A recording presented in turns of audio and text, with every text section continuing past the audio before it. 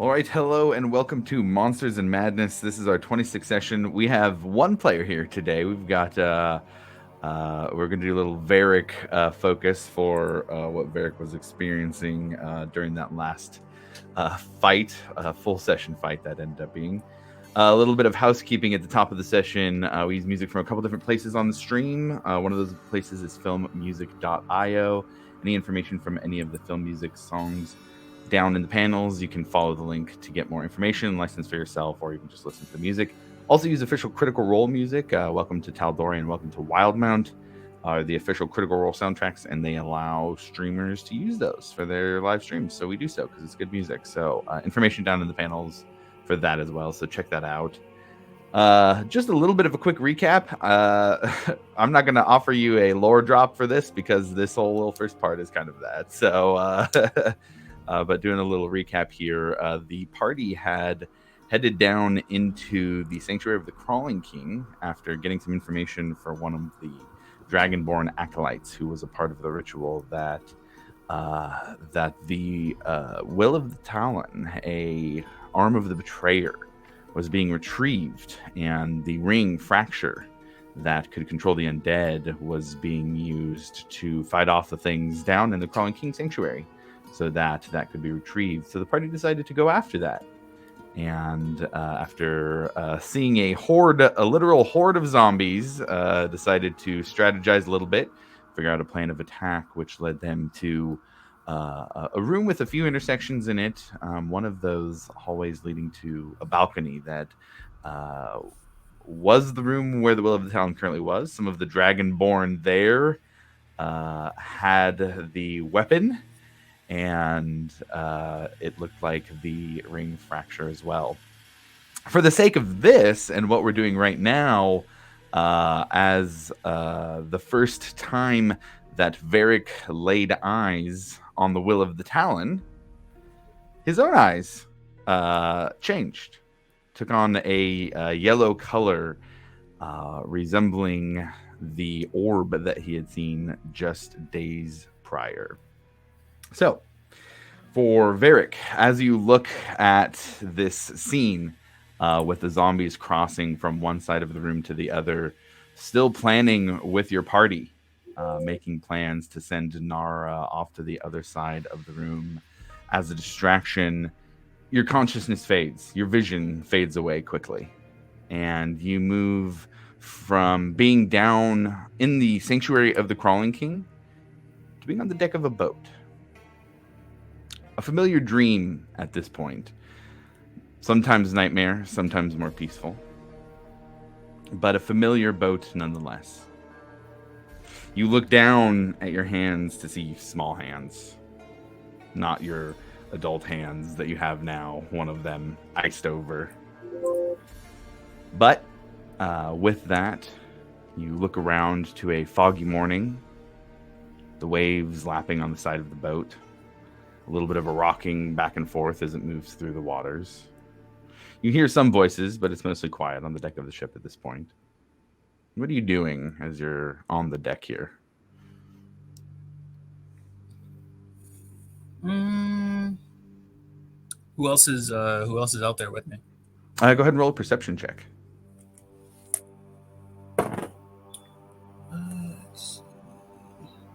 13? 13. You see that there is a navigator who takes the wheel currently. You're not sure their name, but you recognize them as somebody who you've talked to a few times and has given you food and been a bit annoyed when you're trying to play with them. You do see up on that area of the ship where they're steering, you do see Varel is kind of looking out over, kind of very mopey like he usually is, wanting to be back on land and looking out longingly over the sea. You don't see Vasati. And besides that, there's a couple crew members just going about their morning. One who's kind of swabbing the decks, mopping a little bit, cleaning things off.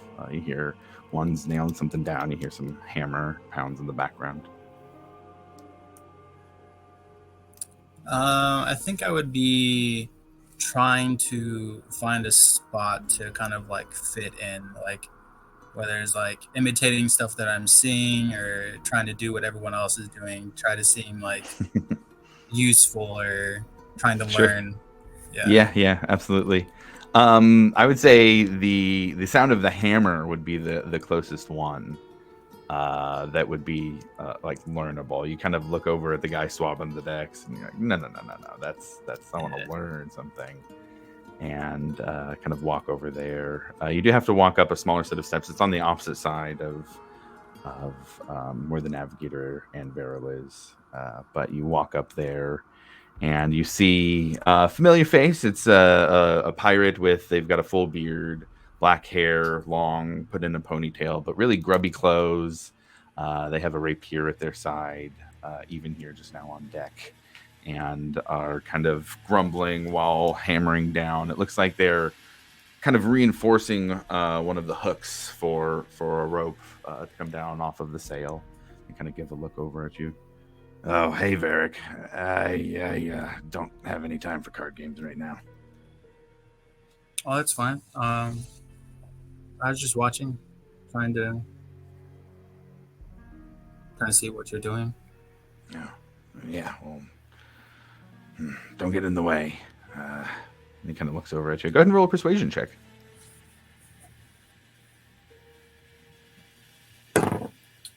19. 19. Okay. He hammers in another nail and kind of looks over you, and you see him kind of give a big sigh. All right. You want to do some of the hammering? Yeah, of course. All right. Give it a shot. Here you go. Just hold it. Don't hit your hand, or your father will kick my ass, please. And you go and grab it. Go ahead and just roll an attack roll. Just a straight roll. Whatever you get here. That's a 4. A 4. So you don't hit your hand, but you just miss the nail completely. And you hear him go, God damn it, Varric, I told you not to. All right. One more shot. Just put the head of the hammer on first, so you know where your hand needs to be. Bring it up. Bring it back down to that position. You got to tell your brain where to go first. All right, give it a shot. Go ahead and roll with advantage this time.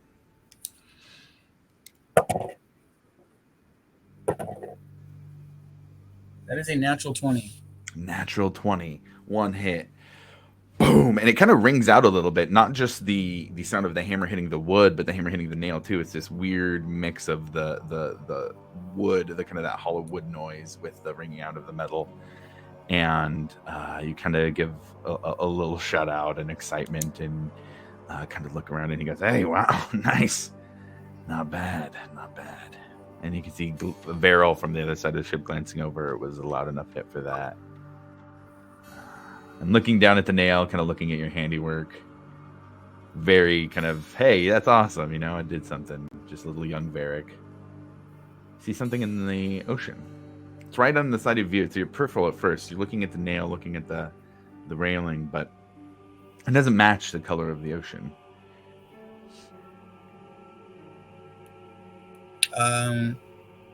Yeah, I think he's young enough and he's probably get distracted pretty easily. So if I notice something different, probably go check it out. You hear a deep rumbling voice in your head.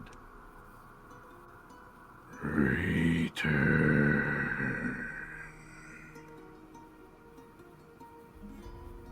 Go ahead and roll a perception check.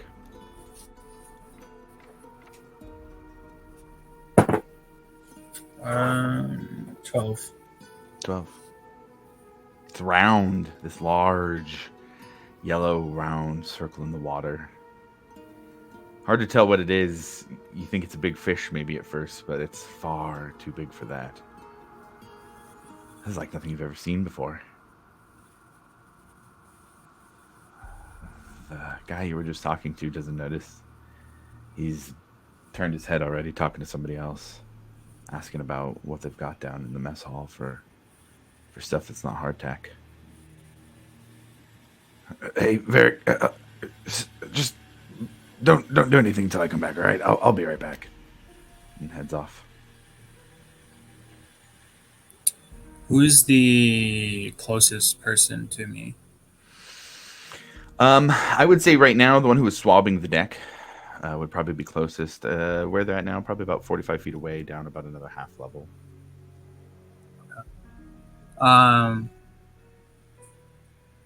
Is what I see in the water, is it doing anything, or is it just sitting there? Just sitting there, seems to be. You see some bubbles floating up to the surface above it. Looks like maybe 25 to 30 feet underwater. Okay. I'll run over to the person who's swabbing the deck and try to get their attention. Like, hey, I see something. Like, do you see? Yeah. And you do so, and he kind of gives a grumble. What do you want? Go ahead and roll. Sorry, go ahead. No. Yeah. Let's say go ahead and roll a persuasion check at disadvantage here. Disadvantage.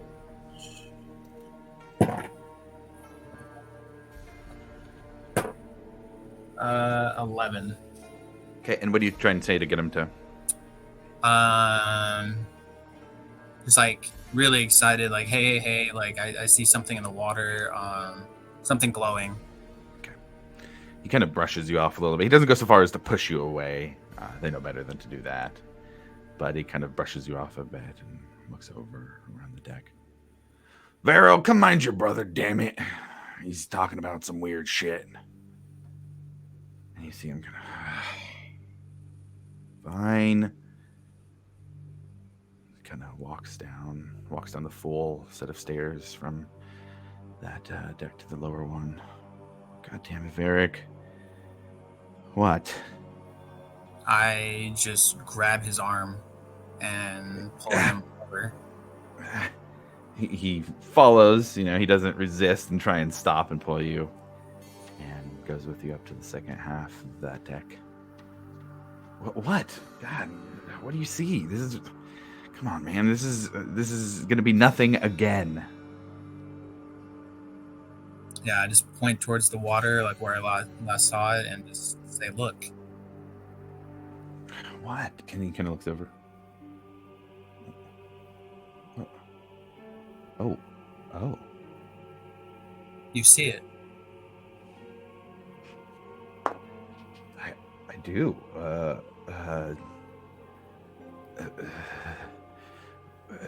Varric, go get Dad. This is a little scary.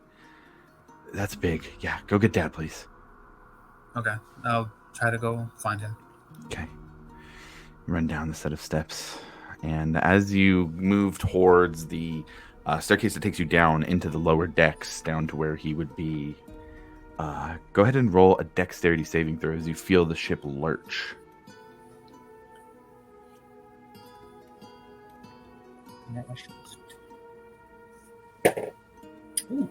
15.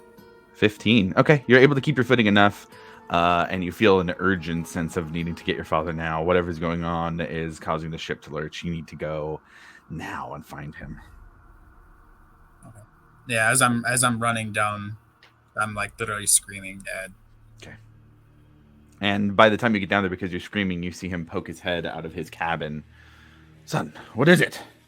What was that? There's something in the water. Don't know what it is, but Vero told me I had to come get you quick. And you see him kind of grabbing some things, putting on his belt and kind of attaching it. His sword's on there. You can see that he has a flintlock pistol on there as well. He puts it on, not even taking the time to put on his hat, which you see him almost never up on the deck of the ship without his hat. And he is running up, you following just a few feet behind. You hear the rumbling voice in your head again. Return. And as you run up to the deck of the ship, you hear shouting now at this point. Not able to make out what they're saying, but as your father runs to where you point to, from where you see, you don't see Vero anymore. He looks. What is it? Varric, what did you see? Where is it? I go to the spot where we were standing and said Vero was here, like it was in the water. Go ahead and roll a perception check again.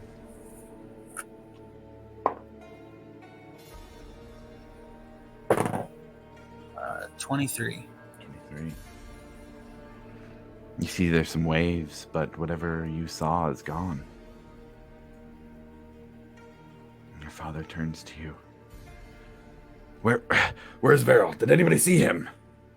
You hear some kind of muffled voices now. They almost seem as if they're starting to detach from this reality. Almost as if it's a recording that is losing its quality. Mm-hmm. He was just here on the deck. Can't find him. You hear your dad yelling as the voice breaks out. Find him! Where is he? He turns to you and grabs you by the shoulders. Varric, what did you do? Where is your brother? I don't know. He was right here. He told me to come get you, and I don't know. What did you do? And as he says that with the last word, the rumbling feeling of the voice shakes through your entire body. And you feel as if every atom that is you will break apart. You're no longer on the deck of a ship. You're in a cobbled street. And I'm going to change up the vibe here a bit as well. You still feel the vibration of that ripple of power through you. And you hear a voice in your head again. Reward.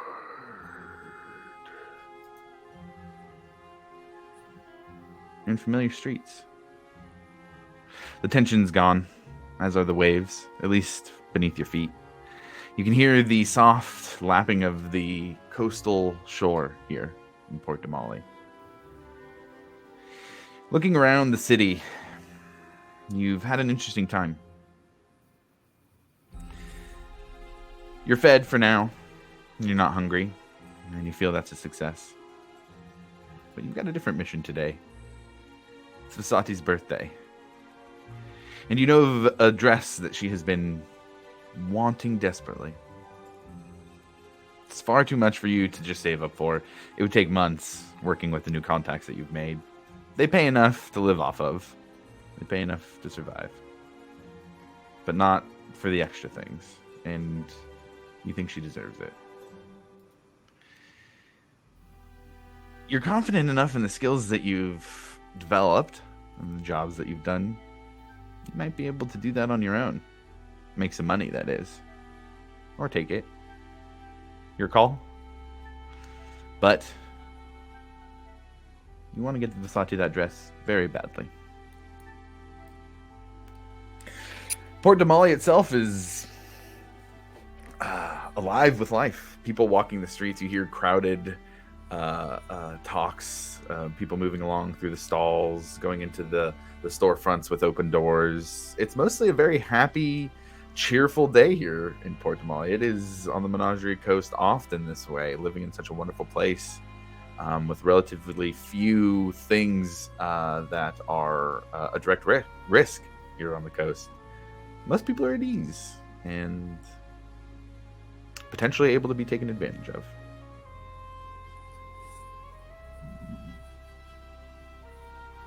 Do I remember how much the dress cost? The dress was 10 gold pieces. And about how much do I have? Currently, you'd have 7 silver pieces.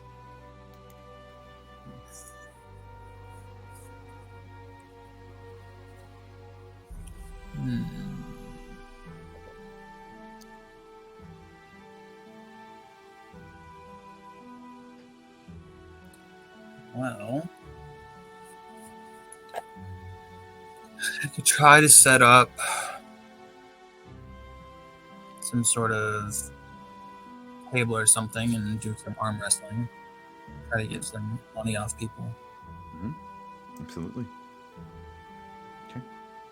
Easy enough to use the 7 silver pieces you have to rent a table. There are marketplaces all over that have these open, and it would take 3 of your silver pieces to rent a table for the day. And often people are selling things using the tables to sell their wares.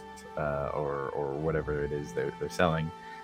But arm wrestling competition is well within what you can do to make some money. Take a little bit of time, set it up. How do you set up the table here? How are you advertising that you're arm wrestling? I feel like I'm pretty confident in my abilities. At least, like, I feel like I'm more brawn than like dexterity. So I think I would be trying to pick out the people that might feel like they're also strong. Okay. Like just watching these like tourists and stuff like that, and trying to pick off the person that like might seem a little bit cocky. Okay. Kind of So kind challenge. of a, hey, I'll bet you can handle a challenge. Think you can beat me? All right. Yeah. So if that's the case, roll me a general insight check just to see how well you can size up the people walking through Portamale, the streets of Portamale today. So I get advantage with insight. I rolled twice and I rolled 2 3s. Oh, ouch. That was an 8 total. Okay, got it. So I would say go ahead and roll me 3d4.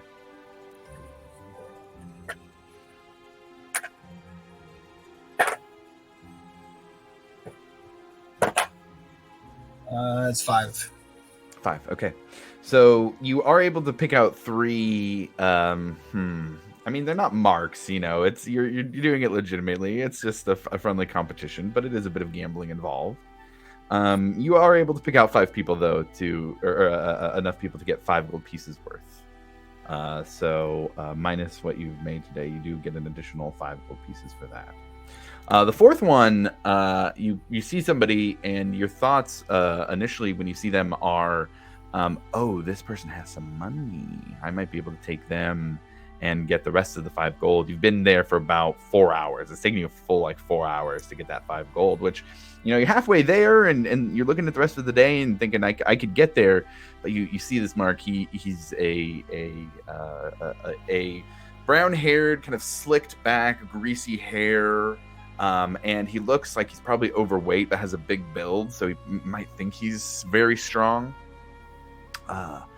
And kind of walking your way, you see him stop and flick over a gold to somebody, almost like disrespectfully flicking at them instead of handing it to them, and grabbing a fruit off the table. It looks like a really big, kind of juicy plum that he takes and takes a bite of, and it kind of drips down his face. Doesn't seem to care. He's just very no shame in how he's walking down the street.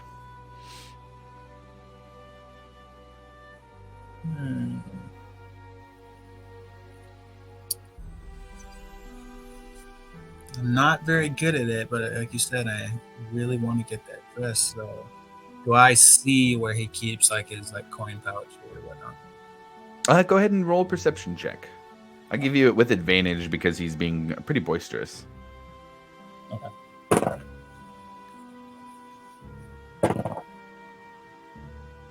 22. 22. Oh, absolutely. And it is full.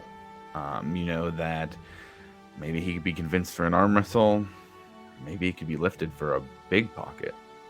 Maybe you're getting more than 10 gold pieces today. But it's up to you and how much you want to, what's the goal here? You just want to make sure you get the dress, or maybe make sure you guys are fed for a few months.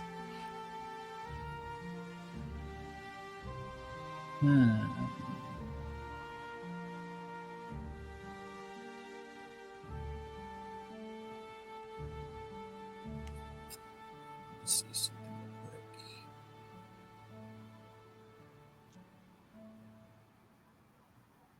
Do I know where Fleur would be? Go ahead and roll a history check.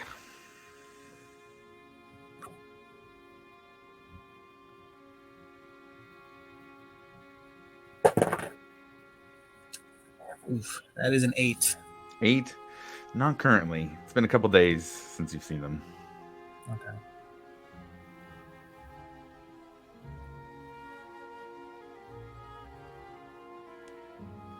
Are there any... I feel like with my background here, I can kind of tell like who's very like-minded, Mm-hmm. the pickpockets and stuff like that. Do I see any of them like standing around? Someone who would look like that they might be a little bit more skillful than I am. Sure. I would say just rolling with that 22 perception rather than making you roll again. I would say definitely, yeah. And it's not even just like, hey, do I see somebody who might be into that? You look at one of the stalls, and it's actually being run by somebody who is not your contact specifically, but somebody who's in the network of your contacts. Okay. I will approach that stall. Okay. I'm guessing within this network of contacts, there's some sort of phrase or something that I could pass off where they would know that I also am part of this network. Yes, it is. It's something that's close but has enough of a difference. It is you have the lovely goods. Are they from the northern jungle? You have lovely goods. Mm-hmm. You have lovely goods. They look like they're from the North Jungle. Yeah.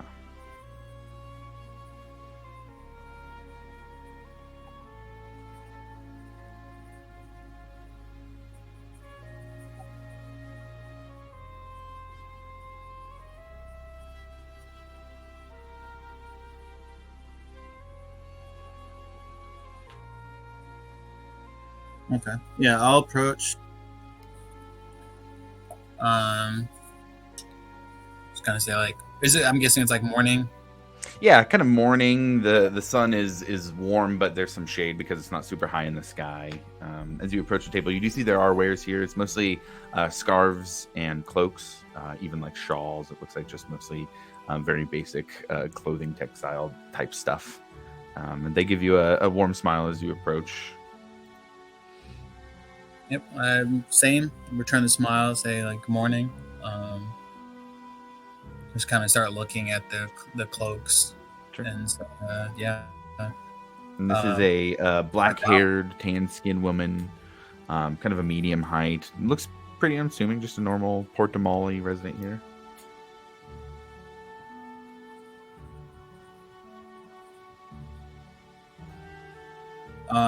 Can I tell like what her race would be? She's human. Yeah, she's human.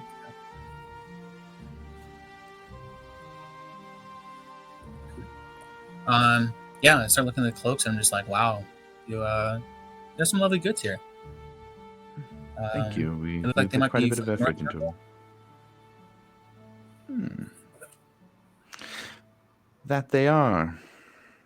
From deep in the woods. We also offer services for those who are inquiring. I am. Have a potential. God, I'm blanking on the word I'm looking for. Opportunity. If you were maybe someone you work with or interested in. I can always step away for break for the right opportunity. What did you have in mind? Well, I'm more of a bronze kind of guy, like to get hands-on.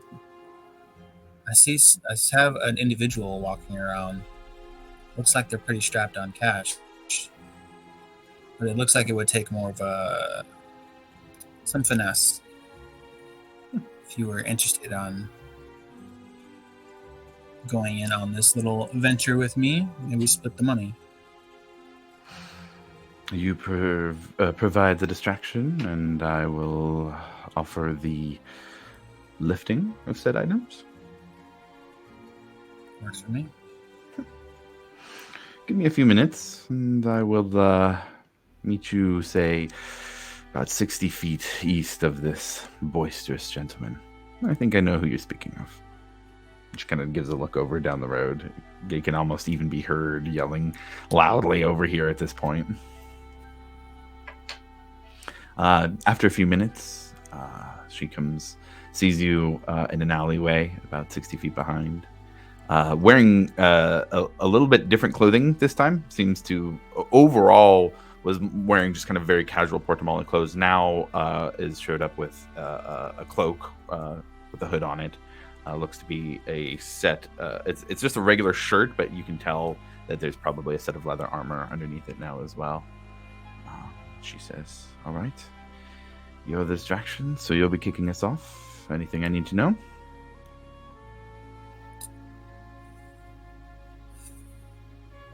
I think I am just gonna go. I'm going to, as if like I were going for his pocket, I'm going to run into him, but I'll just start a confrontation. Okay. Hopefully all his attention is on me. Okay. And not on his pouch. Okay, got it. So you move up and do that. Absolutely, give him a bump. Go ahead, just roll me a general deception check. Okay.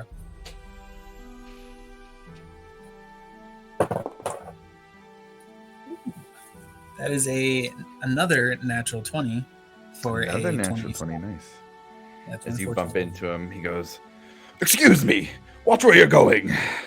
How rude, little street urchins. And kind of pushes you back a bit. And you can see the cloaked woman move behind him. And with one hand, you see just a flash of steel move past the bag. And you see it's gone off of his belt. But it was heavy enough. He kind of looks down and pats at his belt. What is that? The moment the moment I notice him start to go for the pouch, can I shove him as well? Yeah, go ahead and roll. That is going to be just give me an attack roll here for a shove attack. 15. 15. Okay.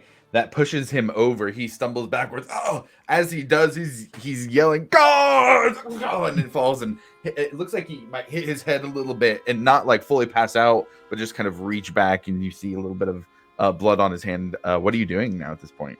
Oh, the moment I see him like hit his head and he's like kind of focused on that, I'm gone. I'm taking off. Okay, got it. Yeah, you start running. You do see that there are 3 Zalezo guards, one that's about 20 feet behind you and 2 that are 40 feet away. They see you and they start to take chase. Go ahead and roll initiative here. We're going to go into a little bit of a chase initiative.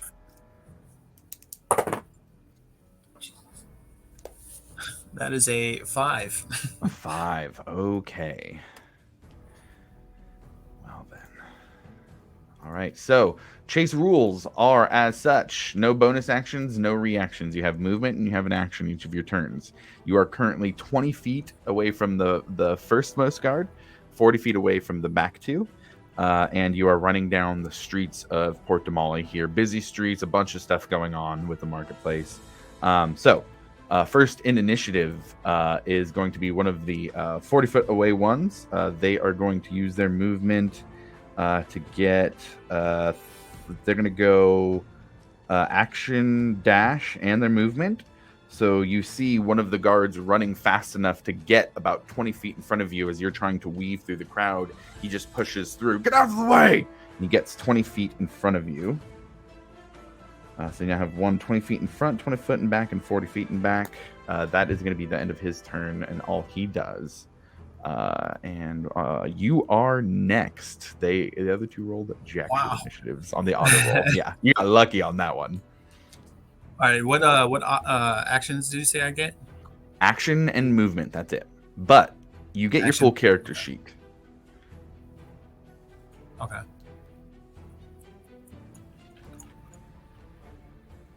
All right. Do I see any like side streets or alleyways that I can cut through between? It'd be a full action to do a perception check. I'd say with a DC 14, you'd see an alley, but you'd have to take the time to use your action to do that. Yeah, I'll do that. Okay, yeah, go for it. Go ahead and roll that perception check. DC 14 to find an alley. Nope. Okay. There's 11. You look and see, but unfortunately, everything is packed. You see that there are alleys around, but each of the alleys is being utilized as a vendor space, so it would be hard to get to it. You do see about 50 feet in front of you on the right side. There is a covered alley. You don't find any alleys that you can just move through, but there is one with a stall in front of it, 50 feet away. I will start moving towards that one. Okay. I mean, it's not. It's like very blocked. It is very blocked, but it is an alley at least. Yep. You're gonna use full movement. Yep. Okay. So let's see. You're gonna be moving. You have 30 feet of movement. I do. Okay, got it. So you are able to go past the guard. You move up to them and go past, kind of dodging away a little bit. So you're now 10 feet in front of the closest guard. 40 foot from the second, and then 60 foot back from the farthest back one. So next we're going to go on initiative. The other two guards are just going to flat out run all the way up. And seeing what you're doing, the guard who was closest to you at first is going to go action dash, and they are going to get 10 feet away from the stall, trying to block you off from it. And they kind of give you a look, not today. And then the last one is going to move all their movement. They get up to be where they're 40 feet behind you. So they're pretty far behind. Actually, 20 feet behind you. So we've got 10 feet in front of you now, 10 feet behind you, and 20 feet behind you. We're going back up to the top. The one who goes first, he's 10 feet behind you. He's going to come up and he's going to use his action to try and grapple you. Go ahead and roll contested athletics or acrobatics. Not a high roll, trying to beat an 8. I rolled 13. 13, okay. Was that acrobatics or athletics? Athletics. Athletics. And easy enough, you're able to just go up and stiff arm the guy. You just push him into the crowd and he kind of falls backwards a bit. And now that we're in the second round of initiative, we have chase complications to add. So for him, he rolled a 13, so nothing else happens, but he is prone from being knocked down from you pushing back. It is your turn next. Okay, and I am 20 feet from the cart? You are now, 20 feet away from the little stall that is blocking this alleyway. I am going to run and just pretty much cover my face and jump through, man. It's such a movie scene, just jumping through. I love it. Yeah, go ahead and give me an athletics check here. 12 to barrel through and make it over this, and it will knock over the person behind the stall. You gotta be shitting. I rolled a 1. A 1. You do so. 8 total. And you jump up trying to get over, and you see the person who is behind the stall stand up and turn to see you, and you see this brick house dwarf just look at you and just kind of grab you and just push you to the side onto the table.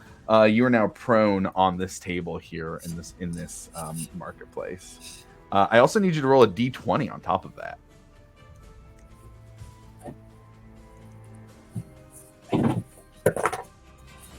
It's 11.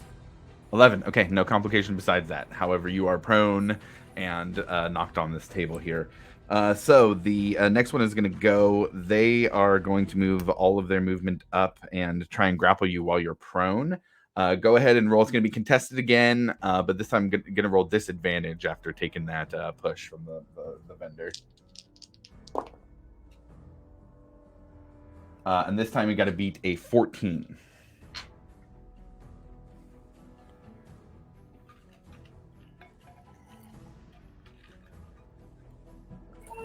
That is a 20 with disadvantage. 20 with disadvantage. This time you kind of... What was it? Oh, yeah. I rolled an 18 and a 13. I have a +7. That is awesome. Okay, got it. As they reach down and grab your shoulders, you're able to just rip their hands off. Just with pure strength, you just tear it back. And as you do with a 20, you feel the guy's pinky. You grab it and just break it. And he goes, ah! and you're able to, I'll say you're not even prone anymore. You are fully standing up. And if you wanted to try and jump over the dwarf on the next one, you could try to. The other one has to action dash to get to you. They're going to try and jump over the stall as well. And they do so. So you have one who is about 5 feet away in the alley here. One who's kind of in front of that about 10 feet. That's the one who goes first and is knocked over currently. And then you have the one who's now got a broken pinky, who was just trying to grapple you. We go back to the top of initiative. The original one is going to stand up and then move 15 feet over. They're going to try and grapple you again. Although it's super low. Your modifier is a 7. Yeah, they don't even, it's not even high enough with your modifier. So they're not able to grab you. It does go to your turn next. You're muted. So yeah, I am going to look at that dwarf that put hands on me. I'm going to stiff arm them. And then... Okay, got it. Give me an athletics check here for the jump over them. DC 10 to get over. Yeah, that's another natural 20. That's 27. Natural 20. You're just like a track star leaping over this dwarf. You are now able to go 30 feet into this alleyway if you would like. Yep. Okay, got it. All right, the next one's going to go. This is the one who you'd knocked over, who has the broken pinky. Or sorry, not knocked over, but the one who has the broken pinky. He is a little pissed off now, so he actually grabs a crossbow off of his belt and raises it up and takes aim to try and shoot at you. And that's going to be a 19 to hit. That does hit. That's it, okay. That's going to be 6 points of piercing damage, and that hits you in the calf. And he says, "Stop!" Sorry, you said I had full access to like everything? Mm-hmm. I'll hit shield. Okay, got it. As you do, you see this, it's this weird thing, because in this moment, in this memory, vision, waking dream situation, you don't feel like you have this ability, but you see a golden glow pass over you and block your calf and stopping the crossbow from going in. And you kind of think back to the memory and remember that happening. And you don't know why it happened, and you don't know who stopped that arrow or that crossbow bolt from hitting you. But this is part of that memory, and you're living it again, feeling that moment. And you hear that rumble in your head. Reward.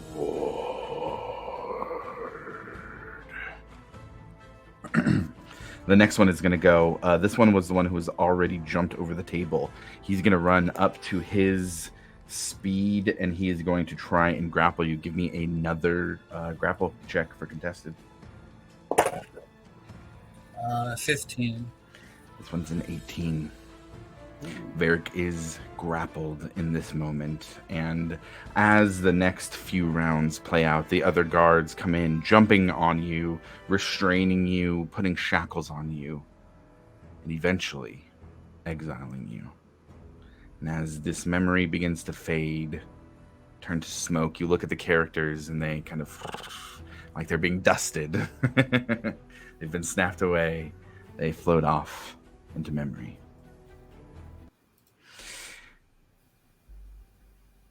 And you enter now something different. This feels almost broken, shattered. Like you're looking at the shards of mirrors in an infinite hallway and seeing the reflection of a scene happening on them. Something that happened, but you don't know if it happened to you or if it happened to someone else. You see the large form of a dragonborn? It looks like a dragonborn, but it's standing next to these other humanoid figures and it dwarfs them. It must be 14, 15 feet tall, at least the size of a Goliath. And you see in its hands the war pick, the one that you just saw down in the Crawling King Sanctuary. In its shattered form of this vision, you hear broken words. Restrain! Get him! Get the Talon! You see as these humanoids lash out with arcane energy that leads up to the arms of this creature. and they pull them down, holding them as more. You see 5, 6, 7, 8, fully 12, 14 coming to reach up, pull down on these arcane bindings, until you see a Minotaur move over to the Talon, grab it out of his hand, pull it out, and you hear him say, "The great serpent shall destroy this evil weapon. Zahir and the other betrayer gods will feel the pain of Ukatoa." They move as the dragon pulls a full 5 of the humanoids, carrying them by the bindings that are holding him down, using them to swing at the other ones, knocking them through. Now being free, starts to run towards the Minotaur. You hear the rumbling again in your head. Destroy.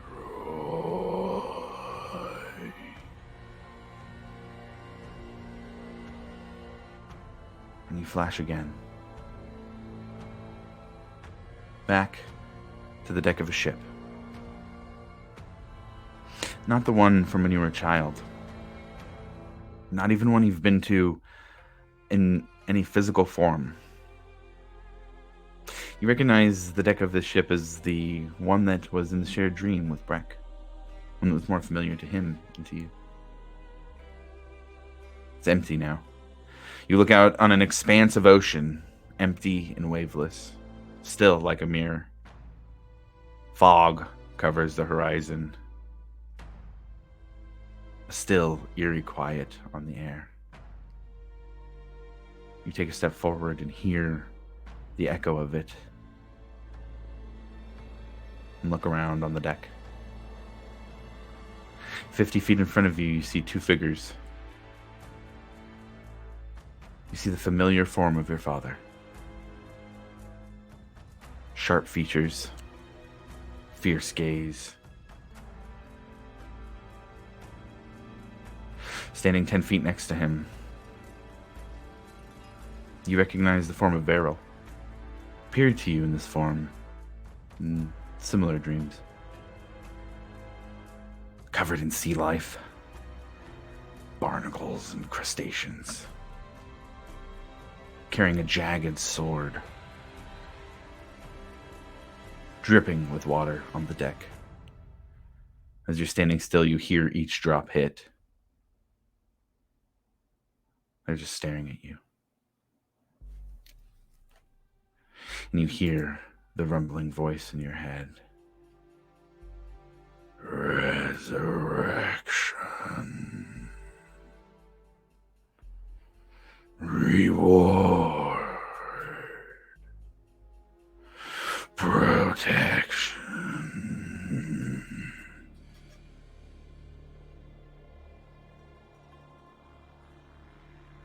What do you do in this moment?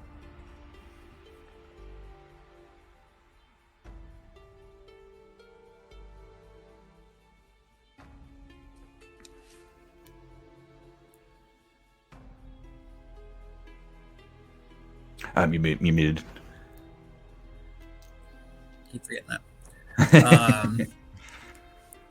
I'll ask them, both my father and Beryl, like, what they want. What are they doing here? Your father answers. We want to make right what you did wrong, Varric. Your brother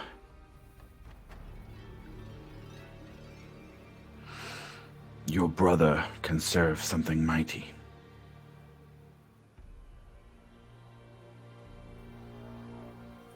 You can serve something mighty and receive great rewards like we have.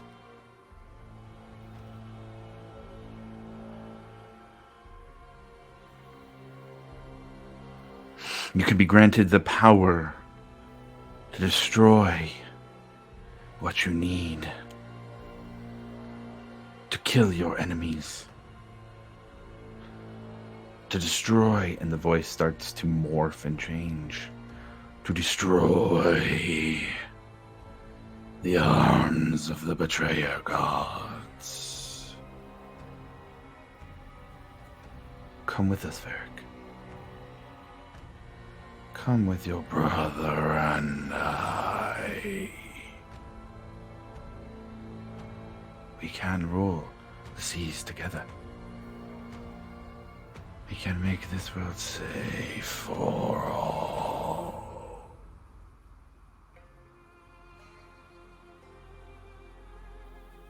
You feel warmth on your chest as your symbol to Pelor starts to glow. A reminder of the connection still there.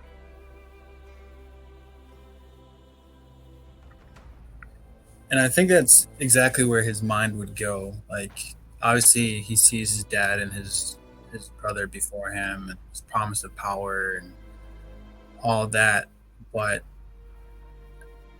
basically, what I said in the last session I played in, like, there's some guilt, there's some shame over what happened to Varel, but there's also anger directed at his dad for putting all the blame on him and not being there for him and his sister. So what he sees before him is definitely something he doesn't want. So he would really put more of his thought and his energy into thinking of his sister and his connection with Pelor. Mm-hmm.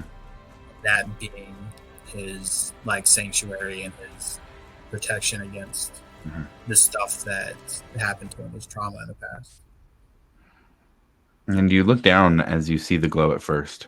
You look down and you see the body of the small boy again, standing on the ship. Varel is grown in this vision, in this dream. And you look down to small hands. The same clothes, everything you were wearing that day. But the symbol of Pelor is there, and that is different, and that starts to glow. And your thoughts turn to Pelor. They turn to the Dawnfather. They turn to everything that had happened in Rexentrum, being brought in, even in the darkest of days. Having to go into the catacombs of the Chantry of the Dawn and recover the dead. Seeing the work of cults, seeing the work of those who worshipped evil gods. All of your time there and all of the things you did connect you to that protection, to that power. And you see that symbol start to glow. You have to close your eyes for a moment, it becomes so bright. And when you open them again, looking down, you see on your right hand the cold, blue, icy hand that you're used to. With a bit of fog coming off of it. You see your gleaming armor, and you feel your glaive at your back. You look over to the two across the deck as your father says, "Then you have made your choice, Varric."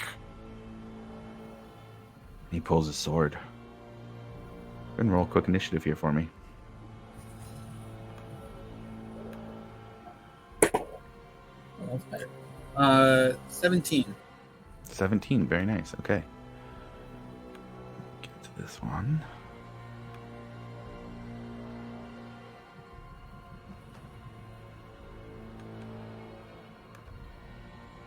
Okay. Got it.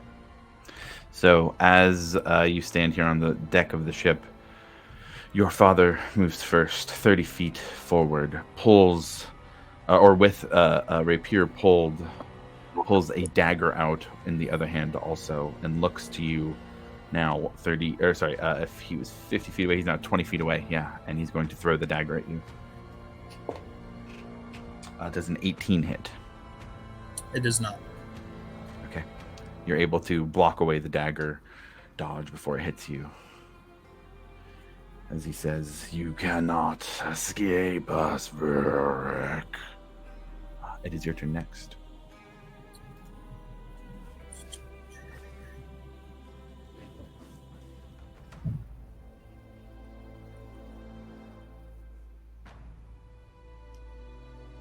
So if you have 2 attacks per action, how does that work with spells and cantrips? Is that So casting a spell is an action. Yeah. So to cast a spell is an action. So it doesn't give you anything extra. just checking?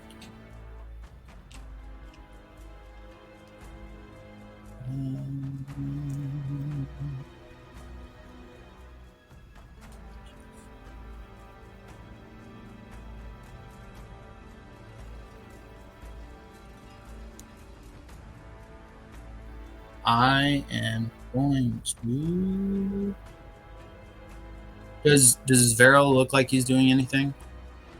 He has his jagged sword in his hand. He hasn't actually moved yet, though. Okay.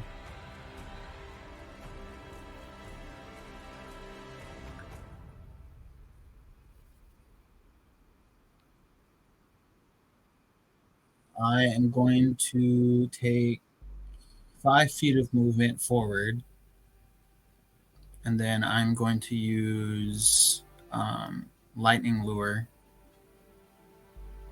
on my dad. Okay. It's an attack roll. Is a strength saving throw. Strength saving throw. Interesting. Okay, got it. Get there for that.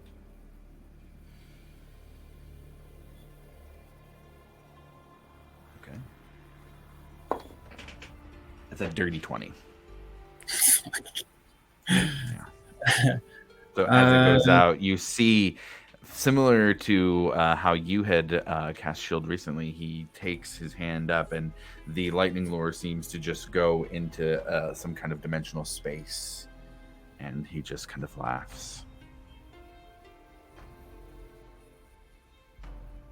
All right.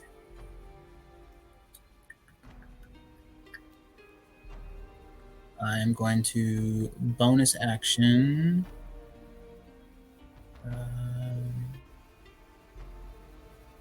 I'll put a hunter's mark on him. Okay, got it. He's got a hunter's mark. And after the vision from Port Damali, is that slot still used? Yes. Okay. Yes. Based on the mechanics of this is things that Varric is doing. Yeah, still has to power those things. Okay, so Varel is next. You see him start to move, and he kind of starts to creak and crackle as he moves, and with the sword hand raises it up and points it towards you as you see 2 beams of energy fly out from his hands as he is going to cast Eldritch Blast at you twice.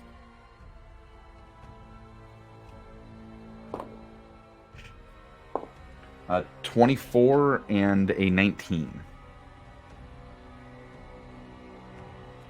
Do either of those hit? Yeah, they both do.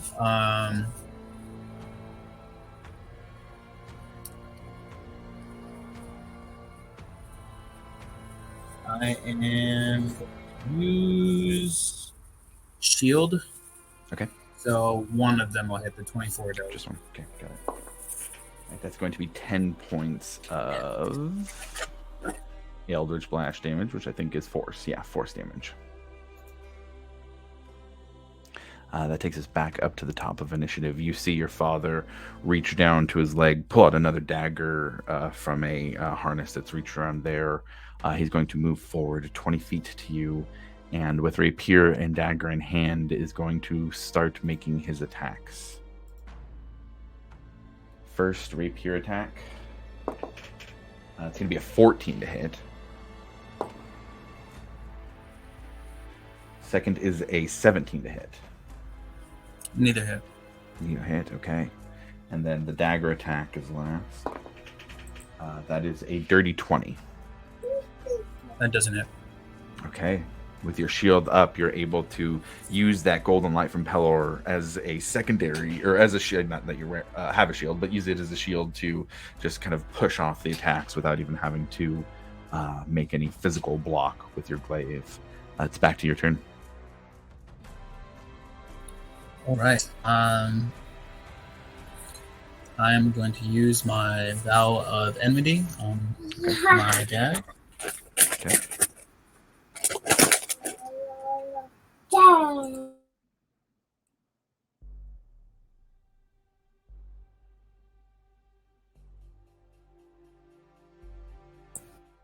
All right, and then I'm going to make my 2 glaive attacks.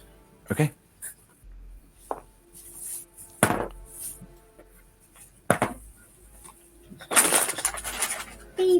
So that is a 12 for the first one, I believe. 12 does not hit. He's able to take his rapier and push it away. Actually, it's a 13. I don't know if that makes a difference. 13 still does not hit. Yeah. And then 25 for the second. That one will hit.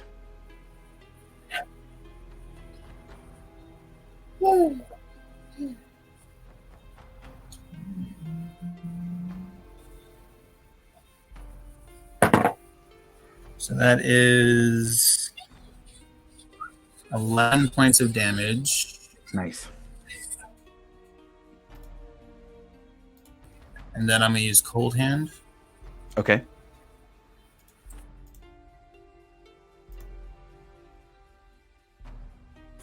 That's an extra 4 points of damage. Nice. Okay. And then I believe it does something. I think slows speed. Or I might just be thinking Ray of Frost. So he has to make a 13 con save. Probably help if I rolled a d20. Fails. It's a natural 3. So he can't take reactions and his speed is halved. Interesting. Okay. Very nice. Got it. You see the ice move from the glaive, from your cold hand to the glaive, and to him as it hits and starts to crackle down his body. And responds, "You cannot beat us, Varric." There's also another 6 points for the Hunter's Mark. Oh, nice. He still says that, but is a little less confident about it. Okay, got it. Anything else? No, that's going to be it. Okay, got it. Varyl's going to move forward 20 feet and again raise the sword and continue to try and hit you with Eldritch Blast attacks. This is 18 and a 15. Neither of those hit. Okay. With shield, I guess, what's your normal AC? 19. Shield would be down. 19. Okay, well, shit. All right. So, as those two come at you, you're able to dodge even with being engaged in melee with your father. And that is the end of his turn. Your father's going to go next. He's going to make 2 rapier attacks at you. Both are natural 2s. So you see him place his hand on you. And as he does, his eyes change. They look like the large yellow eyes you saw in the water that day. And as he opens his mouth, the voice comes out of it, and you hear it in a way that you never had. You have always heard the voice as an inner voice, something inside your head, but now your father's mouth opens and you hear the voice. You cannot resist. Go ahead and roll a wisdom saving throw as you feel energy course through your body. You said wisdom saving throw?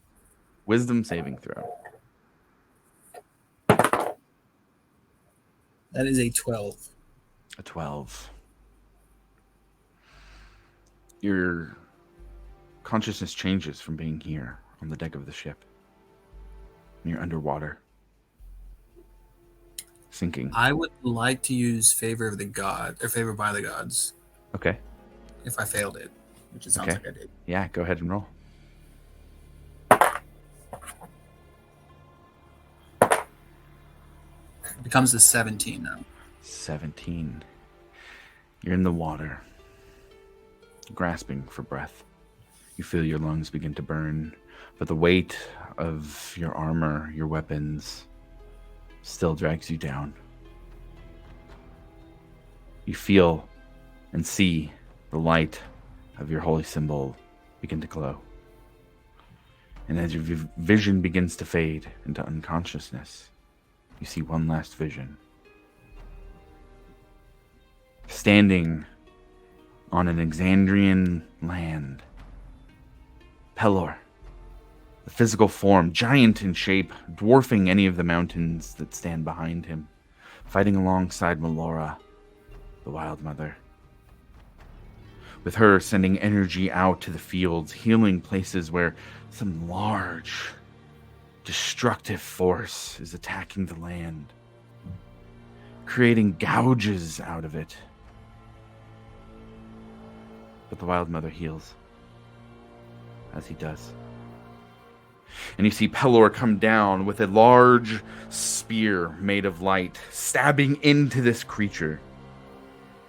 And as you do, you hear the voice of Pelor say to her, "Melora,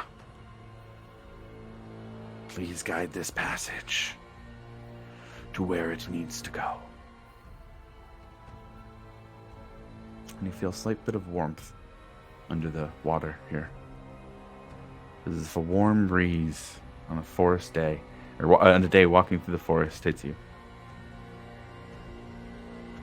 You remember recent memories, the feelings flowing through you during the ritual. They're not here to wipe things out, but you feel a connection to it. You remember Breck as well, talking about his brother, praying to Melora for safe passage away. Passage to wherever will take you to safety. And you hear a voice in your head. "You are not alone, Varric."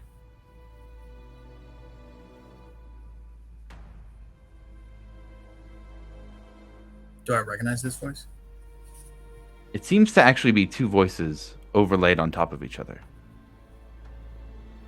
You recognize both Vasati's voice and a very loud voice, similar to how you hear the voice of Pelor.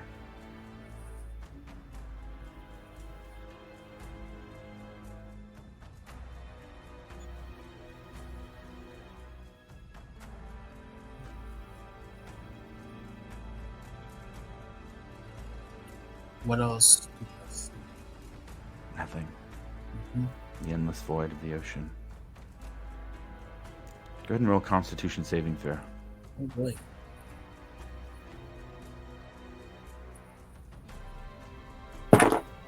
Uh, 19. 19. Your breath stays with you, but not for long. Your lungs burn like fire. Start swimming out.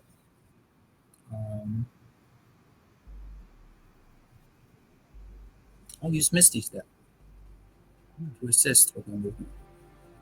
You use Misty Steps, moving 30 feet up in the water, and start to swim up. Roll me an athletics check.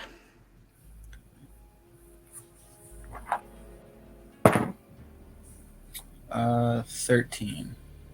13. You fight, swimming upwards more and more. But still, you sink. You are able to fight the sinking and slow the descent, but you still fall deeper to the depths. And you hear the voice in your head once again. "You do not have to fight the strength of the seas alone, Varric.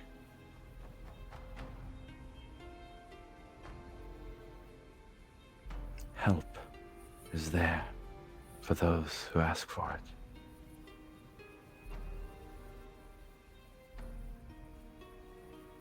I will call out to Pelor then.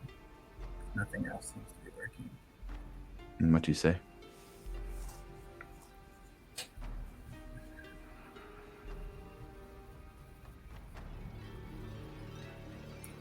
So I'm well aware of like what was happening before this. Like we were going into a situation and Oh, absolutely. Yep. Yeah, Yeah. you still know. Okay. So that's what I'm gonna lean into. Just like I need your help now. Like, and it's not just me. You're hoping. Like, I need to get back to make sure those that I adventure with, those that I'm with, my friends are safe as well. I need to be there. Go ahead and roll a religion check with advantage.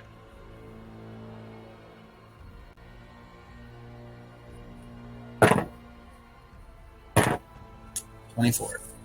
24. Okay. Well, here we go.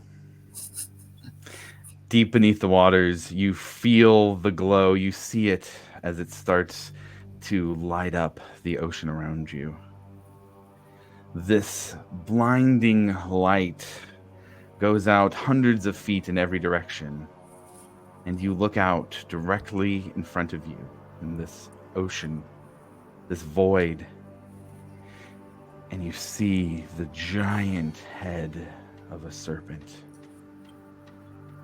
weaving endlessly in the ocean in front of you. You see the two eyes on its head match the eyes that you've seen in the water.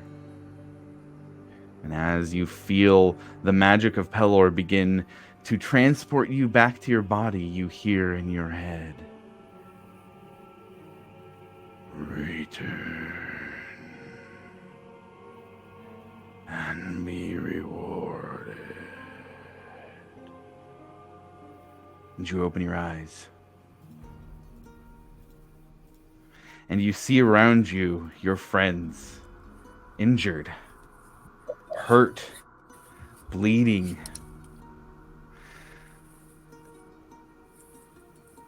As they walk into this room to see you, you all see Varric again, no longer invisible. But you see odd things on his body, wounds that weren't there beforehand. He seems a bit tired, a bit worn out, but awake. His eyes no longer the yellow amber color that had turned to when he saw the will of the Talon. Varric, you see Milo holding the Talon, but everybody is very hurt. What do y'all do? Nice of you to finally join us. We need to get the fuck out of here.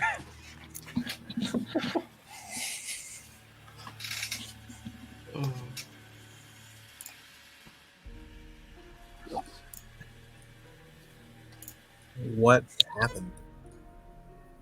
Everything. I think you're still muted, Kev. So there might be some stuff that we need to catch you up on. So we can do that later, though. Yeah, but maybe right now we should worry about getting out of here.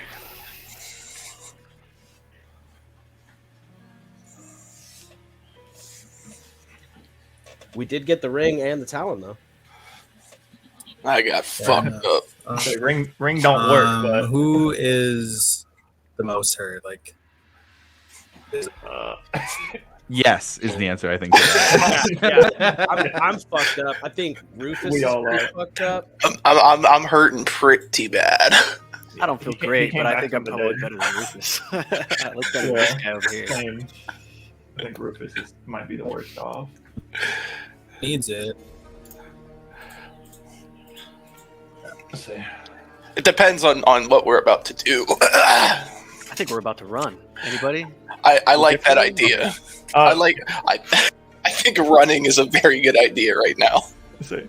Can I do close wounds on myself? Sorry, boys, I'm selfish.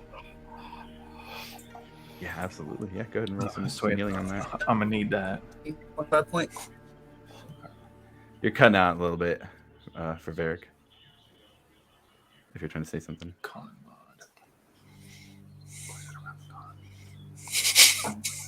4. Alright, 4 points of healing. Thank God. Wait. Can I do just a general perception check around us to see what's going on? If there's any Yeah, sounds absolutely. or Yeah, go ahead and roll slow perception. shuffle. Are you doing it for you or with Blot? Or is Blot still alive? I don't even know the Oh, status of that. yeah. I guess he would have been. He's still around. I don't think he Okay, died. he didn't right? get. Yeah, if he didn't get hit, then yeah. Yeah, Blot or. I think I'm just going to do it with myself. Okay, got it. Yeah, Yeah. go ahead and roll perception check. It's a 21. Yeah. 21. Okay, got it. So the biggest thing you just heard the loud scream and a bit of teleportation magic, kind of that slipping away. Currently, you hear kind of and a little bit of shuffling. You do hear the sounds of a large like metal on stone. Yeah. You do know the Horn Devil is still alive Still and in in there. there. Yeah. But you don't hear anything directly coming towards you currently. We're Zombies and demons, guys. still- We should still leave, I think. Yeah. We're still in that tunnel that was connected to the massive room on the bottom floor, right? Correct. Yeah, let's get the fuck out of here.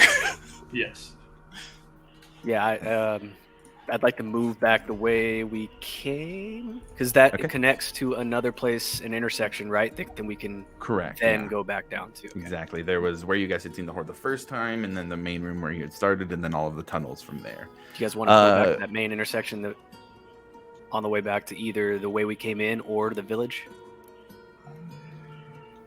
That was my idea, anyways. That's what I was thinking. Yes. Yeah, I think coming out Yes. close to the village is probably going to be our best bet. Yeah, I like that. Okay, got it. So what's marching order? I'll ask. I'm just gonna use Step of the Wind with my last key point and get the hell out of there as quickly as Okay. possible. So I guess I'm going first. Okay. Oh. Got it. I'm gonna send Blot after Rufus if he's in Okay. the lead, and I'm just gonna put Blot on his shoulder. Okay, got it. Who'd we lose? We lost. Like we Barrett? lost- Yeah. Oh, there we go. He's back. Yeah. Hey, there we go. He's back. The phone's gonna be a better option, it looks like. Cool. All right. So Rufus, if you're taking the lead, go ahead and roll me a survival check with disadvantage because you just died. Okay. Disadvantage. Find my thing. That was cocked. Cool. That was. Stop hitting things. Let me move some stuff out of the way. Ah, shit. All right, that's gonna be an 8. An 8. Okay, got it. So with that, you guys make your way following Rufus through these tunnels as he tries to navigate back to where you saw the zombie horde for the first time. And after about 20 minutes, you all realize that, oh no, where are we? Oh gosh. Rufus, man, where'd you God? where'd you lead us, man? I'm still kind of hazy. Who let the dying bird lead Just us? trying to leave. Blot, you had one job, and it was supposed to just direct that guy where to go. I don't want to hear the excuse. I've been working Where on are we? these Can I levels. take a look around? That was beautiful. Yeah, go ahead and roll a perception check. Oof. That's gonna be a 9. A 9. So you look around in this room you're at. It is just kind of a generic big room. It's got mostly stone, but it seems like water is making its way in here. So there is a little bit of like rock deposits here as well. But you do hear footsteps off in the distance. You do see a humanoid kind of looking around. Oh. There's somebody over there, guys. Psst. Over there. How far? I would say currently probably about 100 and 120 feet away or so. Can we make? Well, actually, it's super dark in here. I'm assuming, right? It's pretty dark, yeah. Yeah, everywhere's pretty dark down here unless you guys have Can we torches. make out any kind of anything about them? I'd say you can roll a perception check also if you'd like. Okay. Yeah. And did I hear somebody go psst? Yeah. Okay, got it. Okay. We'll do the perception check and go from there. Here we go. 17. 17, got it. Okay. You, I would say you do catch a little bit more looking that way. Grim, you'd be down in the tunnels here. You spent some time and are starting to get a little frustrated with this assignment. You're not sure why you're down here. You've had to fight off a couple things that were not very pleasant, but it is what it is. and then all of a sudden you hear about 6 other sets of footsteps come into the room, and you hear psst, and then a bit of mumbling between them. Oh no. I will is there anything around me that I can like duck behind? I would say, yeah. I mean, there's kind of some ruins in here. There's buildings that haven't exactly been toppled over, but just the slow decay, it looks like, of water have worn them down a little bit. So it's kind of this almost like half stone, half calcium and lime deposits, little wall that you can try and hide behind. Yeah, sure. I'll go for that. I'll go for that. And as I try to hide, because I'm assuming I've already been seen, I'll just very shakily ask, "Who's that? Hello?" I think they're trying to talk to us. Alibor, should we? So, do we jump him? I'd like. Should we fuck with him? Should we fuck with him like a little bit? Alibor, you're good at this stuff, right? No. You don't want to? All right. I don't think it's a good idea to fuck with anything right now. Exactly. Yeah, I'm not trying to fuck with anything right now. All right. What are you doing down here? How far away are we? I would say probably about 100 feet yelling distance. I said that you could hear the psst because it's kind of traveling in this large chamber, but enough that you can kind of, hey, how's it going? You know? Yeah. Are you friend or foe? Please say What's friend. your I'm name? scared. I'm gonna grab Breck and just be like, and just kind of push him in that direction. Go. Listen, man, we don't want any trouble right now. All right, there's hordes of zombies behind us. Okay, I'm just gonna approach with my hooded lantern, and I will slowly approach said party. Just to why don't you actually give see their a faces. description? Yeah, why don't you give a description of what you see as Grim walks up? So as I kind of walk, you see the silhouette, the human form starts to kind of get more apparent. You see a pretty young human, nothing crazy. He has leather armor, nothing wild. It's pretty standard leather armor. You see 2 daggers at his hilt and just a hooded lantern, hood up. And he looks pretty disheveled. Like, this is not straight up not having a good time. And then let's do, for the sake of Grim here, let's give a description of what Grim sees as he walks up to the party. For Milo, you would see about a 6-foot, half-elf looking individual, male, pretty young, about like 17-ish. He's wearing like a bluish poncho with a hood, and he has like a little blot of like an amorphous blot just kind of going near his shoulder and zooming around. And you see a spell book at his hip. For Breck, you'd see a pretty stout-looking dwarf, long black braided hair, pretty long black beard, holding a pretty large shield in front of him. Looks pretty disheveled himself. Cool. For Rufus, you would see a 6-foot tall gray Aarakocra bird person, kind of akin to a gray raven, I guess, wearing blue kind of like monk clothes, kind of a sash going across, and blue like monk pants, and a blue kind of like garb covering most of his head, and a bow staff. Dude, that sounds sick. And then for Ekimos, about mid-aged. Can't tell if he's fully dead or dead. He's got a deathly look to him. His skin's kind of pale and just disfigured, if anything. Greenish yellow eyes. He's got a leather armor on with a hood and a staff on his back. Yeah. For Alivor, you'll see about, once again, another 6-foot individual. What is it? A half elf with he's got about purple and black undertones on his leather armor. He has a cape of some sort. He has a crossbow on his back, kind of loop hanging off of one side, and a fancy-looking sword hanging on the other side. He's a bard. And yeah. All right. Quick mic check. Can you guys hear me? Yeah, you're Alright, good, cool. man. So for Varric, what you see is a very pale elf with obvious pointed ears. Got a man bun situation, with a beard, very bright hair as well, almost white. Wearing plate armor with a fur-lined cape that he has, or cloak. And he's carrying a big-ass glaive.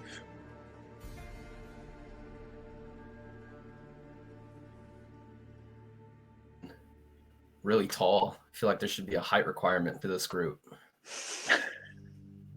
I disagree with that completely. I'll walk up, I'll put the hood lantern down, and I'll put my hands up just to show that I'm not a threat. And I'll say, look, it's been a day, and honestly, I just want to get out of here, get some food, and call it that. It has been quite a day, and I agree. We should probably leave. Can't just. I know Alivor would do this. As he's talking, I would cast Detect Thoughts. Not trying to be sneaky about it. Just surface level thoughts. For now, yes, to see what I see. Got it. What would Grimm's very surface level thoughts? Not deep dark secrets or anything. Just like what's the top of the thoughts there? At the top, it would probably be, I really thought I was a lot sneakier than this. That really sucks. Oh my god. I can't tell the captain about this. There's no way. Oh. And then that right there immediately peaks, and I'm going to probe. Okay, go ahead and roll a wisdom saving throw, Grim, as you Oh, feel there is First probing into your one. brain. Oh boy. Welcome to the party. Here's Oh, some boy. mental prodding. Wisdom. Hold on. It's 19 total. 19. I think Oh, that's yeah, a he resist. beats it. Yeah. Yeah, he resisted it. You feel the probing, but you have a little bit of skill in pushing that back and are able to do so. Look, I know we just met, and I could tell by the tickle in my head that you're curious just as much as I am. Like I said, I don't want any more trouble than I've already ran into today. Let's just get out of here, and then we can go from there. If I can take you to my crew, maybe we can help you guys out a little bit if you need it. But that's it. Like, that's all I can offer right now. I just want to get the fuck out of here. So who's your crew? I was going to say, yeah. I think this is something we could talk about over dinner, you know? I think we should probably save like any kind of formalities for later, because we're kind of in a situation. No, We let's go ahead. really got to go. Let's just walk out into an ambush of his crew. That's fine. Okay. And then Alivor starts to walk off. Okay, great idea, guys. Yeah, fine. I think I mean, anything's we better can than make the being new here guy right go now. first. We don't have. very Oh, many there we go. choices. Yeah, you go first then. Would I know the way out, or am I just lost at this point? Go ahead and roll me a survival check to represent how well you were able to keep track of where you're at. Oh no. Do we know where we're at yet? Yeah, I was about No, to say. is the No, answer we for the rest of lost. the party. We have a map, don't we? You do. That's we a just- big fat 12. A 12. Okay. So I would say with a 12, you could backtrack. You don't necessarily know where you're at, but you could probably backtrack to get out of there. I mean, I can't make any promise. I can go first. I have no problem. That's fine. I can't make any promises though. Why don't we just I have a hug a vague wall and idea. just keep making rights? Yeah. I feel like following our new friends is as good a bet as any. I'm down if everybody We don't else have is. very many choices right now. Exactly. Yeah, I feel like I'm just gonna follow you, sir. Very New nice sir and that we fresh. just met Go there, here. keep an eye on him. Varric, yeah, Yeah, I got it. you should probably be the blocking force between us and him. Perfect. You look Yeah, a little I can bit do that. less This fucked up. this glaive will reach. Don't worry. Oof. Well, What's then, after Varric's you face guys- look like right now after the experience that he had while in that kind of little vision? What's he putting off currently? I think he is definitely putting on a calm face, but he's still trying to figure out what the hell just happened, For sure. but also put in a moment where he has to also figure out what's going on here. Yeah, very quickly. And Was like, hey, safety, my friends yeah. are hurt. Yeah, and safety's very much paramount right now, so he'll kind of just like push those thoughts to the back for now and just kind of just keep straight face and then deal with that stuff later. Okay, cool, got it. So everybody sees the familiar calm face of Varric ready to go up there. So we got Grim in front with Varric. What's the marching order after that? I'd like to put a blot near Varric. Okay. And I'm gonna go probably hang with Brett. I'm gonna go hang with Brett near Brett. I'll be Yeah, chilling I'll with be Varric. I'm gonna be somewhere in the middle, so that I got an element of walking on either side of me. Got it. I'll take up the rear. Whoa. Word. And how about Ekamos? Oh, I was gonna be with Rufus. With Rufus, okay, got it. Yeah. Got it. Okay, so the party now with a new ally in these tunnels starts to move, backtracking where Grim had made his way down into these tunnels. Probably about 45 minutes passes. Go through a variety of rooms, some of them large, very dome-like. It definitely seems like this was not just small little chambers or rooms here, but this was a place that held large groups of people, some that may have even lived here. You find your thoughts wondering if this was some kind of underground city or full-on society that had developed down here in worshiping the Crawling King, or what this had been used for in previous times in the Age of Arcanum and the Calamity. And in some of the walls, some of them you see very old depictions of murals and heroes fighting large beasts and monsters, and the gods actually being physically there for large scale fights with armies fighting against each other. You do see at least one more depiction of Torog, the Crawling King, on one of the ceilings as you pass through, similar to your time before in these tunnels. After about an hour or so, you do make your way into a room that this one is a very interesting mix of natural and stone.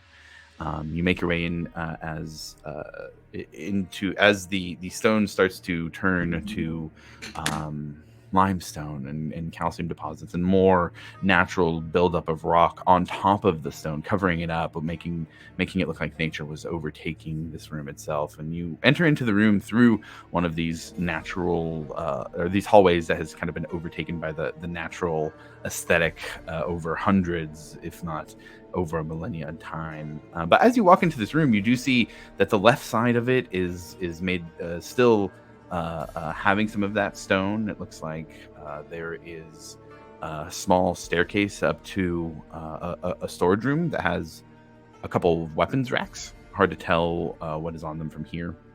But ultimately, this is just a very unique room. It's kind of like the meeting of society and nature. You have the left side made of stone and the right side covered in stalactites and stalagmites, and you do see a entrance into what was probably a storage room, again covered in stone and rock, and two doors on the other side of this room leading out different ways. One a natural door still, one looking more like one more of a stone door, a kind of archway with a big wooden oak door, and one a natural cavern. Can I see any like specific details in the current room? Go ahead and roll a perception check. It is dark in here, so I'll say roll it at unless you got any light up. If somebody has light up, then you can roll straight roll. I do have my hook and lantern out. Oh, you still have the lantern? Okay, yeah, then go ahead and just roll straight roll then. All right. Grim has the lantern up front. Can I help him with that? As I'm also Sure. curious. Yeah. You can either both roll or one of you can roll with advantage. Rufus, what do you see, man? Is there any like sort of writing or anything like that too? So I'm rolling with advantage, I guess. Yeah, go for it, man. It's going to be 21.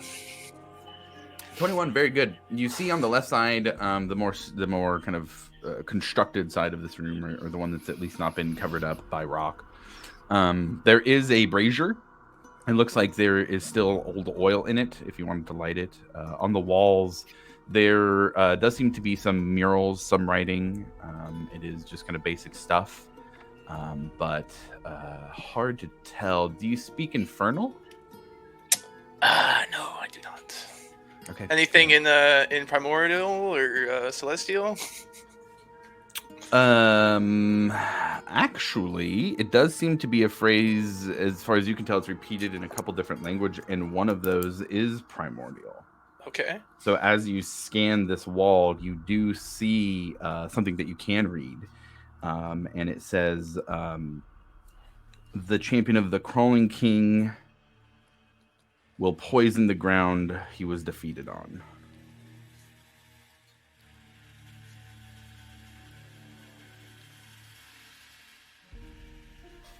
Poison the ground he was defeated on? Mm-hmm. And then continues, and will spread his malice elsewhere.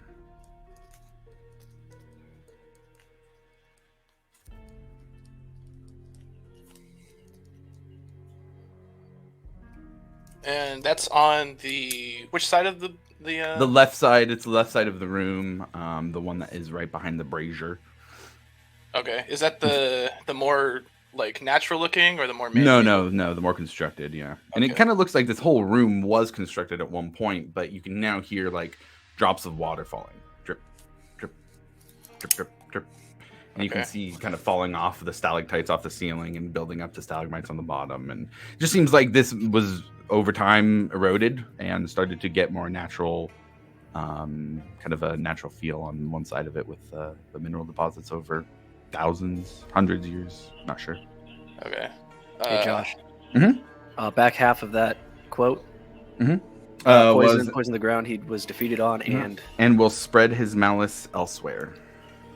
thank you. I'm gonna relay that quote and see if anybody can make any sense of it. Can I make any sense of it, Josh? Go ahead and roll. I'll say a religion check or a history check. Let's go with. Is that gonna matter? I don't think it's gonna matter. Let's go with history. DM, did I find what I was looking for yet, or is it still? Oh, I would say Okay. not. It was kind of not like a specific thing. Just like, hey, we heard there's stuff down there. Go see what you can Got find, please, got while it, we're got it, while we're got here. it. Yeah. Can I assist Milo on this? But look If at he it hasn't more rolled in yet the already. religion side of things. I already rolled. I got a 7. Oh. But Yeah, if you, sorry. I would say I rolled history, so religion is kind of. Yeah, if you Varric, if you want to roll a religion check on top of that, that's fine. 21. 21. Okay. God. Yeah, Milo, hard for you to kind of figure out what it's saying. Got no idea. Yeah, no idea. Varric, you did a little bit of study into Torog, a little bit of study into the Betrayer Gods after some of your experiences in Rexentrum, specifically at the Chantry. And this to you sounds like a little bit more recently also legends of the Saltwallow Bog, that that there are just legends and tales of a champion of a betrayer god being killed there, and it has poisoned the land, turning it into the bog it is now. And that is where it is thought that a lot of the monsters that have come out of the forest and into the Zemni fields causing some of these issues come from specifically. I would relay that to everyone.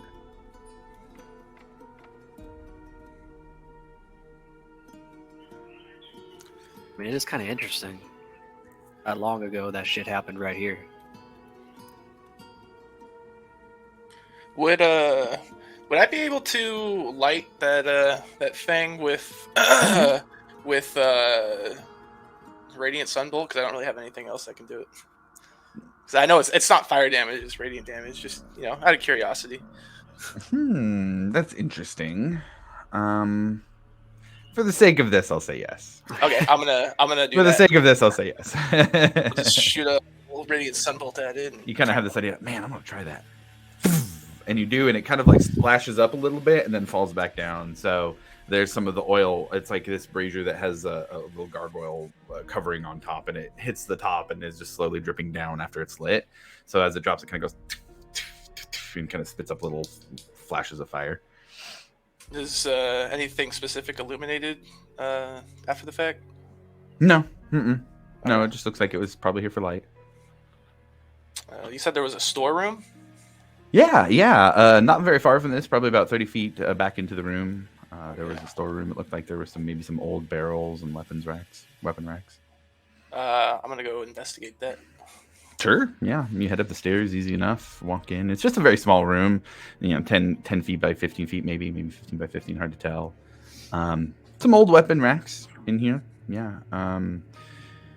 Mostly rusted stuff. You don't see anything that looks super good. But if you wanted to, you can add like 4 spears and 5 short swords to your inventory if you want to carry all that. I won't, but I will say to the group, if anybody wants these things, they're here. As you turn around to say that to the group, hey, anybody who wants these things, they're here. You see a very odd thing. You see from one of the stalagmites on the ground 4 weird slithering tentacles moving out towards the group. I'm gonna warn the group and say, "Yo, there's something weird here," and I'm gonna hold the dodge reaction. Can I do that? Or dodge action? You can dodge if you want. That's fine. Yeah, I'll let you dodge. But with that, I think we need to roll initiative. And as we do, I need before we do initiative, let's do this. Everybody, roll me a d20 besides Rufus.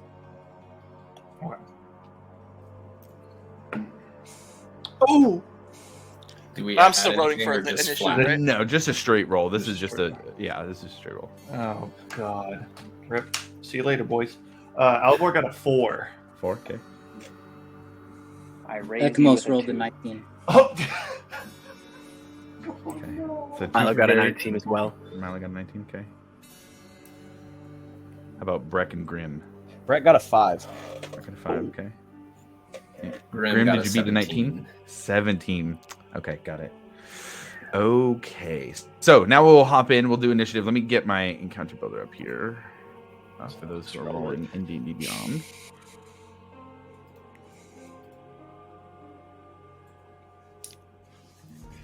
Fuck. Okay, so I got Ekmos 18. Varric, what was your initiative? That's going to be a 15. 15, okay. I got 6 for Milo, 12 for Alivor. How about Breck? I got an 18. You're rolling an initiative too after that. Oh, Breck started off, man.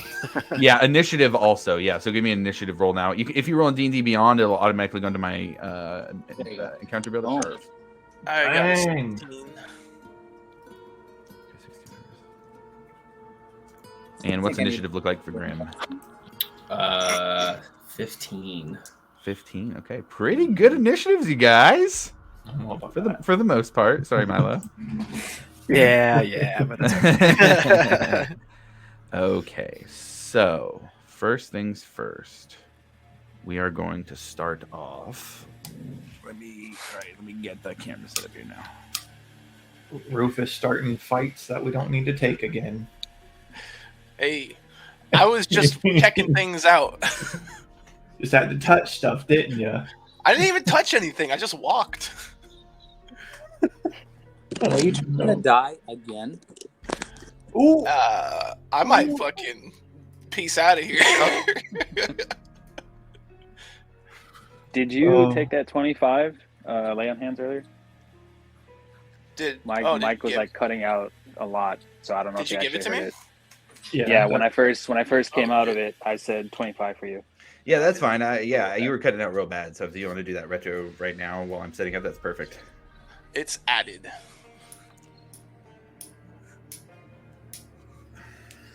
here we go. Oh boy. Fuck, man. I am spent. Yeah. I mean, you Yeah, guys this are is- still running through this place, so you know. Again, it was a tough fight, but it's still kind of in the Underdarky area here. So.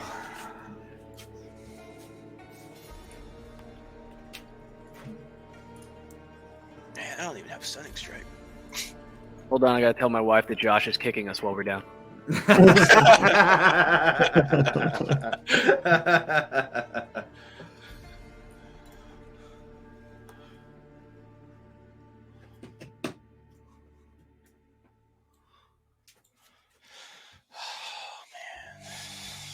All right.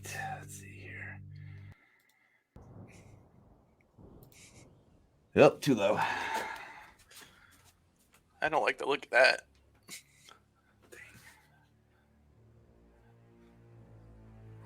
Oh, I thought this was like right behind me. I'm fine with this. Stalagmites. Oh, no, Are no, you no. are you fine turned- with this? You turned around. It wasn't right behind you. It was towards them, but turning around to talk to them is what allowed you to see it. Gotcha. I apologize. I had this set up and it got bumped beforehand. Dude, that looks dope. Oh God. Also, the shit's wired. There's lights going on. There That's is- awesome. Not wired, but there's some lights going on. There's some lights in God. I was like, oh, I'm Oh. glad that Rufus is lighting this because then I get to use my effect on here. All right. So from back here, you see tentacles, and now as the party turns to see what Rufus lets them know, they see two different stalagmites with tentacles coming out. One doing the attacks here at the beginning. So the 4 who rolled low, I think Milo and Ekmos are free from it, as is Rufus. So Varric against you does a 22 hit. It sure does. Oh, As you're there, one of the tentacles reaches out and grapples you. All right, Breck does a natural 20 hits, so I'm going to tell you that one hits. damn. You are grappled as well. So is it a hit, or is it just is there a grapple that we can contest? So it's a 2 hit, and if it hits, you're grappled. So is Varric within 10 feet of me? Because I have Aura of Liberation, and neither one of us can be grappled. He is within 10 feet of you. Wow. Is everyone within 10 feet of Brick? Alivor, I'm sorry, you are not. Oh, it's okay, guys. I'll be the distraction. Let's see. All right, Milo does a 12 hit you, No, it does not. and finally, sorry, go ahead. That natural 20 is not like an actual critical or anything, right? It is. It's a critical, but it's not doing damage. Got it. Okay. And then Alivor, Get another 12. it is exactly a 12, dude. Let's go. I'm not grappled. It's exactly a 12. Okay, so My hero. that's pretty good for everybody. All right, and Breck, tell me what your ability says specifically on not being able to be grappled. While you're not incapacitated, you and creatures of your choice within 10 feet cannot be grappled or restrained. Okay, cannot be grappled or restrained. So I need to read something really quick. And then it says creatures that were already grappled or restrained when entering the aura can spend 5 feet of movement to automatically escape non-magical restraint. Okay, got it. So, Breck, what does it look like? These two tentacles reach out and stick onto you and Varric, but because of your aura, they don't actually stay. So, what does that look like? Tell me what that looks like, man. Give me some flavor for that. Almost just like a trickle of water kind of goes across them and just like singes them off. Okay, got it. All right. So now we're going into top of initiative here. Ekamos, you're up first. Oh, We got you over here with Beelzebub next to you. All right. And it's just the tentacles, the stalagmites, the two that You've are got this one here and this one here that you see. They have they have 6 tentacles each that are kind of waving out. They seem to be retracting and going up, in, and out. You see that the stalactite has moved enough that there is a toothy maw in the middle of it with a red eye in its center. The one down here looks a little smaller, but they are both flashing out. All right, I'm gonna move. I think that's 15. I'm gonna try to put myself in between the barrels and that post. Okay, Kinda back over on here. Yep. Yeah, just Okay. about right there. That way I'm still in line of sight of the one on the furthest one to my left, I guess. That one there. Yeah, that one, yeah. Okay. And then I'm going to attempt to Eldritch Blast. All right, get that Eldritch Blast in. Yep. All right, first one will be 26 to hit. Yeah, that'll hit. All right, second one 13. That one does not hit. Yeah, so you can roll Okay. damage for one of them. Yep. And damage will be 8. 8. Okay, got it. Your Eldritch Blast damage flies out and just smashes against it. It looks like rock blowing off of something that's being demolished. Okay. And then for Beelzebub, I'm just gonna have him move his max distance to that door. This one up here? Yep.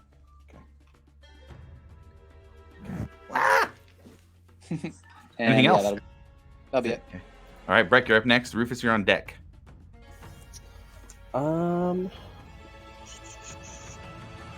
Man, I'm just gonna turn around and take the dodge stance. Yeah, for sure. I get it, man. Yeah. Okay, so turn around and take the dodge stance. All right, Rufus, you're up. Grim, you're on deck. Would it be an action? Excuse me. Would it be an action to pick up a spear, or would that be a free action?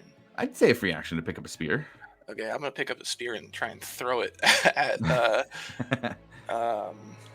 the one that's kind of closest to me. That's closer to you. Okay, got it. Let me check something here real quick. I So looked that at- would be a disadvantage because you're over 20 Okay. feet away from it. How far is it? It from you right now is 5, 10, 15, 20, 25, 30, 35, 40, 45 feet. Okay. And you said the range was 20 or 20 30 feet, 20 feet for within 20 feet for flat roll, within 60 with disadvantage. Okay. I am going to.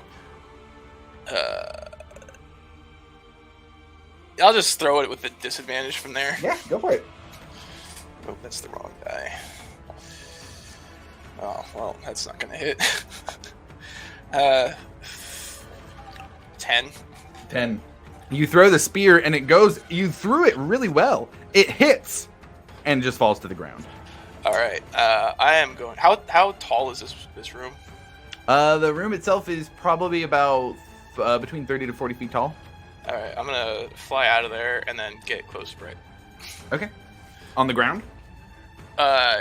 Within 10 feet of him, whether it be flying or not. You're 5, 10, 15, 20, 25. Yeah, you can stand right next to Breck if you want to. Yeah, that'll work. Okay, got it. Okay. All right, Grim, you're up next. What are you doing? We've got your mini right here. How are we trying to run? Can we run? Is this a unanimous decision if we can do it? Because I don't want to be here. How far? The door that's kind of like to the right or to the left, I can't really tell. The door towards that side. Would that be the way out that I would know of? So you guys came in over here on this side. Oof. This Yeah. is a door on the other side. That's also a natural cavern, it looks like, off that way. So there would be 2 doors over there. There's also a little opening into a room here as well. There's some things over on that side and then up here. Yeah, I don't want that. The first door that's next to the cavern, that little orange door. Yes. Like, yeah. How can I make it with my movement? I think I have 30 feet. 30 feet would get you here. Okay, so I do have. If I take a running jump, it is an ability, second story work. You can make a running jump. The distance you cover increases by a number of feet equal to your dexterity modifier, Oh, which nice. is plus 10. If you were wanting to use your bonus action, you could dash also as a bonus action, given your class. I do want to try and save it, because there's another Okay, thing I gotta okay, work yeah, on. So we So if got I can do 5, this- 10, 15, 20, 25, 30. And then you're doing a long jump. Which, Yeah. let me. It's very specific. When you cover a number of feet up to your strength score. So what is your strength score? My strength is it's a +1. It's 13 total, +1. 13. But it does say on second story work for the thief archetype that it's by my dexterity modifier instead. Oh, I see. Instead, not adding 2. Okay, Yeah, got yeah, it. yeah. Yeah, got it. Yeah, so you can make a long jump. I just So want you to try wanna and make it go- to that door. And what's your total dex? +10. Plus 10. What's your total 19 stat though? plus 19. Okay, got it. yeah, Plus how much? +4. Oh, so And 23. then Okay. if I'm proficient in it, yeah. 15, 20. I would say with that little bit extra, that gets you right up to the door. Yeah. Okay. You. So Everybody all sees Grim running and then taking a long jump on the ground to do so. okay. So I also have fast hands. I don't know. Would you consider that an action? Because I'm totally fine with that. I would say so. Yeah, to get that Okay. much extra movement, I would say so. So if that's the case, I still have my bonus action left. So with my cunning action, instead of I can use that for fast hands to disarm a trap, open a lock, or use an object. Is the door locked? You kind of push on it. It is locked currently. Yeah, you feel it is. It's a big, heavy oak door that is not. Can I try and open that lock? Yeah, So absolutely. Go ahead and roll a sleight of. If you're proficient in sleight of hand and you're proficient with I swords, am. you can use. Yeah, you can use sleight of hand as a shortcut. Okay.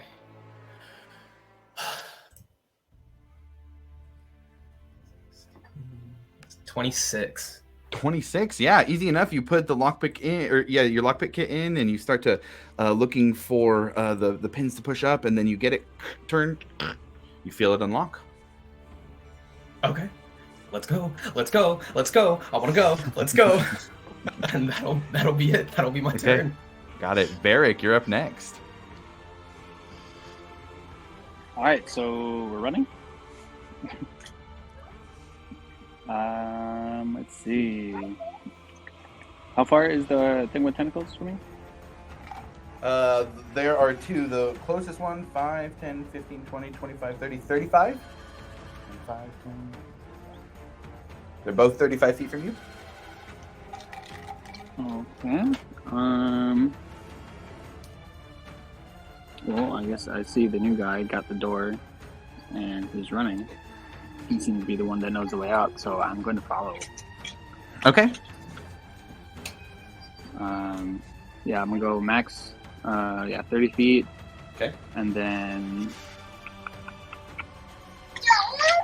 Hi, Daddy. Can I do a called shot? Yes, it will be a +5 AC, but will be like a crit if you hit without it needing to be a crit. Okay, I want to aim for that eye you said. I figured. Yeah, I figured. I'll add +5 to the AC. Yeah, go ahead and make the shot. Alright, let's see if this works.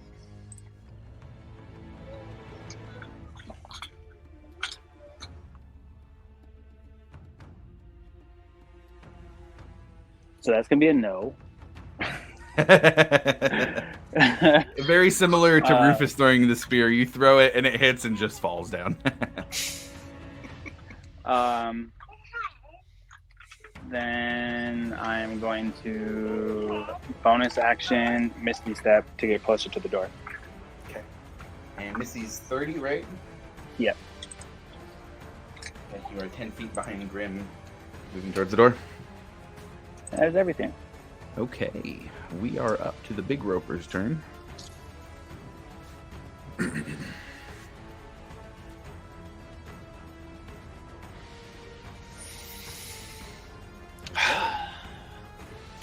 So that one, having seen that Varric didn't have the tentacle work or Breck didn't have the tentacle work, it is going to try and go against Rufus on one of them, which is going to fail either way, but it sees that that doesn't work on Rufus. Alivor, you're on the next one. Yep. Figured. You are the closest, and that was a natural 20. Yep. But I'm getting natural 20s on the tentacle rolls. Hooray! Ekamos. I'd rather be that than I the did tentacle reaches out at you Does a 17 hit? Yes, it does. Okay, you are grappled. And while you are grappled, for both of you, while you are grappled in this way, you are also restrained. Help me. As the tentacles move around you. All right, Milo's next. That's a 26 to... Oh, sorry, go ahead. Oh, no, go ahead. Sorry. 26 to hit. Yeah, absolutely. Okay. You are grappled as well. You would be grappled, or you would be having a tentacle come at you, Rufus, but you are sitting next to Breck. Breck has the magic stuff going. So as that happens, Milo, Alivor, and Ekamos are all grappled by this roper. As that happens, once they are all feel this sticky, kind of spliny tentacle touch them and wrap around them, it is going to use its reel and move all of you 25 feet towards it. 5, 10, 15, 20, 25. Oh, fuck. 5, 10, 15, 20, 25. 5, 10, 15, 20. I'm sorry, Alivor. Yep. It's going to use its bite attack against you. Does a 19 hit? Sure does.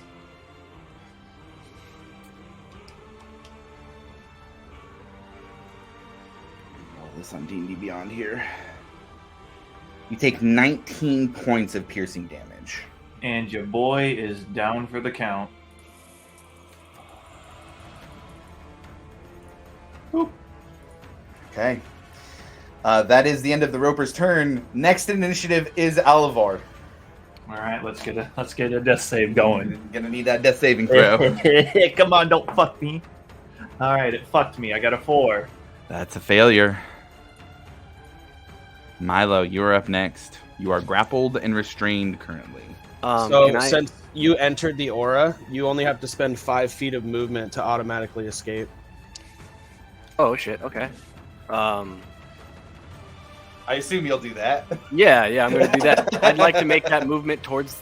yeah, okay, never mind. And then can I send Blot towards the door? Sure. 30, I think it was. Okay, one second. Let me double check. What moves that way?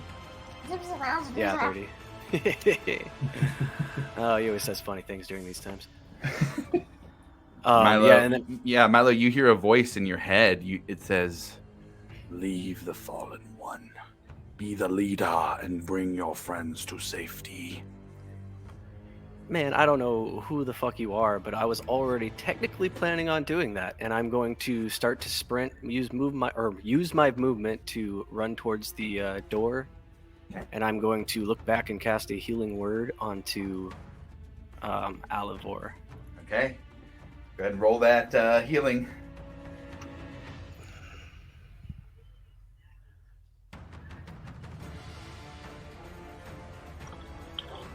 That's a max 8. Alivor, you're up. Grappled, restrained, and prone. Your leg is in the mouth of the roper. And then I'm going to use I haven't used an action yet, have I? Not if that was a bonus action spell. I'm going to dash towards the door. Okay. Got it. One thing I want to check here real quick. Okay, got it. All right, so now we have this one down here. And what it's going to try is getting Breck and Rufus, because it hasn't tried that, and Ekamos. No, Ekamos is already grappled, so he wouldn't try Ekamos. So let me count here. Okay. Interesting. All right, so that one would send 2 tentacles out towards Breck and Rufus. Neither of them would work, even if they hit, so I'm not even going to roll there. Actually, let's check this. It does have movement. It's going to go 10 feet. As you see this stalagmite start to crawl across the floor. Not quite for that. It is going to go for Beelzebub, because that is something it can go for. 9 to hit though, pretty low. Let me check my extras. What was the roll again? Sorry. 9 to hit, pretty low. It does not. Does not? Okay, got it. So we're back up at the top of initiative. Ekamos, you're on deck. Ekamos, you're up. Breck, you're on deck. You're currently grappled and restrained, but you are within 10 feet of Breck, so you can use 5 feet to not be grappled anymore. I will do that, and then that'll put me down to 25. Yes. And then I'm gonna try to. How far is it to be line of sight on that far post? On line of sight for this one? Yeah, for that one. Yeah. So. I mean, you have line of sight now, if that's what you mean. No, I want to try to hide behind the pillar. Oh, this one right here? No, the other one to your left. This one up here? Yep. Got it. 5, 10, 15, 20, 25, 30 feet would get you back there? Okay. Yeah, put me at that pillar, I guess. Yeah. Okay. 30 feet.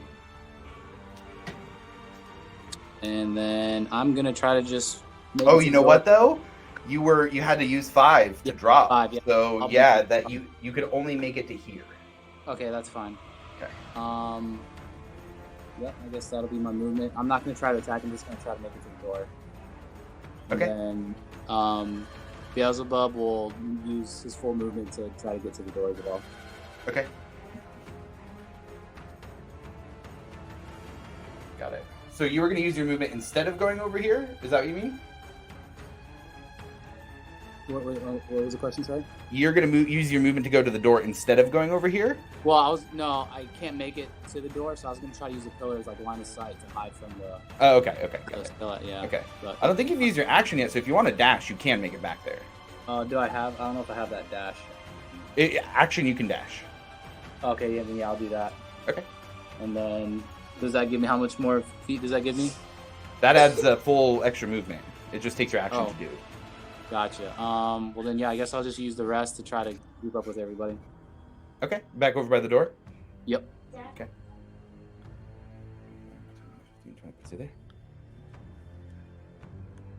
All right, that takes us to Breck. Rufus is on deck. Can you put me 5 feet to Alivor's left? 5 feet to Alivor's left. There you go. 15 feet to get there. Can you just do one more space up? This way? Yep. Okay. And I'm going to take the dodge stance. Okay, got it. A very, very potent ability you have in this fight, man. Rufus, you're up. Grim, you're on deck. I think after seeing Alivor get snatched up, I'm gonna use. I am going to use Radiant Sunbolt to try and get him ungrappled. Is that something I can do, or do I have to be next to him to try and? You'd have to. I'd say in this situation. Let me check something. I actually can give a better answer to this. You can attack the tendril. So you can use your Radiant Sunbolt to attack the tendril that's around him. That would help if I did like some amount of damage. He would become ungrappled. Essentially, yes. Okay, yeah, I'm gonna do that. Okay, yeah, go ahead and do your Sunbolt at the. I think you would have to move up at. It's 15-foot range, right? It's 30. Oh, never mind. You wouldn't have to move anywhere. That's gonna be 16 plus 7. I don't feel like doing math, but I'm assuming that will hit. Yeah. Sweet.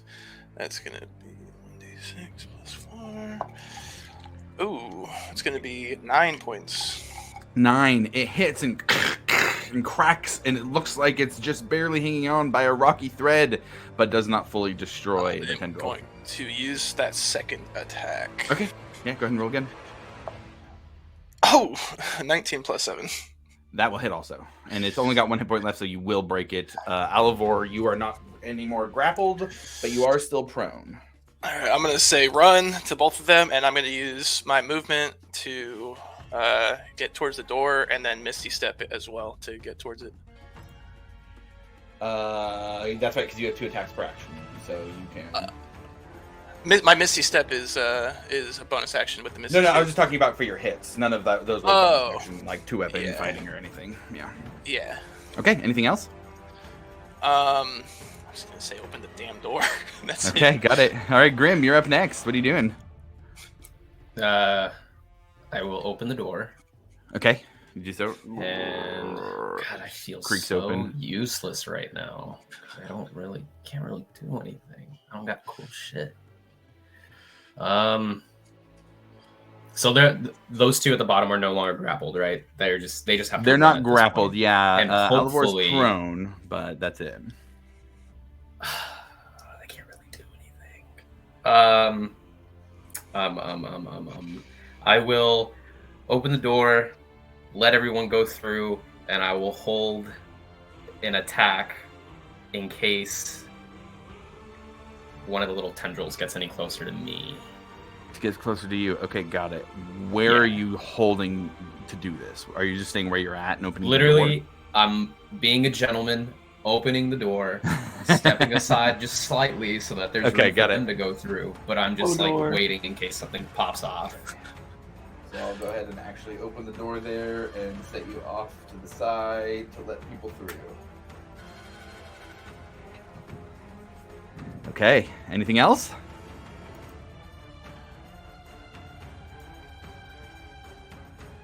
Oh, you're muted. Was that it? That's it? Okay. All right. So then that takes us next to Varric. What are you doing, Varric? Am I still able to see the eye from here? Not directly. No, it's pointing towards Alivor, so you'd have to move back at least like 20 feet to hit the eye. I will do that and let people pass me. Okay. 5, 10, 15, 20. We'll get you there to where you can do that. Yeah, go ahead and roll if you want to. Doing call shot again? Yep. Okay, go for it. That is a 20 to hit. A 20 does not hit. Oh my goodness. Not with the called shot. It goes up and the spear hits the top near the eye and bounces off again.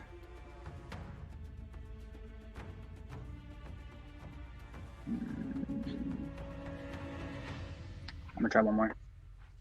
Okay, got it. Yeah, give it another go. Nope, even worse. Okay. Is anyone down? No, nobody's down. Everybody's up at least. I mean, Alivor's prone, physically down, but not unconscious. Okay. Let's see.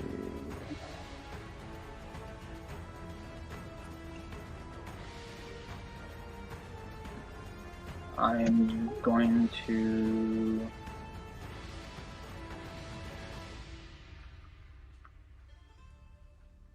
Yeah, I'm just going to hit Alivor with a healing word. Okay. Yeah, go ahead and roll for some healing on that.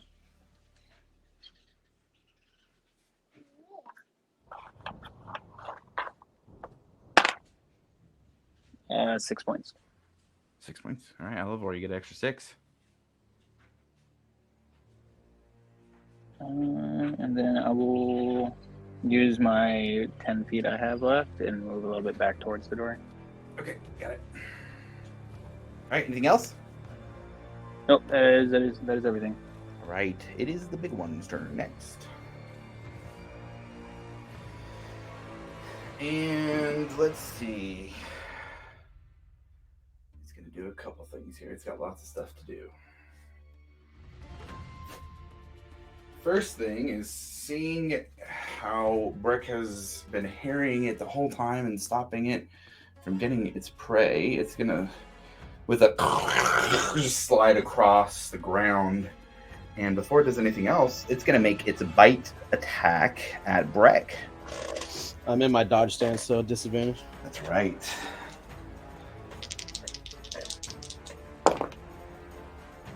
At disadvantage, that is going to be a 15 to hit.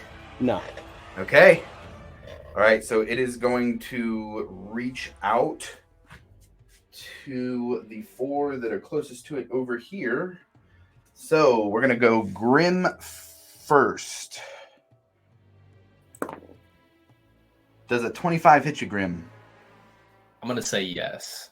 Okay, Before, Rufus. I guess, as I see it coming at me, I'll let go of my attack, even though it's not Yes, gonna that's help. right. Go ahead and roll the attack against it. It's a high AC, but it's a possibility to be able to make this happen.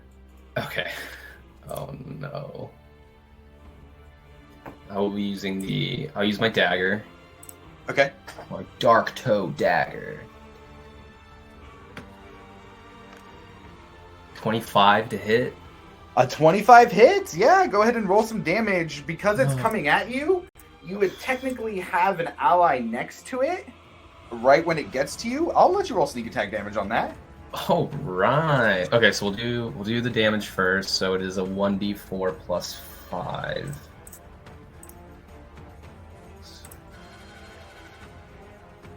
So 7 points of damage for just the standard for the dagger, and then it flimps back to my hand after it hits.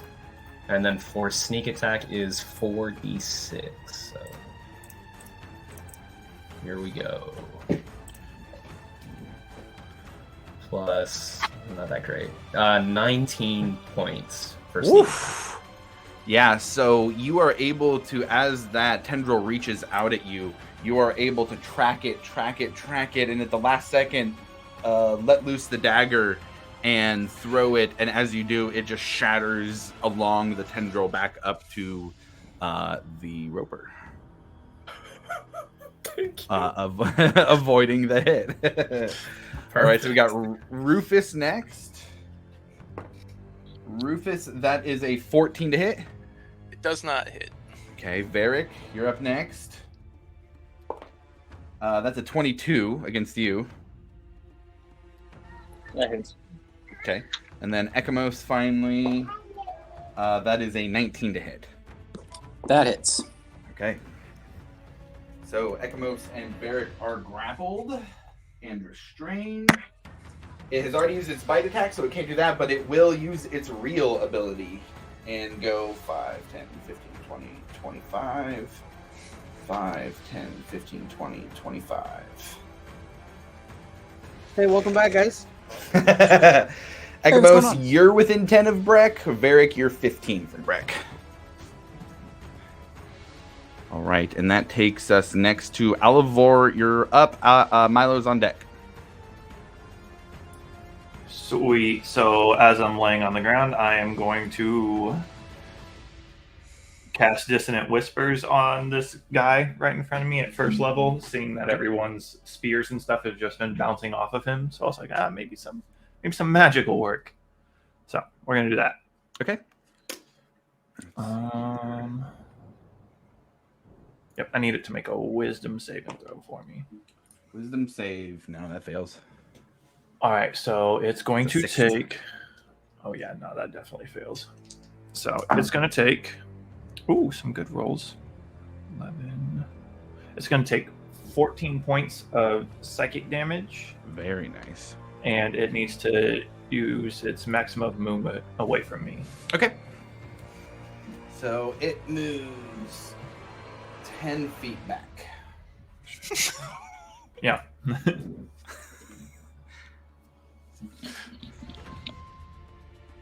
And then I'm going to stand up. Okay. And put me on the like on the other side of Breck, like That's 10. Yep, right there. That's where 10 I want to feet. be. Okay, Yep, got it. that's where I want to be. Just right there. next to Breck. Yep. Okay, buddy system for sure. That'll be it. Okay, Milo, you're up. I am going to say to Alivor, quit messing around, man. Let's go. Bro, we busy. I'm going to cast the long loser on him.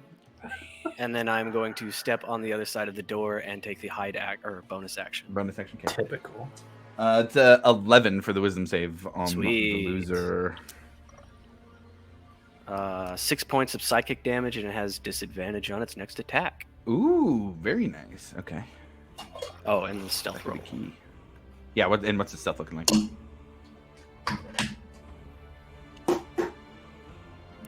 I don't know how to get there on my phone real quick. There we go.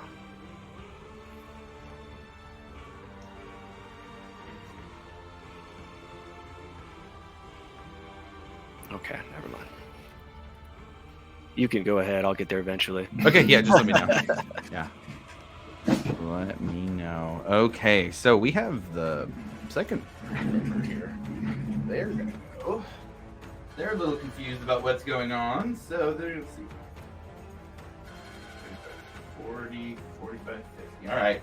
It cannot do much, so it's gonna try and get blot. It's the only thing you can reach that it thinks it can You're right on. get. That is a 13 to hit. I think that probably hit. Yep, it does hit. Okay, so Blot's grappled and restrained, and 10, 15, 20, 20. Like a smushed little piece of ink. Yeah. Yeah, get pulled 25 feet back that way, grappled and restrained. And that is it for that turn. It can't really do much with the way things are set up, knowing about the stuff with Breck. Dirty 20 on that Ekmos. stealth roll too, but Ooh, very nice. Very cool. You are hidden. Yep.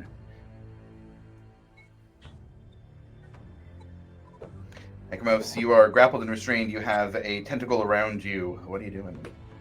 I'm trying to break free and continue through the door.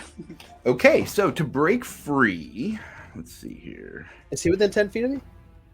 Oh, yeah, he is within 10 feet of you. Sorry, yeah, so you can use 5 feet of movement. And... Yep. 5 feet to break it. Do the 25. Beeline it to the door. And then if I dash, does that get me out? Oh, yeah, you'll be outside of the door at that point. Yeah, I'm gonna do that. I'm gonna have Beelzebub be my eyes from now on. Yeah, that'll put you right on the other side. All right.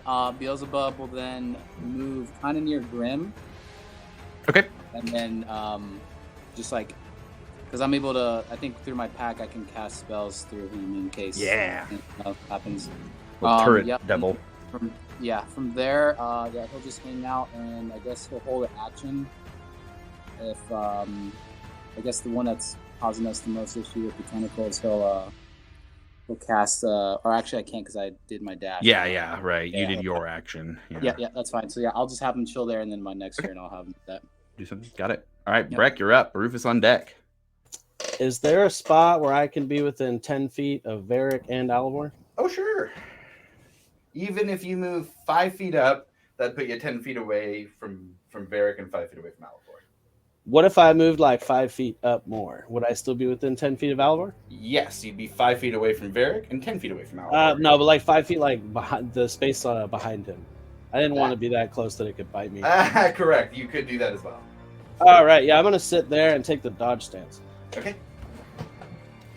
Your little aura of "Don't touch me" tentacle. All right, Rufus. Yeah, Rufus, you're up next. I guess after seeing Ekimos finally leave, I'm gonna follow suit, and I'm gonna try and grab Grim and pull him out with me, and say, "No time for heroics," and just pull on him. You can pull the two of you just outside the door if you do that. Yeah, I'm gonna do that. Okay. Grim, do you resist at all, or are you going along with? Okay, got it. Oh no, I don't resist. I'm going. I'm out. All right, it is your turn enough. next. Do you want to do anything else, or what would you like to do for your turn? I guess I could scout ahead just to see if I could find another way out, or I could get us like a pretty expedited way out. Okay. That way, in case Yeah, from anything where else you're comes at, out. you can move up 30 feet and roll a perception check if you're trying to scout things out for sure. Yeah, let's do that. Oof, that's not good. 13. A 13. 13, you can see that this continues. It's a stone hallway that leads kind of in just the same direction that you were going, but you do recognize it is the important thing. This is Perfect. correctly on the way back out. This is the way. And then that's it. It's my turn. Okay, got it. This All is right, the so Varric is up next. All right. I'm gonna spend the 5 feet of movement. Mm-hmm.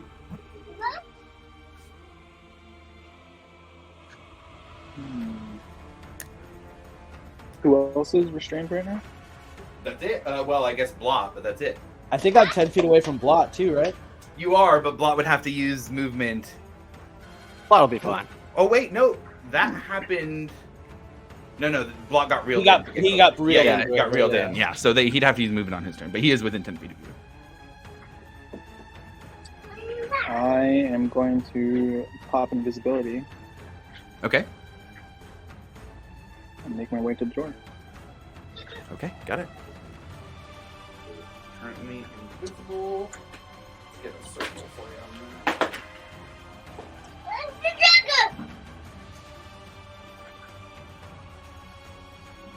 Ready, put you right next to Milo.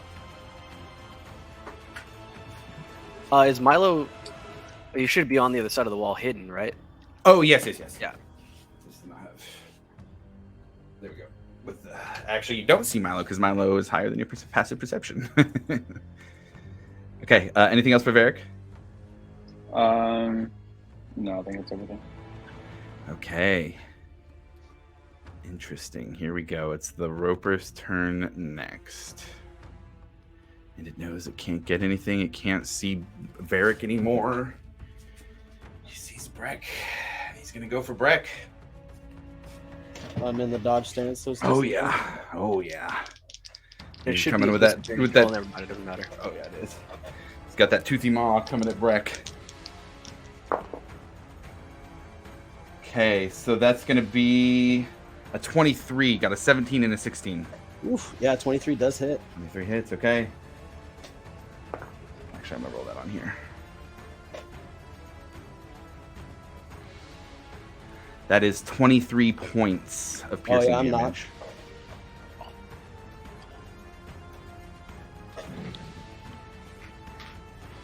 All right, Brick is currently unconscious. And with that, Alivor, he's incapacitated. Does a 25 hit you on the roper or the tentacle? It sure does. Then you're grappled and restrained. You're all also up next. Yeah. Wow. So what does grappling and restraining, what does that do as far as like my attacks and whatnot? So when you're grappled and restrained, grappled, your speed becomes 0. You can't benefit from any bonus to your speed. Mm-hmm. Let's see. The condition ends if you're incapacitated. So I mean that's basically it. Your speed becomes 0. Being restrained, your speed 0. Attack rolls against you have advantage, and your attack rolls have disadvantage. You also have disadvantage on Dex saving throws. So any attack rolls have disadvantage on him? Any attack rolls have disadvantage. Spells are all normal, but attack rolls are disadvantage. Okay, so yeah, attack rolls. So spells are fine. Oh, fuck.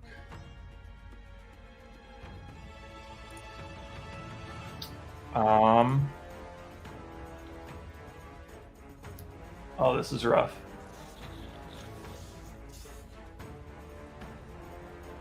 This is getting tense. Yeah.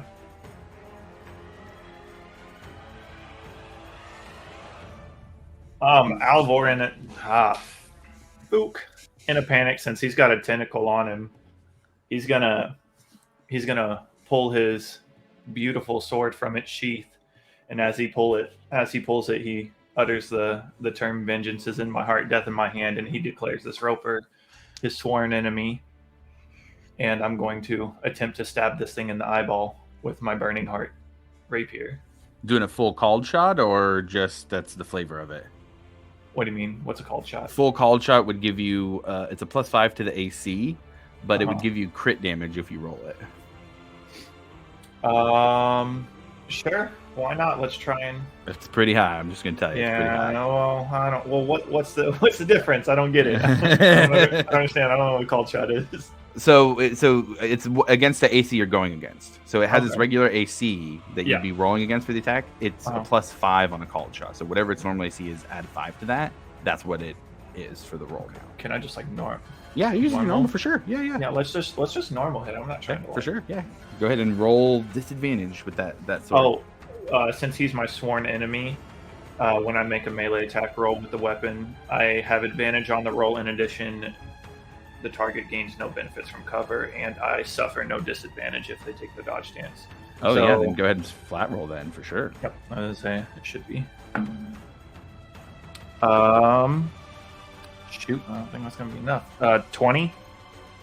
A 20 is its armor class.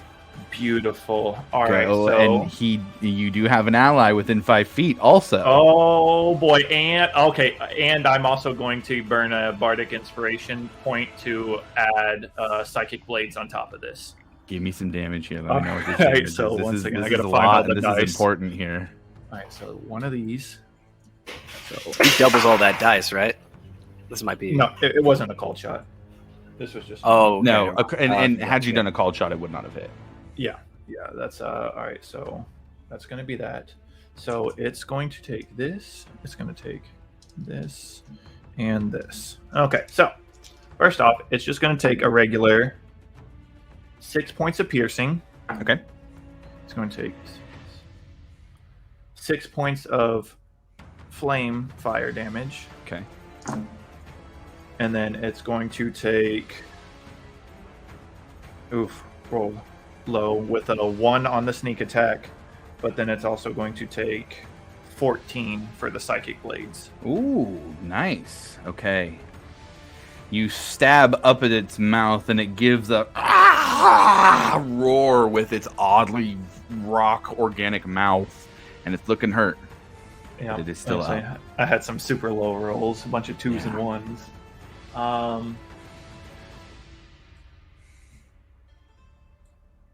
So yeah, I've done my action. Shoot. Is my burning rapier is it a light melee weapon? I believe it is as a rapier, yeah. With a light. Okay, if it's a light melee weapon, I have 2-weapon fighting. I'm going to attempt to stab it again with one of my. It is the same weapon though. Oh, it is. Yeah, with 2-weapon fighting. Oh, they have to be two the weapons. same. Okay, so it has to be 2 weapons, rapiers. yeah. All right, never mind then. If you pull a dagger, you can attack with a dagger or something. It's free Well- action to pull something like that if you want to do that. Yeah. But I don't have 2 attacks. I just. No, right. But if you're wanting to do 2-weapon fighting, you can use a Oh, dagger okay. for 2-weapon fighting. I'm confused. But Essentially, with your offhand, you would draw a dagger and strike the animal. yeah, that's what I was originally Yeah. going for. But then he said it had to be the same. No, you can't do it with the rapier. You can't attack with No, the yeah, rapier. that's also. what I was saying. I was going to stab it with a dagger. Oh yeah, sorry. I thought you were saying you want to swing with the rapier again. Like you Oh, don't no, just no, get the extra bonuses. Oh yeah, you can do a dagger no. for sure. Okay, then yeah, and then I'm going. Apologies, To I misunderstood there. It's all right. It's good. And then I'm going to attempt to smack it with one of the +1 daggers that I have. Okay, go for it. Another 20. Nice. Yeah, that's exactly what you need. All right, and it's going to take. Is that a D4? Where's my D4? There it is. It's going to take 8 more points of piercing damage. Okay, got it. You're able to, now that it's screaming, get that dagger in and just stab at the side of its mouth, kind of cutting into its tongue a bit. Anything else? That's all I have. I'm gonna yell out as a free action. We need fucking help in here. All right, the Milo. Then you hear Alivor say, "We need fucking help." I peek back in. Alivor, god damn it, quit messing around. And Tentacle grabbed you, fuck. and I see that Breck's on the ground, and I'm going to cast Healing Word on him. Okay. And then I'm going to snap my fingers and recall Blot. Oh, nice. And then I'm going to then step back onto the other side of the wall. And that is my turn. Got it. All right. How much does Brett get back?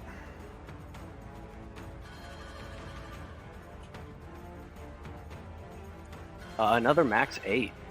Okay, got it. Breck, you pop up with 8. This roper is going to go, it's going to move 10 feet up, but it can't really do anything else. 5, 10, 15, 20, 25, 30, 35, 40, 45, 50. It is just out of Varric's range, and it can't hit Breck or Varric right now, and it can't get close enough to its bite attack. So that takes us back up to the top with Ekamos.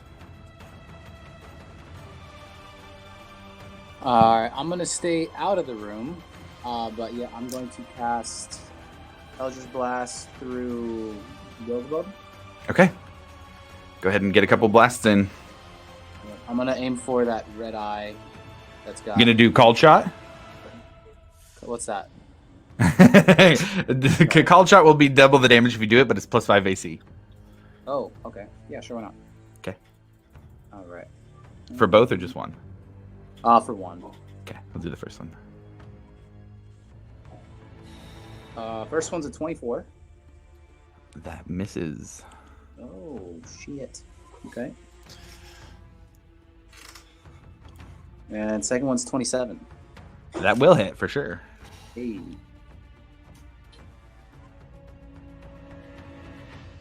And that'll do 15. 15, nice. As your Eldritch Blast energy comes out, it blasts a chunk off of the roper as it is looking very hurt. Anything else? That's unfortunately all I can do. I'm Okay. just trying to keep it at bay. Breck, you're up. Standing in front of this thing, well, not standing, you're prone as you wake up feeling some of Milo's healing energy flow through you. What are you doing? Well, I'd like to stand up. Okay, half movement for sure.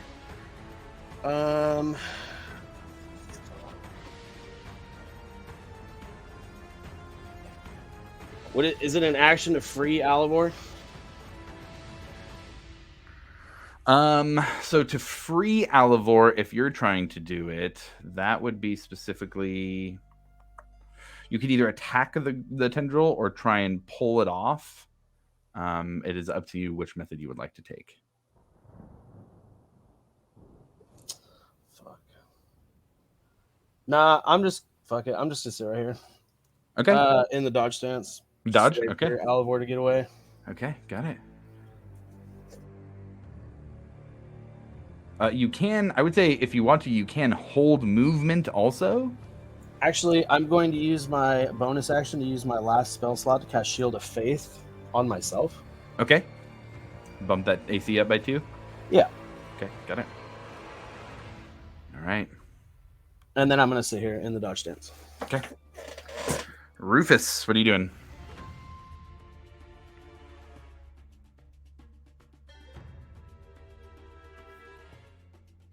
Rufus, you there? I think you're muted. My bad. Yeah, after hearing that that they need help, I'm gonna turn around, go back into the room, just past Varric, Okay. like, well, to his side actually, on the right, yeah, right there, and then I'm going to use gust of wind, the 60-foot long, 10-foot wide gust of wind, Okay. just so that Breck is out of the line. Okay. And that is I believe, a strength save once it comes back to its turn. Okay, does it push it now? Only on its turn. Only on Once its it- turn. once- Okay, got it. Let me just read it real quick. And a creature in the line must spend. Nope, that's not it. 10 foot wide in the direction and choose. Well, each creature that starts its turn in the line must succeed on a strength saving throw and be pushed 15 feet away from you in the direction following the line. Ooh, interesting. Okay, got it. Cool. Very cool. And I'm gonna yell to Breck, "Hurry up!"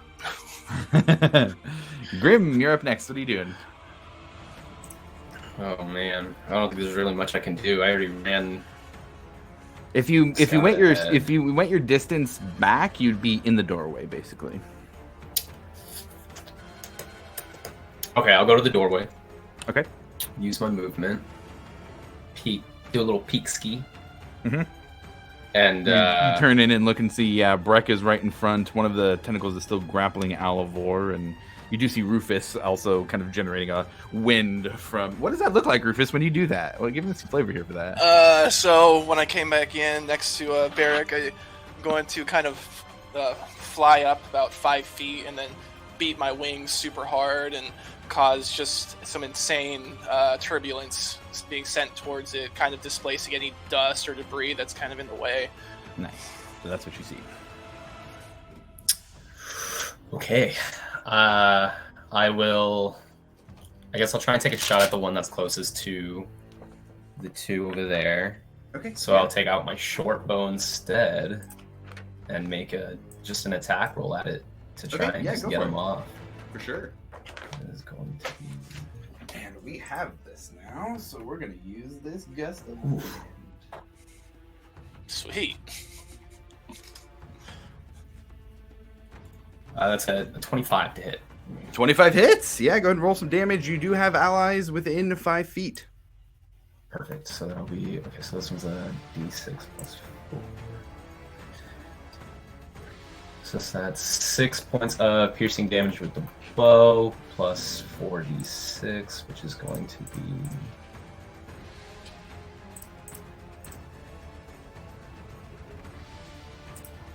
What am I doing?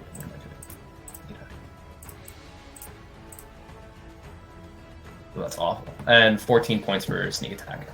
14, so it's a total of 20? Yep.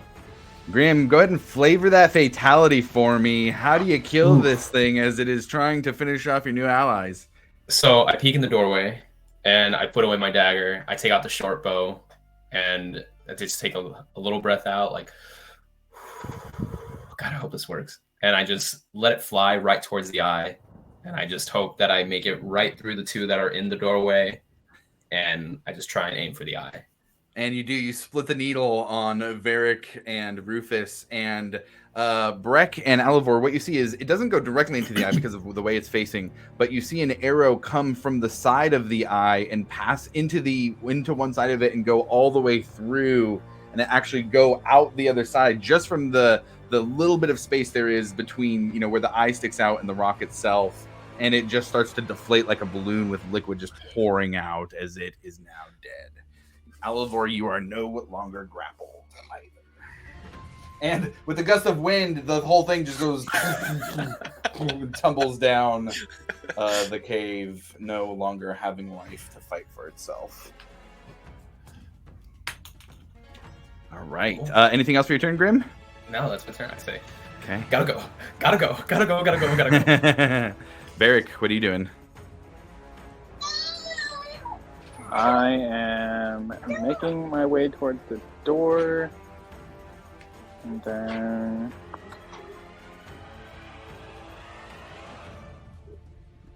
probably just take a couple shots on that one behind them. Okay, yeah, go ahead and roll the attacks.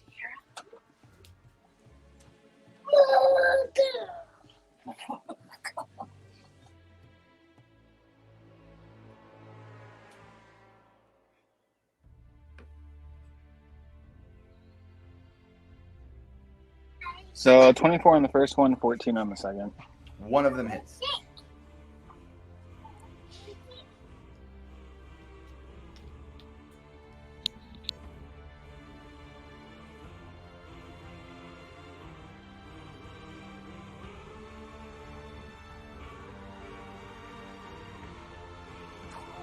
So that's going to be 6 points piercing damage, and then I will add cold hand, I think. Okay.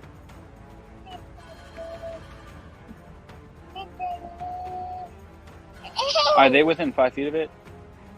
No. Oh, perfect. Yeah, I'll do that.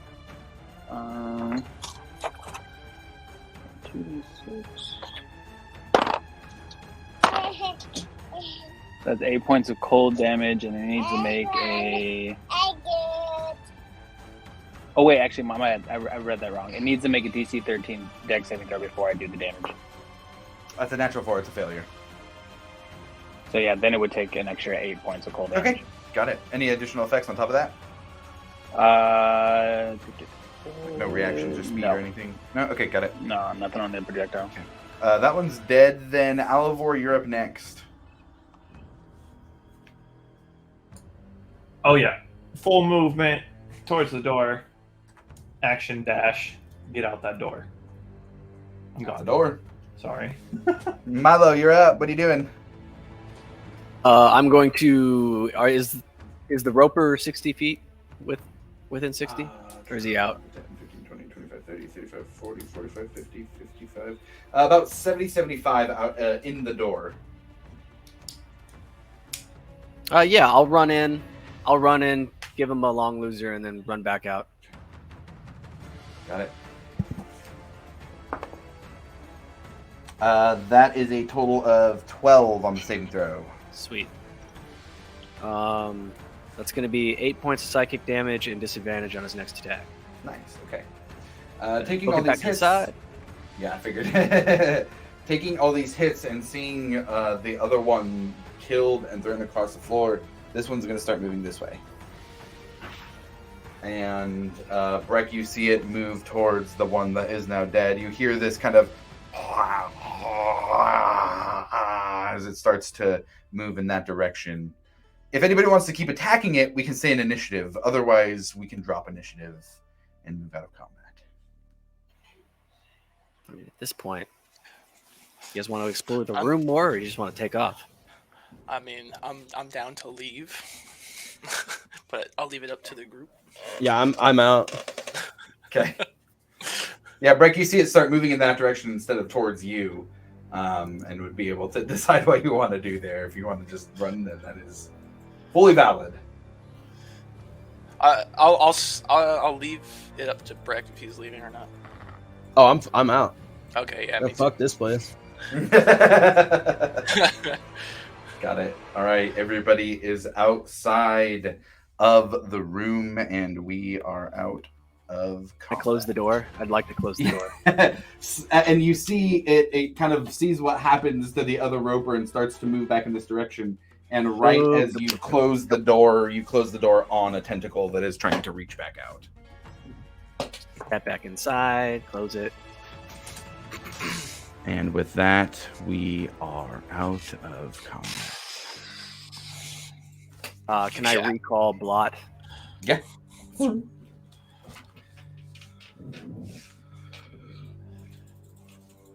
that was fucked up.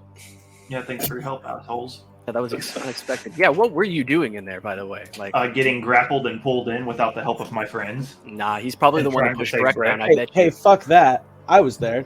Because Breck saw everything. He Yeah, I was saw like, you. I bet you he pushed you down. But that's Okay, that's fine. We can figure this we can figure this out after. We just need to leave.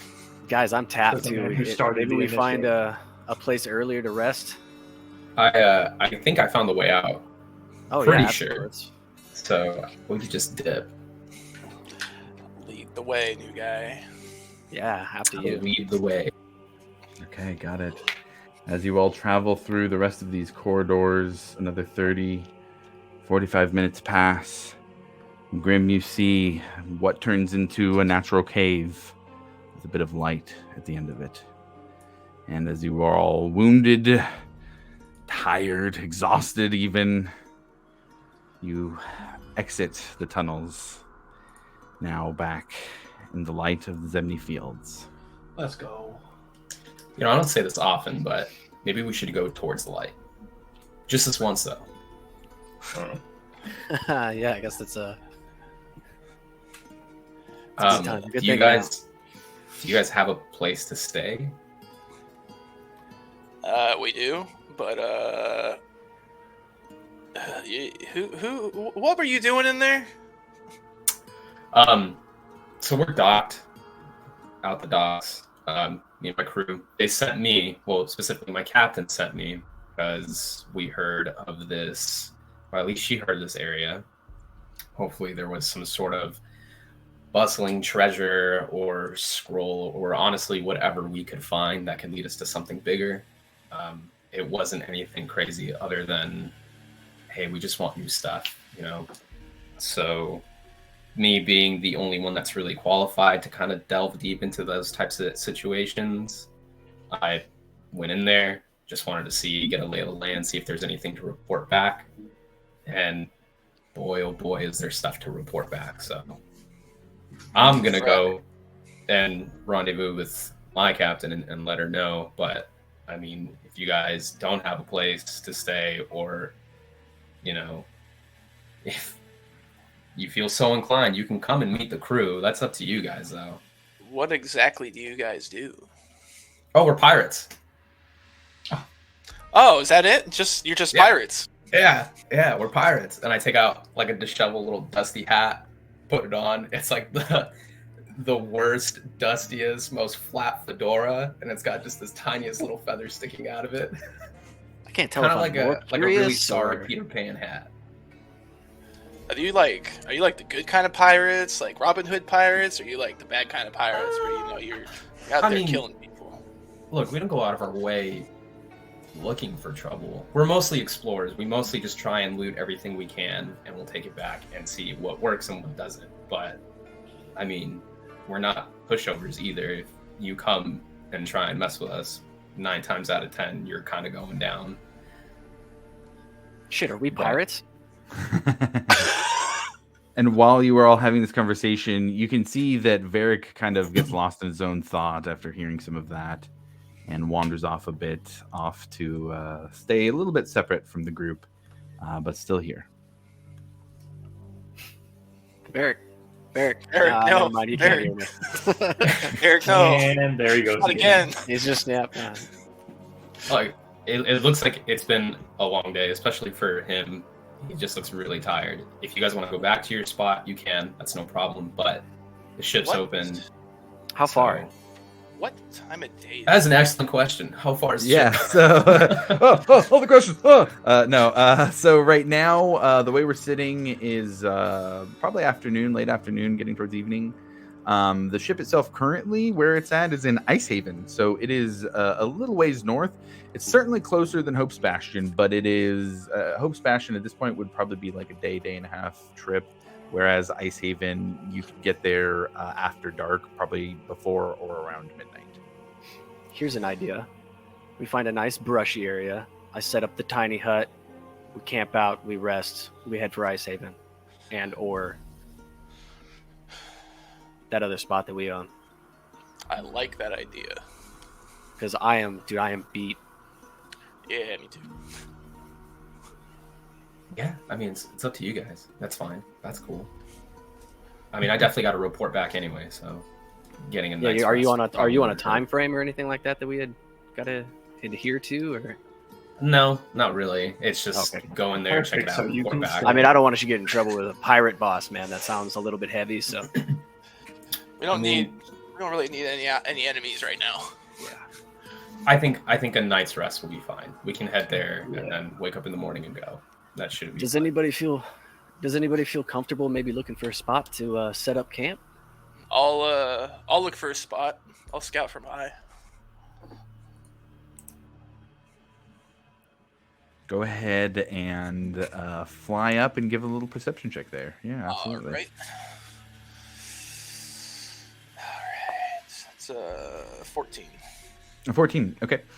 And just looking for a camping spot. Anything else, or just Somewhere that camping spot, but something that's kind of secluded and kind of out of the typical traffic. Yeah, absolutely. So what you find up here, closer towards the mountain ranges in the north of the Zony Fields, you do find, if you stick to the foothills a little bit, you can find a hill that dips down low beneath it, but then goes back up the hill. So it's a little kind of small basin that you can camp in and have pretty good cover. How far away would that be? Not very, half a mile or so. Okay. Yeah, I'll come back and, hey guys, there's a place not too far from here. Probably get there in like 20-30 minutes. It's pretty secluded. Sounds perfect. Sounds good. Yeah, I like it. Cool. All right. Head So if that everybody way. heads over there, you can all go and start setting up camp. It's still light, so there's plenty of time to get there and set up. Milo, are you going to do the tiny hut right away, or wait till everybody goes to sleep for the night? I'll do it right away. Okay, got it. So if I'm Every- pretty much every- just sit near the fire and put up the tiny hut around the fire. So Got it. Anybody else doing anything here as you get set up in the camp, or just everybody sitting down and resting? I know everybody's pretty wiped. Yeah, I'm just gonna lick my wounds. Yeah, I was gonna say, I'm just gonna flop down. Yeah, I'll do the same. I'll just chill. do I need to like look for firewood or anything like that on the way there? No, that's fine. I'm not gonna make you do that. I'm good. Okay. Well, then with that, I think if everybody is making camp and taking a long rest, this would probably be a good time for a break. It's a little bit early, but that'll put us right at about the 2-hour mark when we come back. So let's see. We got 12:42 Pacific right now. We'll come back 12:57. We'll take a little break here and grab some snacks, use the bathroom, anything like that. And yeah, we'll come back and finish up then. Sweet. Right on.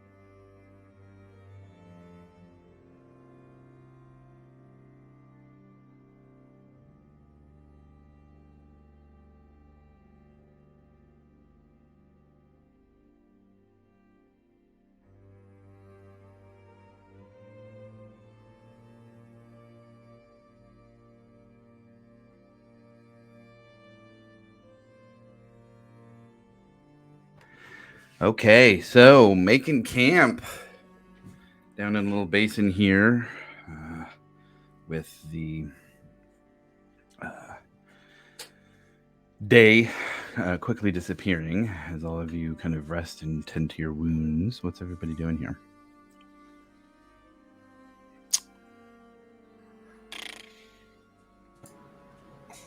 I think I'm gonna kind of find a quiet spot and do some meditating.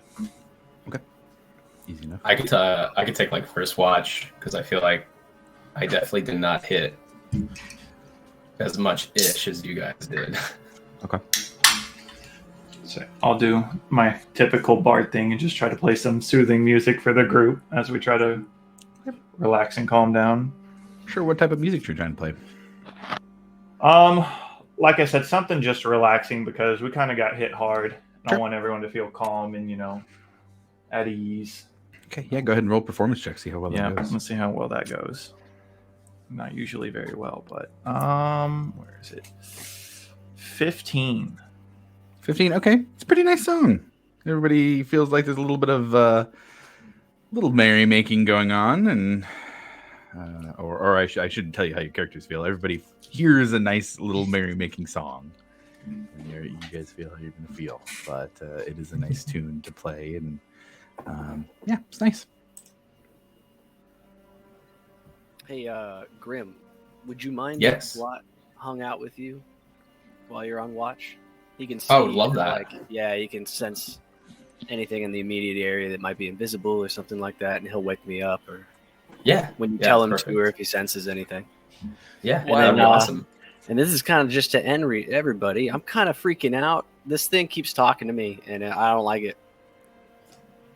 What I'm thing? sorry, can you repeat that one more This. time? And I showed him the will of the Talon. There's a voice in my head. It started like as soon as I touched it. I think I told Breck in passing, but there are other things in my head, man, that are happening at the time. And as you say that and are telling them, you say, "Yes, I was given to the decisive leader of the group. You do not need to tell them what is happening in your head." Does it just? Milo just starts laughing. Does it Does always he come do to this you? like all the time, or is this like a natural thing for him? I mean, you mean sometimes he there's a talks voice? to himself, but like Yeah, it was my understanding. Milo already had voices in his head, so I'm a little this isn't skeptical. but- much different. That's actually a But- good point. Sil, are you This there? is the first time he's been, concerned about it. Yeah. Sil? And you hear, "Yes, Milo, I am still here. I am still here. I do not believe that what I say is just between me and you, and so I will be a bit quiet for now. Please, be careful." Is he speaking to me in any specific language? Do I know, or is it It's in your head, so you can't really tell. okay? Does it talk to anyone else, Milo? As I kind of like reach out my hand, I want to see. So you know that other voice that's in my head? Like they can hear each other, but what do I call you, new man? I don't want to say friend yet. Is he talking to me or the head? I can't tell. I think stuck into the. I'm talking, Yeah. I'm talking to As the character, like I the can't more tell if you're urgent, talking yeah, to me, if yeah. It's me or you're the head. He's very I'm concerned so that lost. there's a thing in my head. You hear back.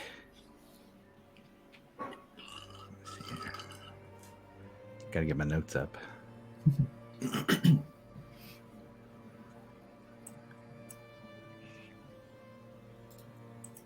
we go.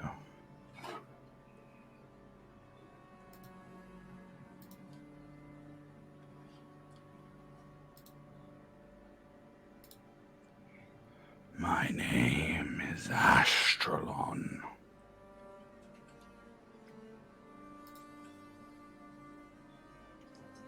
You said or Asteron? Astral. It's a weird one, so I'll just spell it for you for the sake of this. It is spelled Ashtyrlon.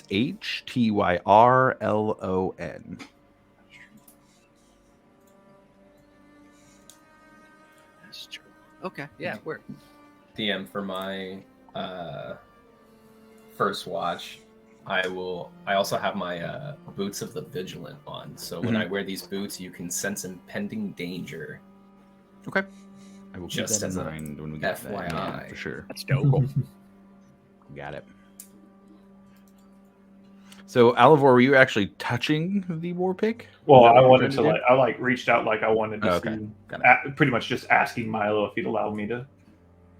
And I'm gonna try and hand it over. Sure. You can. Yeah, you're able to.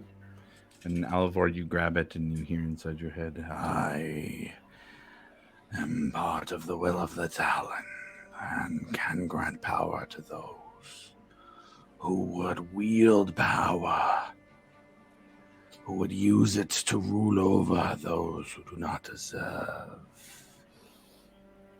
I see revenge in your heart, and I can grant it to you. All right, guys. So he's not lying. This thing talks to you. Oh yeah. I guess. Did they know his name yet? Did I say that already? If you did, yeah. Yeah. His name's Ash. Ash. I'm sure he's gonna hate that name. Yeah, as soon as you say he's Ashtralon. Oh, Ashtralon. I don't think he likes his nickname, Milo. Shrugs. Those who are powerful do not suffer fools. He says he can grant power to people who want it. Say, oh no, it's sketching me. It's giving me Inside that old check on Alivor. I mean, sure, yeah. If you want to roll an insight check, for sure. I said, I a was wholesome 9. I say, is that going to be against my deception? Because I guess I was Your kind call. of telling the truth. Well, I'll let you decide. Wait, on that. you said a whole 9? Oh no, I meant like I'm kind of trying to insight on whether you're tempted by that fact or not. Oh, then yes, yeah, because I'm definitely not going to show. I am Alivor would be kind of tempted by that. Go ahead and, but yeah. you said you rolled a 9? Yeah, I got a 9, so All right, I was probably roll. not gonna. Yeah, I said I have a plus 11 on persuasion, so I don't need to roll. Okay. Oh, but if I did, it would have been a 28. Hard to tell. yeah, word. Yeah, hard to tell. Point taken. But yeah, he says, yeah. So what do you think we should do with this, Milo? I mean, you're the resident magic user. I don't know, Ekamos, do you think you could take a look? I know you're a pretty big magic guy too. You want to take a look at this thing? Ekamos is dealing with bowl problems right now. I don't think. Oh, that's right. That's right. Oh, this does sound like his bowl. Wait a minute, and then I kind of like pull it back and be like, no, you can't touch this, Ekamos. I take it back. I feel like there's a lot going on with you guys. You've got the murder bowl. Sorry. I can try and identify it Ooh. with magic and see if there's any sort of other components to it or something we don't know already. But and then I hand it back over to Milo. Yeah, we probably need a deeper look into this thing before we go any crazy with it. Just keeping in my mind that I may try and get that pig back at some point in time. We'll see. Milo, as you take it, a powerful leader does not share his power. He keeps it for himself. cool. I'm gonna set it down on the rock in front of me next to the fire and start trying to cast Identify. Okay. Start taking out some of your pieces to do a little identify ritual. Anybody doing anything in that 10 minutes while Milo's starting to identify? I'm just gonna be watching Milo. I'm gonna be keeping a close eye on it. Just for information, is Tiny Hut already up? Yeah, that's fine. Okay. I'm just gonna, outside of earshot, just whispering to Ekamos. There's things we need to talk about, but we're gonna need to wait until we get back to the Bastion.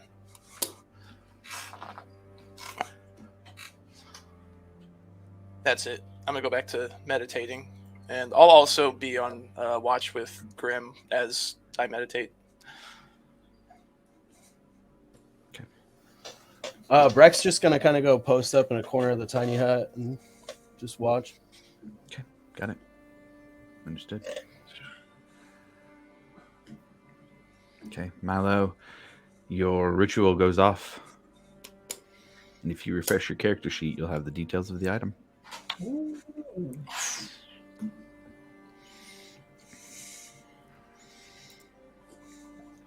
So, what were the results, Milo? Ending. Pending. I saw your ritual go off. What's Yeah, up well, I with gotta this? read it first. Damn. The magic doesn't exist in this world. We can't just It's like the transmit printer that at the info. DMV, print out your contract. Oh, jeez. So what I would do is once the spell did go off, I would immediately head over to Breck, and I'd probably like motion for anybody who's awake and for him to come over to share the information that I've gotten from it. Also, that hey Breck, I'm still just a little bit just a little concerned. So if I do go to sleep, maybe you're awake and maybe you're watching me, or maybe somebody is, and yeah. Yeah, I can keep an eye on you. Cool. All right. Thanks, man. Yeah. And then I'm gonna go to sleep until it's my turn to maybe not take watch tonight. I don't know. Yes, I get more sleep out of this. Maybe that's what I'm trying to do, anyways. As you move to go to sleep, but you're keeping it with you though. I mean, shit. That's up to the group, really. It didn't seem like it really. It was taxing on me to give it away, was it? No, it didn't seem to. Okay, maybe. Well, shit, Breck. You want to just hold on to it? No, I do not want to hold that. I'll hang on to it while you sleep. How does everybody feel about that? What exactly was it? Just set it in the corner over there, and I'll keep an eye on it. Okay, I'm gonna do what we can't have it stolen though, man. It's got to be like. We're in the bubble. I think we'll be I ain't gonna fine. let it. I ain't gonna let it get stolen. Well, how about we put it in the bag of holding? That'd be fine, right? It's a whole extra dimensional space. I'm okay with that. Yeah. Okay, let's just do that, and I'm gonna put it in the bag of holding. Damn. As you are holding it, moving it into the bag of holding, you hear the voice in your head one last time before you put it away. What is that? Interesting. A bit of blood. Oh my. And that's it.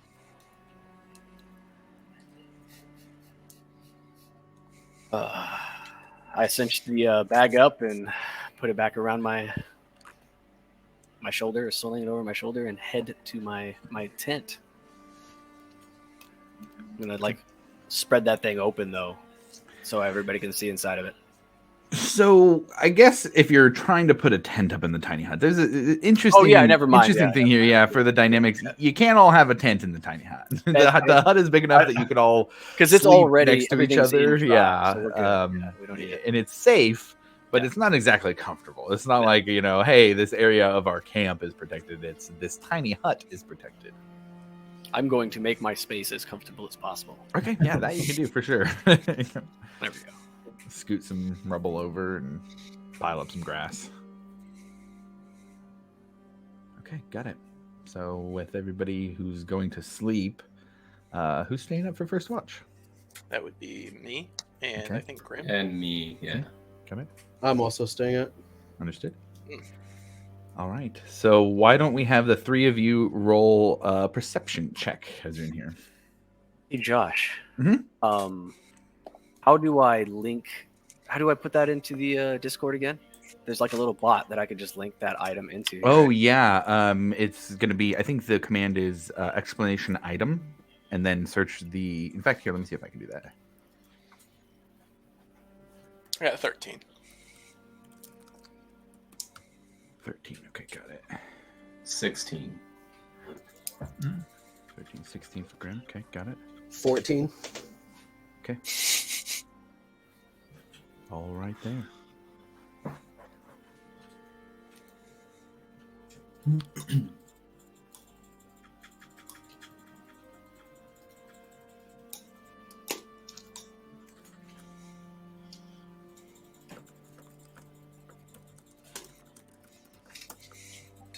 There we go. Oh, don't look at all of that. I can't tell you guys that. Hey, don't look at all of that thing I just put in the Discord. It is. I'll just tell you, it's the dormant form. Man, the Discord bot really kind of screwed the pooch on that. Meta game. Yeah, I mean, for the record, anybody who has like actually read the book, it's all over that shit. So Fair, yeah, that is fair. That is a good point. You It said may just not be don't yet. read the dormant part. No, dormant is what it is right now. It is not awakened or exalted. Okay, so dormant. Sweet. I just won't read that part. So with the perception checks that you all have, everything seems to be quiet for the night. The sun sets on this first watch here, and you start to hear crickets. It is a clear night. The hut provides a little bit of warmth that keeps some of the warmth in, and which is nice because you can see just outside of the hut some of the little bits of plant life that is around here starts to freeze over pretty quickly. Starts to looks like it's quite cold here, especially this far north near Ice Haven. This time of year, we're kind of in the fall months for sure. That is kind of what crosses your mind, is being grateful for this hut, keeping a little bit of warmth at least with the fire inside here. Besides that, you don't see a ton else. It is pretty quiet. There's enough to be able to go up on the hill and look around for things, but you don't see really anything flying over for most of the watch. And then I'll say probably about an hour and a half or so in, all of a sudden you see and hear it rather first, but you see like just a bunch of water, almost like a bucket being poured, hits the top of the hut and just kind of slowly starts to run off of it. That was very weird. Oh my damn fish. Where's Do I Varric? sense anything? Are my boots going off? Are we in danger? No, you don't sense anything. It doesn't Are seem there- to are be there any impending fish? danger. That might have fallen and bounced Sure, off yeah. of it. Go ahead and do a perception check. Goddamn magical fish falling. 16. 16. Or sorry, 17. 17, got it. Yeah, there are some small fish. It looks like some baby fish were in with that. It looks like maybe even, 20, 30 little small, tiny little guppy fish are just kind of floating around. Not floating around, but flopping around on the grass as the water gets absorbed into it. Weird. And it just fell like from the sky. Didn't From really where we just see. saw- Yeah, I didn't really see where it was coming from. All of a sudden, it just kind of hit the top of the hut, and What is this game? This is a recurring thing. These Somebody things just- happen. Somebody just upchucked on the tent. I'm gonna go ahead and not do anything and go back to my meditation. okay, sure, yeah, easy enough. Can I look up just in Sure. case to see anything over the Yeah, tent? absolutely. You look up, you see Katha and Rudis both in the sky. The large, kind of silvery form of Katha up in the sky, shining most of the light that is illuminating the landscape this night, but also the darker red form of Rudis off to the side in almost full view as well. Nothing besides that, though. I'm not a fan. I'm not a fan of that, but I don't see anything.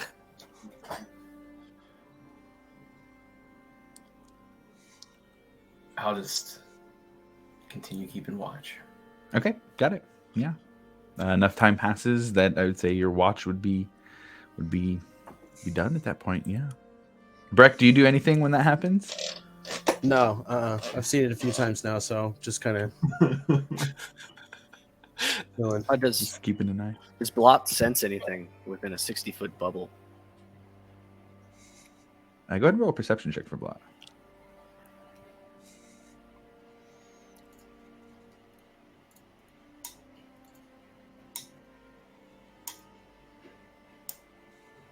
It's a 2.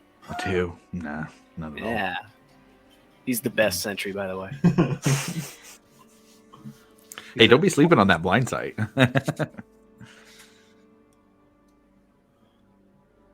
Okay. Yeah. Your watch passes, and pretty safe. Quiet night. Crickets in the background. Anybody like to take second watch, or anything else you'd like to do before this watch is over? Rufus or Grim or Breck? Nah. Okay. No, not for me either. Okay, got it. All right. So Grim and Rufus then heading off. I'm What gonna about- stay up. Okay. Got it. Can I get up with him? Sure. Yeah, absolutely. I am passing out. Can't leave you alone, Greg. Can't leave my guardian angel all by himself, you know. Gotta keep you company. Yeah, so the two of you are up. Dark night. Everything described so far still the same?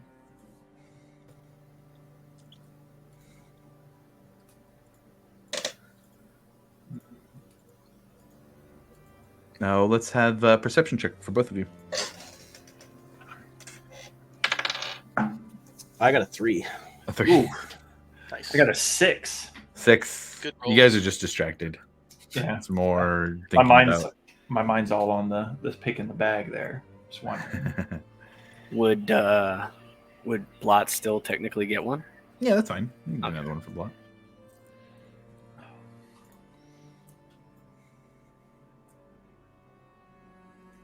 He did do better. It's a 3 this time. 3, 3, and 6. I swear he is the Like- best though. It's like somebody wakes up and Breck and Alvor are like messing with Blot, like, okay, now turn into a little figure of this. All right, now do this. All right, can you do this? And they're just like messing with Blot. Yeah, you guys don't see much. I like that though. You guys don't see much. It's a quiet night, but you don't want to venture off out of the hut up onto the top of this little basin to go look out. You figure it might just be safer just to keep your heads down. Don't even give you the opportunity to, or give them the opportunity to see it. But your mind travels to the previous days and what have happened over them, and time in the tunnels, and yeah, you have the evening here if you want to talk about that. Actually, I'm going to take out the burned flag of what was left of my brother's ship. Okay. And just kind of make a prayer to Melora. Okay, absolutely. Go ahead and roll a religion check.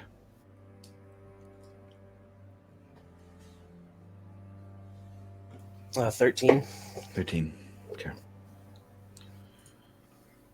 With a 13, you hear a breeze, which is odd. It wouldn't pass through the tiny hut, but you feel warmth and almost a whisper.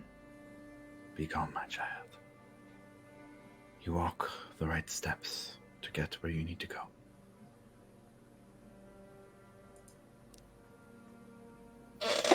Yeah, I'm not going to respond. I'm just going to, keep holding the For sure. flag. While he's doing that, and I'm going to recoat my myriad poison dagger. Okay. With a vial of crawler mucus that I have. Nice. Okay, got it. Yeah. Oliver, you're working on your dagger. You see Breck with the flag. Both of you guys gonna go about your own business here in the hut while you're on watch.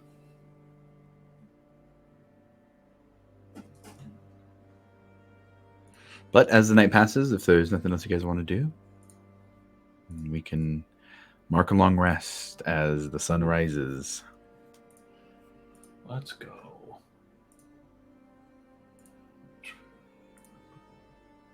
I don't think Breck, for you, I need you to roll a Constitution saving throw. See if you hit exhaustion levels.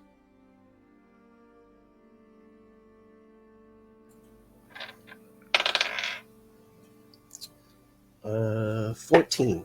14. You're good. You feel it, and you feel hurt, but you're awake and not exhausted at least. Okay.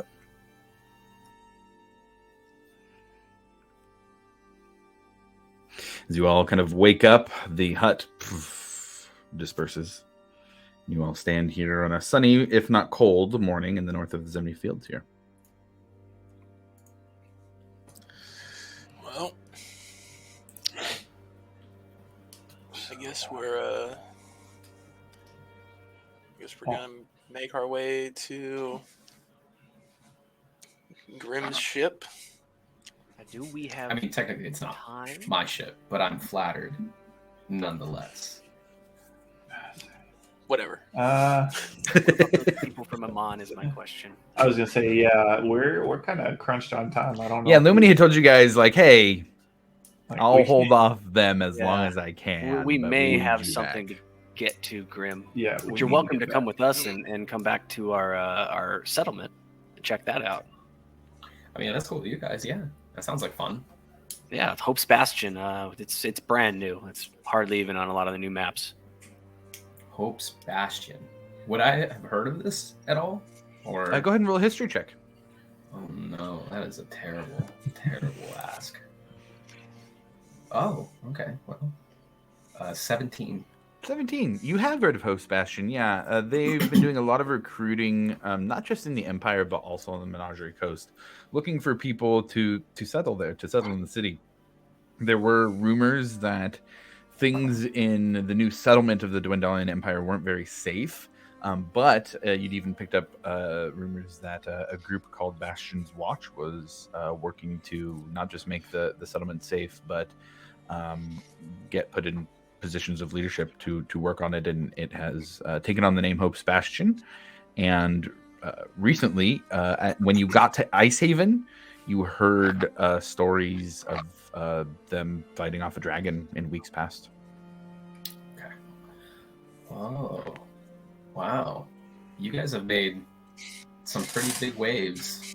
I don't know if you know that, but rumblings have hit the sea as well about Hope's Bastion. So yeah, I'll go. Cool, man. Yeah, we'd love to have you.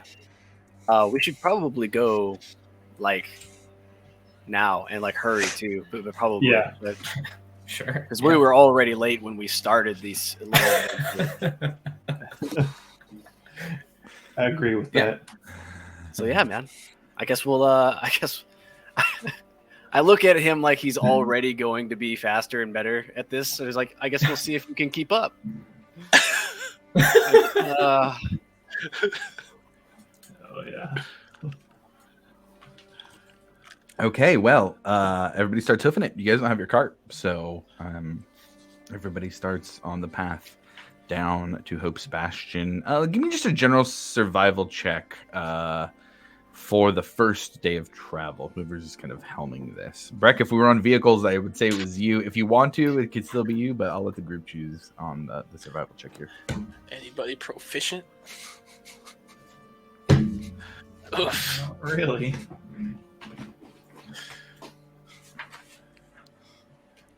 I mean, I've definitely read books.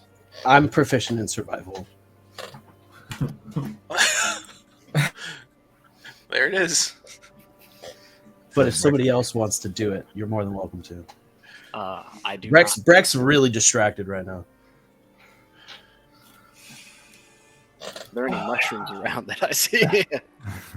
No, definitely not. No, you're kind of looking around and you see, as you're all kind of figuring this out, you kind of look to Breck like he's usually the one who does this, and he just kind of is. Yeah. I rolled. Well, Since everybody's looking at me, I rolled a dirty 20. Okay. What do you say? Do you say anything, or what's Breck's look as he kind of takes off now? Just taking gonna the lead kind of right shoulder behind you? through the group, just walk in the direction. Okay. Kind of bumps into a couple of you and pushes. Thanks, through, buddy. moving. He should have took a nap. real trailblazer, that one. He was up all night. You are right. I mean, he does kind of have small excuses. Okay, got it. All right. So with a dirty 20, that's enough that you make quick travel on this first day. I won't make you guys, for the sake of brevity here, we won't do a whole nother camping scene and setting for the next day of travel. But we'll just roll that into the whole trip here and say that by the end of the second day's worth of travel, unless there's anything specific that anybody wants to do here on this trip.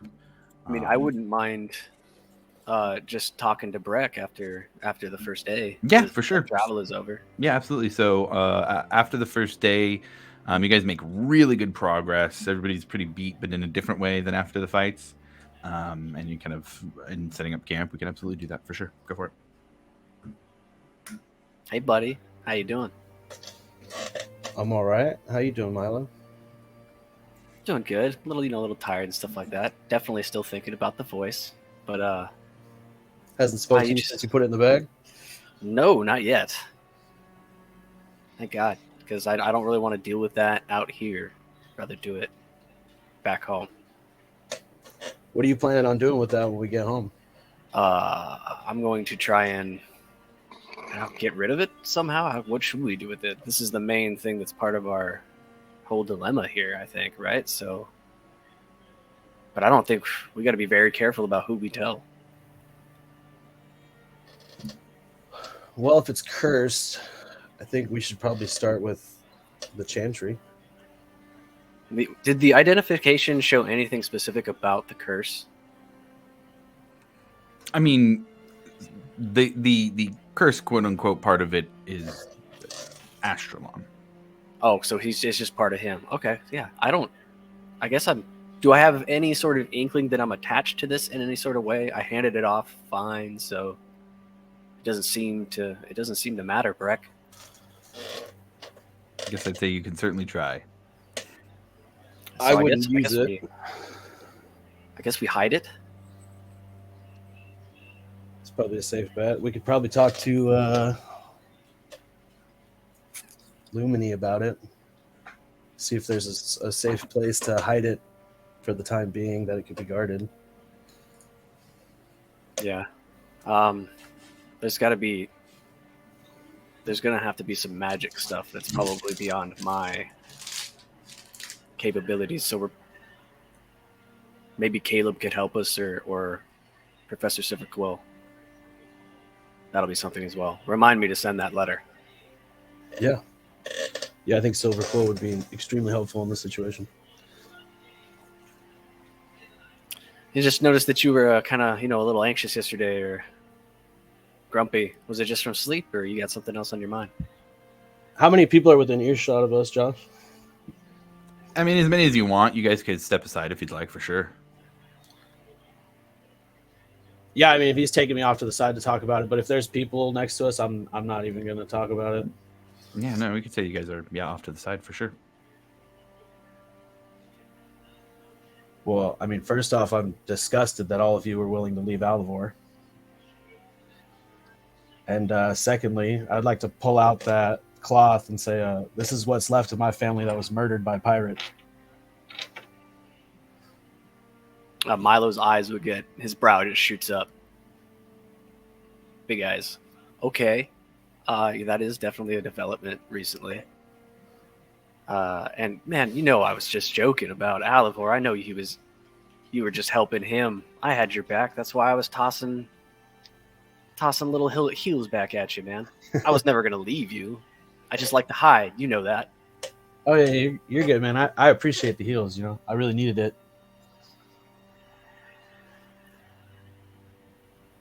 Yeah, and I mean, I just like to kind of give Alivor a hard time from time. It's kind of fun to poke him. But yeah, man, that's So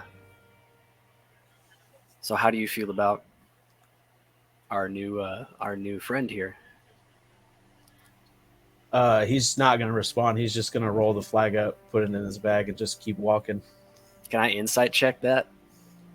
I mean, I don't think I really need to, but yeah, I'd say if you feel the need to, you can for sure. I don't think I really need to. Yeah, okay. That's yeah. Well, I mean, are you gonna be able to, be cool for the time that he's maybe hanging around? Until we get an idea of who he is truly. He's just going to keep on walking. Milo just stops and nods his head. Right on. Cool. Well then, this will be an interesting development. And then he slowly follows. Okay, got it. Okay. So you guys head back to camp, and camp is made for the night. Out into the stars again. And waking up, you all ready to travel for the next day. Make the trek through the Zemni fields. I would say when Hope's Bastion is in the distance, and you can see it now, you see that there is a figure riding out to meet you, trailed by 2 wolves. As you move closer, you all see the familiar form of Aswin. Still a bit patched up. A couple bandages here and there. But overall, much better than when you left. She stops in front of all of you and looks around. Lumini mentioned you may have had a lead on the ring. I wanted to speak with you before you came back into Hope's Bastion.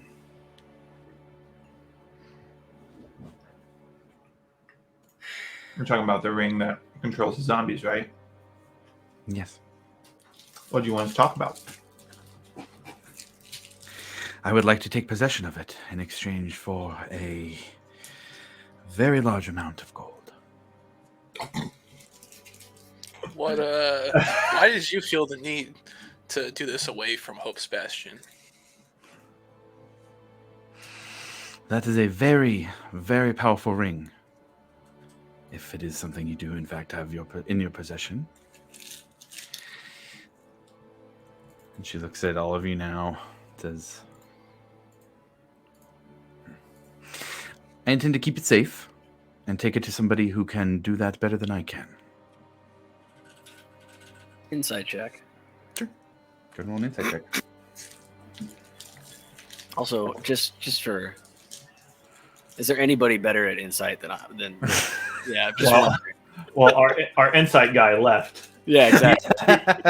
Barrick would have 100%. He's here. He's very distracted. I was gonna say he would 100% have insight checked that for sure. But Gonna hit him with the 3. The 3. I mean, it seems like she's telling the truth. Sure But does. in seeing you all kind of consider that and wonder about what she is and who she's doing, she does something that she hasn't done yet. She takes a piece of her shoulder pad and pulls it up. And she says, I apologize for any deceptions, but I am a member of an organization out of Taldore, and the leader of that organization would like to have this item back. She's been helping me for a long time keep track of it. do we recognize that patch? Go ahead and roll a history check. Oh boy. Let everybody roll a history check here for this one. I was gonna say thank you. Because Alivor got a 9. There it is. 12. 16 for Grim. What are we rolling for? Sorry. History. 19 for mine. 19. 6 for Breck. 6. Okay. And how about for Ekimos?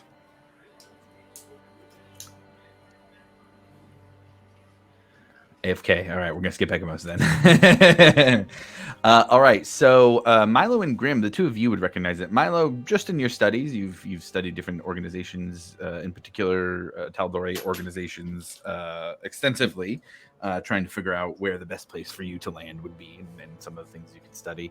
Grim, you recognize this symbol because if you run into the symbol on the waters, you're concerned. You do not want to go up against them. Oh, thank you for that, Ekimos. We got the 9 for Ekimos, so you would not know. But Grim would know not to go up against this group if you run into the sigil. Both of you recognize this as the symbol of the Grey Hunt. It is a elite force out of Whitestone, and they are very skilled in many different ways. I'll just share that with the group, I guess. What are they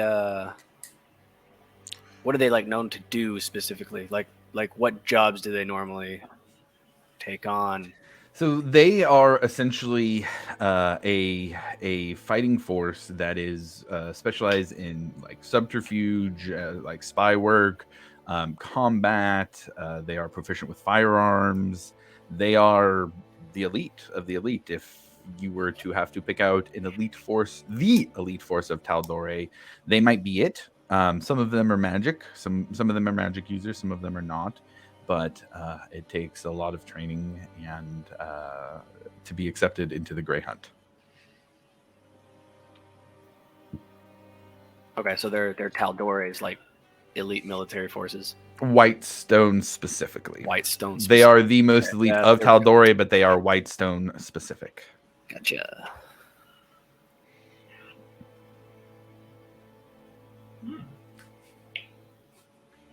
She says, along with a very generous pile of gold, a favor from Whitestone.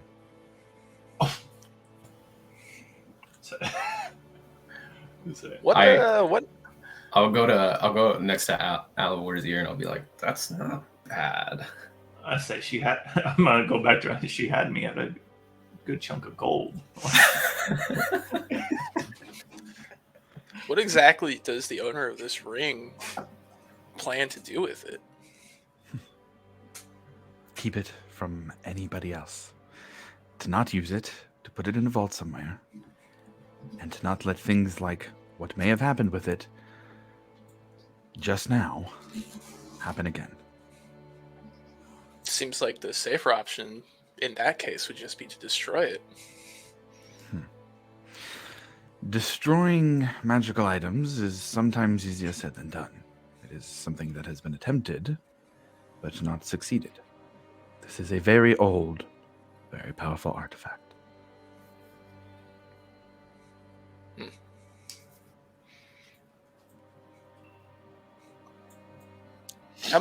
Who else in the Bastion knows that you work for these people? You are the only ones who do. And I ask that you keep it a secret.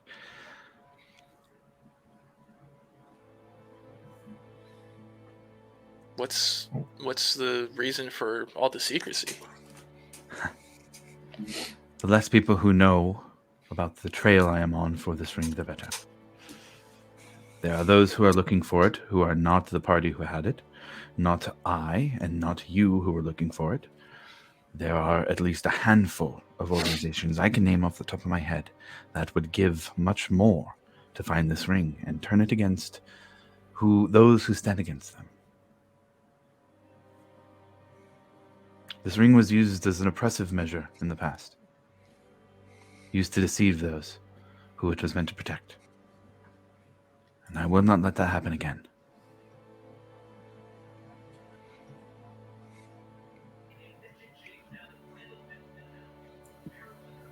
I think it's safer with her than it is with us. Probably, right? I'm gonna say I'll leave it up to the group. This entire time, of course, my hand is hidden. I haven't shown that I have. Oh, sure. Yeah. Is the only reason that you've been here to find the ring? Yes, essentially. So what's going to happen once? Can I insight check that? Sure. Yeah, absolutely. Yeah. Oh shit. 22. 22. It seems mostly, for the sake of this conversation, it seems mostly true. There was a sense of there's a thing I did here that was more of a personal thing. You know, it's something like, hey, there was something, but I'm here for this. You absolutely believe that. Okay. So if you end up taking the ring, what happens then? What happens with you? Do you ever come back, or are you gone for good? She kind of chuckles. Would you like me back? I'm just gonna look back to the group and see what they think. Oh no, man! I think she means you specifically. Bastion is in need of hunters right now. We're short on hunters. Could always use. These questions I'm asking are purely for information. She says, I would not be returning. I have a very particular skill set, and although I understand that you need hunters, I believe my skill set would be a bit more valuable in other places. However, if you would like, in my travels, I can return here in a bit and maybe train a few. Pass on what I know, pass on some of my training, and some of Whitestone's training to the hunters here to improve their skills. Man, that would be amazing. And if you find yourself wanting a change of scenery and a different pace of life, I'm sure there's plenty of opportunity there. Perhaps. Maybe in the future, when this world is a bit more safe. This is a very nice home that you've made for yourselves. I am a bit regretful that I have to leave, but I'm happy to have found what I'm looking for. And then she kind of pauses for a moment and says, "So, do you have the ring?" I have a question for Josh. Sure. Are we aware of the connection to Whitestone and like Caleb through, is that like a connection that we know of? Not really. Not really. Okay. Yeah, because that involves some personal stuff with him that probably is not common knowledge. Gotcha. You would know of Residuum and that it is involved with Whitestone, but that's about it. Okay, so that is definitely my next question. That big favor, how big a favor are we talking? The Lord and Lady of Whitestone are a bit occupied currently, but it depends on the ask. I will do what I can if it is something a bit more bombastic than might be typical. Well, I don't know how bombastic this might be, but I myself personally am interested, and I believe that the settlement might benefit with further knowledge of Residuum. That is not necessarily bombastic, although a little bit more of a difficult task. I will absolutely make that request, and this is a very big favor that you'd be doing for Whitestone after all. I can't promise Residuum, but I may be able to promise new designs that have been made of Residuum infused enchanting tables. It's a new method of crafting magical items that is a bit quicker than normal methods. If you'd like, we can see if some of those can be dropped off to Hope's Bastion. And I think that might be a bit more askable. Milo looks exceedingly excited about that. Yes, definitely. I would, that. Many, many muches. We'll call that a pending request, and I will confirm before delivery that is the favor that you would like to ask. You guys, I got ahead of myself. Would you guys agree with that? And also, do we have anybody who opposes maybe giving them the ring? And while you guys talk about this, I'm going to do a quick pee break. Mm-hmm.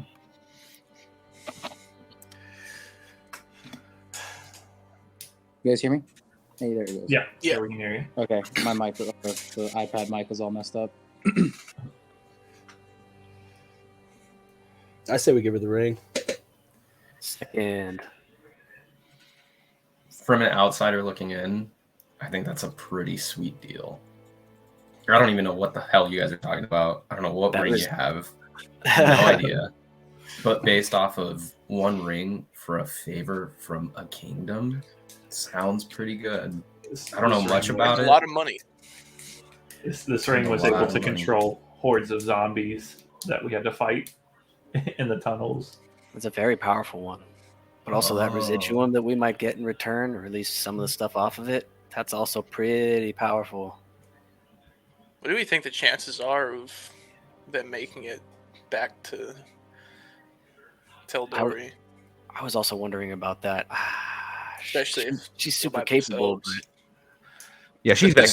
She's back, and I'm back. If you guys want to ask questions. This ring is clearly a pretty popular item, and that's a very long trek. I mean, she said that she didn't really tell anybody but you guys about what her real intentions were, so it's not like anybody's really. But the ring must be sought after by, I'm sure, a lot of people. Would anybody know that she would end up having it? If they know anything about Whitestone, there's a possibility of at least seeing a familiar person in travels. Well, did the one chick in the tunnels see us take the ring? That got away? It took the ring on top of the thing that we were on initially, right? So yeah, I'm just asking. And that person was pretty crowded, right? I would say maybe it's a possibility that it's a no. It's definitely a possibility that it's a no. Even if she did, she'd still think we had it. Right. Well, you gotta take it as a yes, then, man. And say as they're all just bumbling, like talking to themselves, Alivor, he was taking it gold. He walks up to Aswin and flips it off his finger, says, "I trust you. Here it is. Don't mind them." And she takes it, pulls a small box out of her belt. It's like a little pouch on the belt, pulls it out. And as she opens it, she says, "Thank you. I will be traveling separately from the ring." And as she opens it, she places it in, and it disappears. She closes it. Oh. Problem solved, boys. The ring is where it needs to go. And she kind of gives a sigh and drops her shoulders. I believe there's payment we talked about. Yes, there is. And hands over a bag, and you open it up and find 2,000 platinum. Oh boy!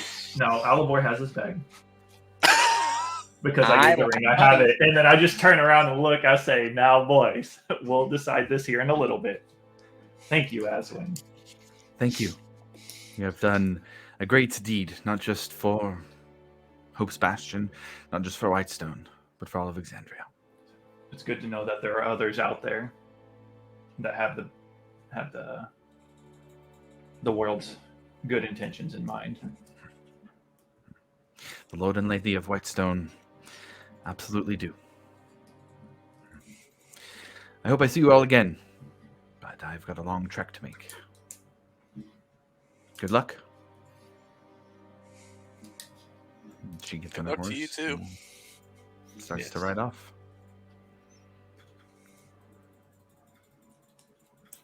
Well, she was lovely. All right, now hear me out, all you greedy bastards. Hear me out. This settlement needs a shitload of work. God, you're the money Rare. guy. I want to keep it all. I'm not going to keep it all, obviously. I'm just saying we put the majority of it towards the settlement. What do you think is appropriate? I honestly think that... How many of us are there?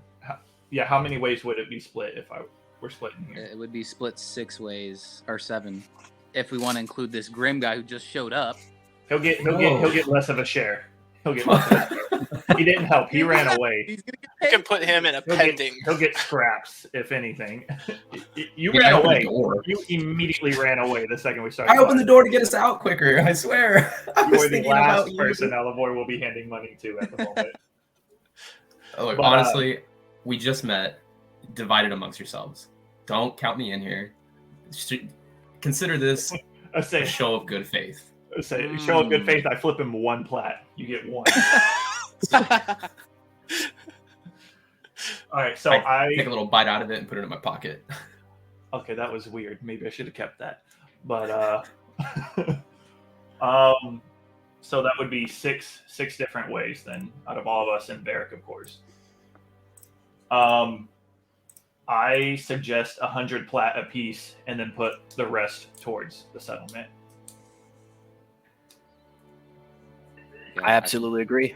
Yeah, I I agree. feel like that's fair. Like that's quite a bit for us, but then that is also still keeping a ton towards the settlement. Okay, so 601 plat is distributed. Everyone can add 100 plat to their inventories then.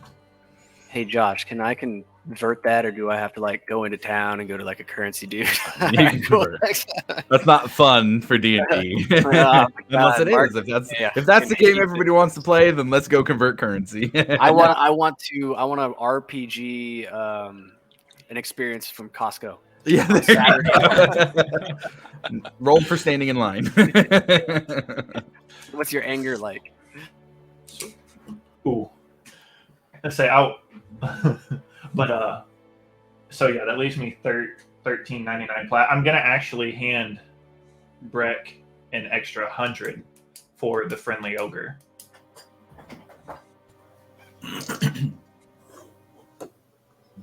You want me to add that to my inventory, Josh? I'm just gonna give it right to. No, it's fine. If you're just giving it right away, then that will Yeah. go towards upgrades. That's 100% going straight to the ogre.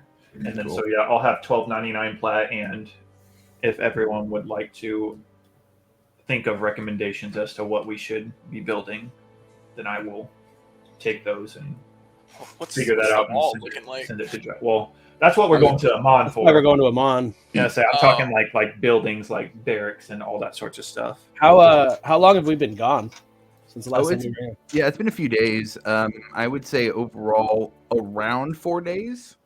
Have they started work on my distillery yet? I would say so. Fuck yeah. Yeah. And now a nice infusion of cash too.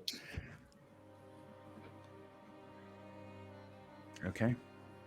So then what I'll say with that is you all kind of start talking about the money that you just received and how it's going to be spent between yourselves, between the settlement, what this money will mean. You all start to walk towards Hope's Bastion.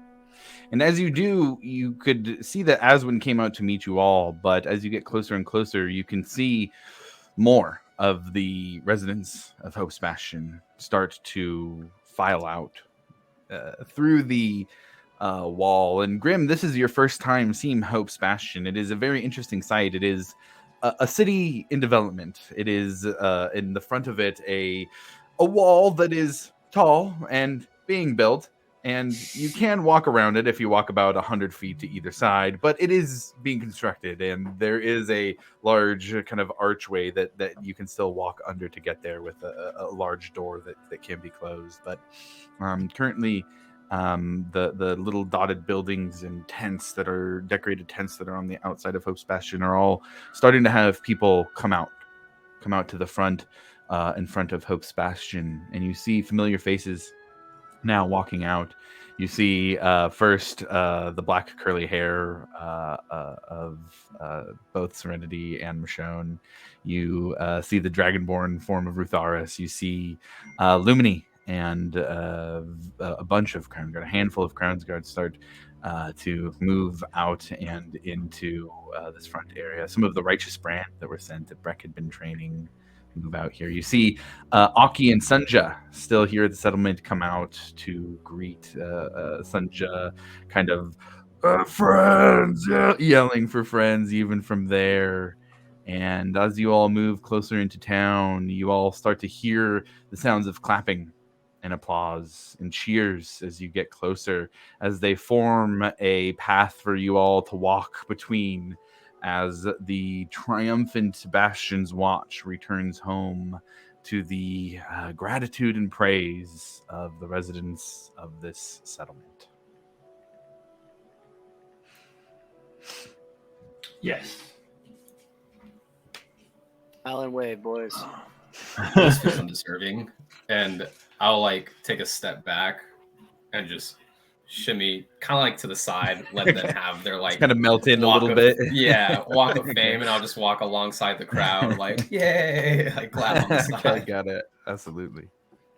But with that, as everybody walks back into Hope's Bastion, walks into the settlement here, the crowd follows you and kind of disperses back in. Some people giving you pats on the back, some thanking you for what you've done, some wanting to hear tales of everything that had happened, tell tales themselves of seeing the orange dragon fly off, chasing the others back down to the south.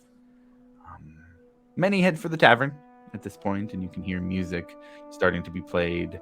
Alivor, you get a little bit jealous, thinking, "Man, Aki just plays that so damn well. That feels so damn well."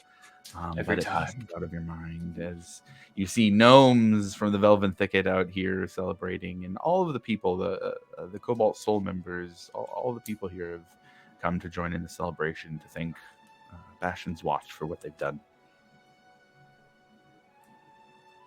This is a lot of people. Feeling a bit crowded here. Alivor, you hear a familiar voice. Oh, Alivor! Oh, And you see the face of a familiar gnome. It's been a while since you've seen her in the Velvet Thicket. You can't even really remember her name. You know you threw that sending stone far away. She starts running, Alivor! Waving, trying to push through the crowd. I see this. Is there anywhere I can can I duck behind and get away somehow? Oh, for sure. That's what stealth checks are for, man. Go ahead and roll a stealth check. Trying to get the hell out of there. Can we see him try to attempt to stealth? That's depends on how good. That's gonna be a 28. 28, no. Nobody sees shit. Nobody, hey, where'd Alivor go? I dip out. I am gone. I just poof, disappear. And you can hear, where is he? Oh, I gotta ask him about what happened to that sending stone. Just kind of trails off. What are y'all doing here at this point with everybody coming together? Is there a courier or a messenger that I can find? Someone to just deliver something real quick? Yeah, I would say so. It would take a little bit to kind of ask around and see what it is, but there is a teenager who takes letters and runs up to Erosa, then Icehaven, and then back down. You're able to ask around and find them. It is a teenage human, brown hair, very Zemnian looking, kind of have a little bit of an attitude when you walk up to them. They go, what do you want? I need a letter delivered to the docks. Docks, Icehaven? Mm-hmm. How fast can you get there? How fast, or how much can you pay?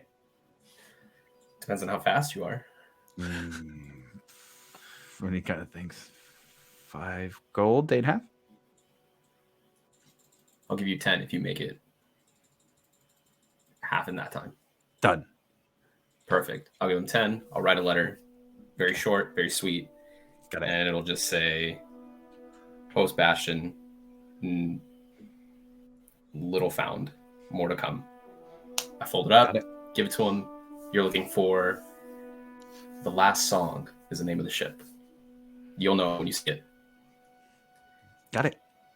Thanks for the business. Yep. And Look, takes 10, off walk right away. then and just goes. Yeah, he just goes. And when you handed over the 10 gold pieces, it was kind of like a big look in his eyes, like, he really went for it. He actually said he did it. I can't believe he did it. I got 10 gold pieces now. Yeah. Oh, I got you. Not necessarily that he was deceptive about it, but just like, I can't believe he gave me 10 gold pieces. I've been broke before. I know what it's like.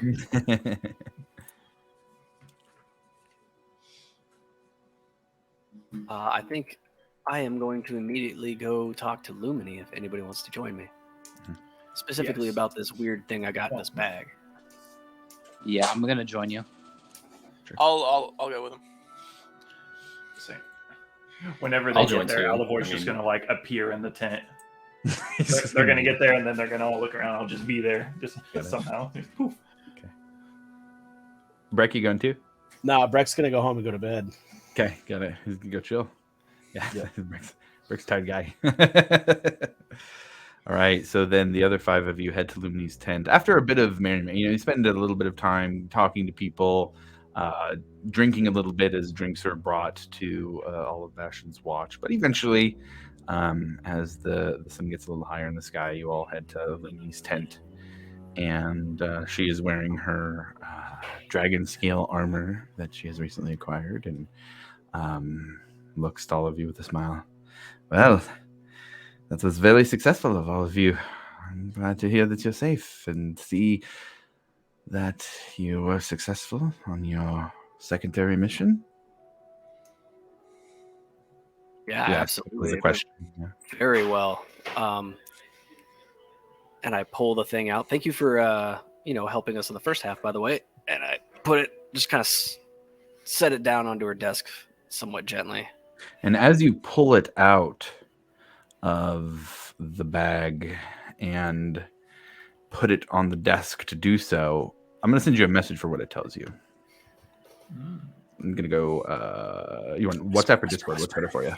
Let's go WhatsApp. Okay. Fine then, keep your secrets. You're the last one to talk, Ekamos. Yeah. He said, another murder bowl.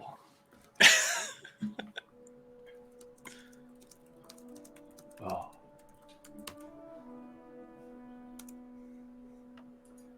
Okay, there you go. And she gives it a look and says, so this is what they were after. I think I would hesitate if that's what they say. Okay, for sure.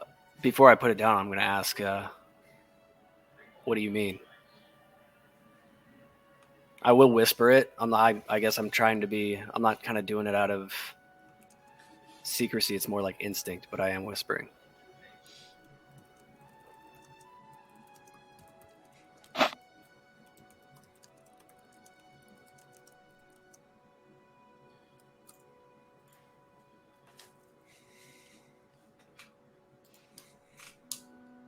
Everybody sees Milo kind of hesitate and be kind of pondering about passing it off for a moment.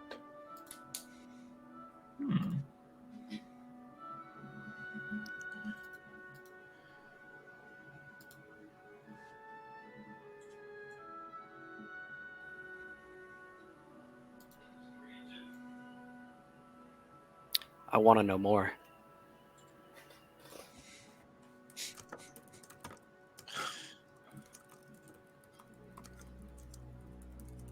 Would you like to know more?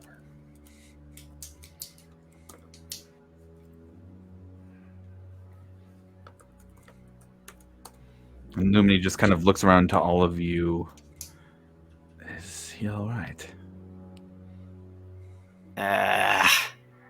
Would we notice you see him? You see him kind of toss the handle off onto the desk. Okay. Is everything all right, Starosta? Yes, thank you, Lumini. I'm okay. I would advise great caution. Great and powerful weapons often come with great and terrible catches.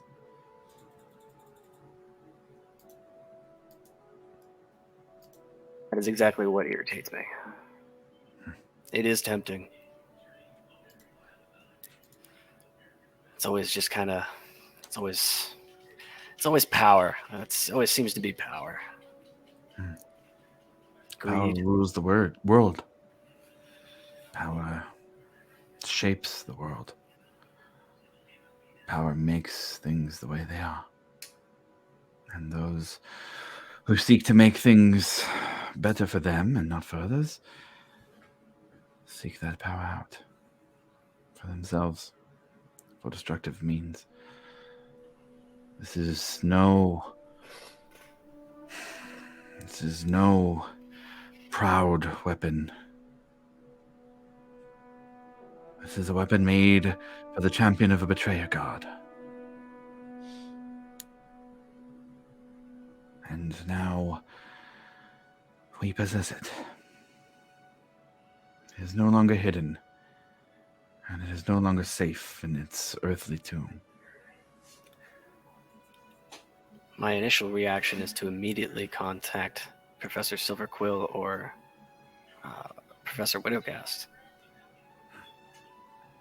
Perhaps the Cobalt Soul can do some research for us as well. If there's anybody here that can do any sort of spells of non-detection or anything like that, now would be a good time.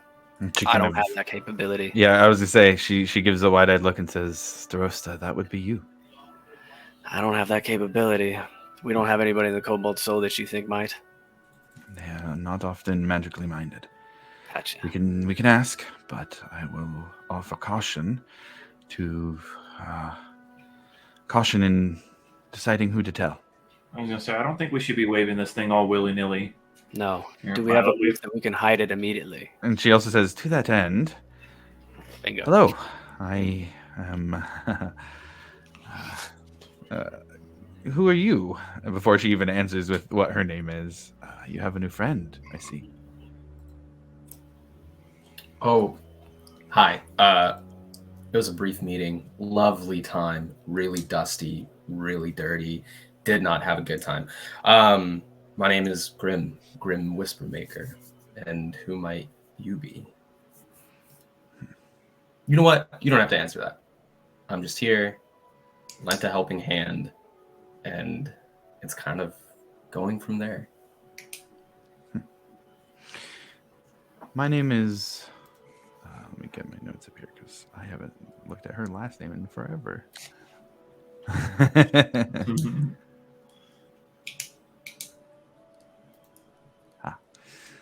My name is Watchmaster Lumini Witherston. I'm in Pleasure charge to of meet your the guard acquaintance. here. What was that? Pleasure to meet your acquaintance. And I'll give like You as this well. little bow. She gives a slight bow with a little bit of a look. You as well. I would assume if you're standing here with these four, then they have deemed you trustworthy, and I have learned to trust their judgment in most cases. So Alivor kind of gives a look at Lumini like, I don't know about this guy. When she says that, I kind of like, Eh. kind of like looks at her a little. It's kind of, I don't know. Yeah, Milo's just got a big grin across his face. Yeah, man, he's totally great. Nothing to read into here at all. He did help us out What? a little. Man ran out the door. He opened the door. Yeah, well, and then ran straight through it. No, Alivor's a little salty. But... She says, You "Well, got grabbed. we have many ways that Bastion, Hope's Bastion, can be aided if that is what you intend. But this weapon, I think you are all right in thinking we need to hide it or keep it protected to keep it safe. I don't know the best way to do that. There are the options of handing it over to the Cerberus Assembly. The Archmage of Antiquities is stationed close to here, and we can give it to them if that is something that is deemed necessary. But the High Boulder is not very. He's not one to leave a situation in the charge of others. If we take it to him, it will be him who is in charge of it from there on. I don't like that. I don't necessarily like that either. I may have a short-term solution, but I need to check my book. So I'm gonna kind of sit down and go through my spell book, and I'm literally going through the spells right now. So just Okay, for sure.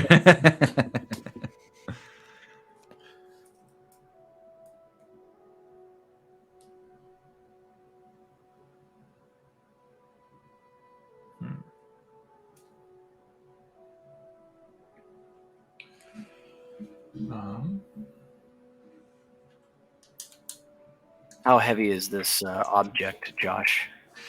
That's a good question. It might actually have a weight in your inventory. Yeah, it is 2 pounds. 2 pounds, you say? 2 pounds. I need to make a trip over to Mashan's shop. So the idea being, apparent, I can send it to another dimension, a different dimension. That's what the bag of holding. It would be a specific dimension. The only thing is, it's a short period of time, and I'd have to do it repeatedly and hold concentration on it. I believe, actually.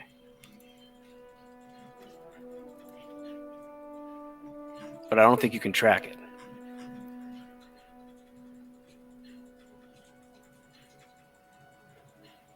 And Lumini says, I put my trust in the watch.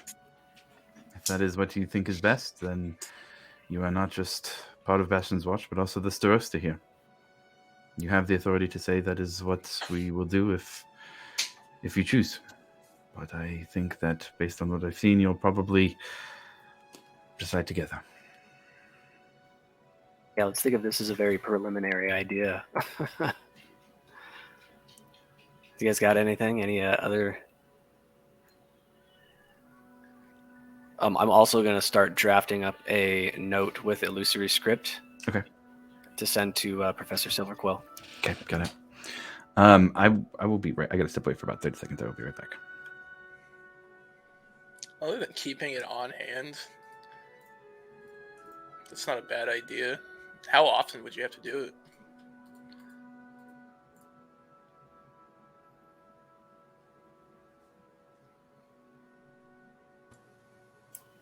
Yeah, how long does it last? Are you just looking for like a safe place to stash this thing? Yeah. My only concern is now doesn't that take away Milo's concentration from whatever we got going on? Because now he's got to worry about keeping that thing in said dimension. Good point. Yeah. Yeah, I don't think.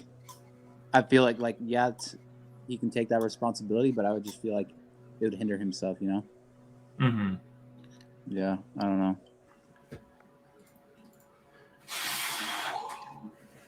I don't know. I feel like the safest course of action would probably be keeping it around, not necessarily losing track of it. Especially considering what it is.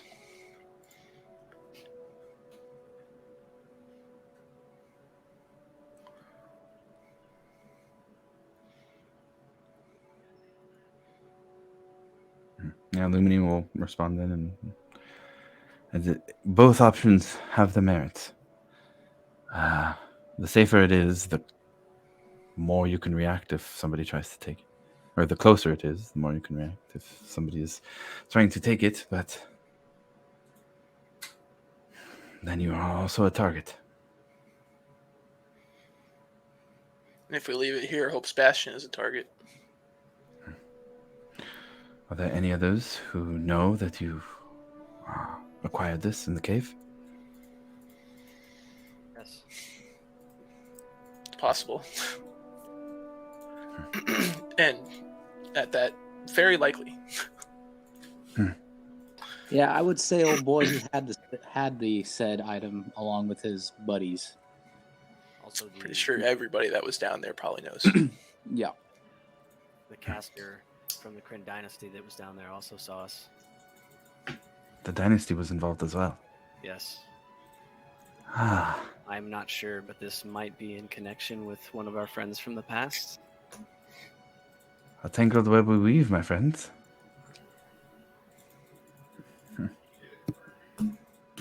Oh, I hope this does not get back to the assembly.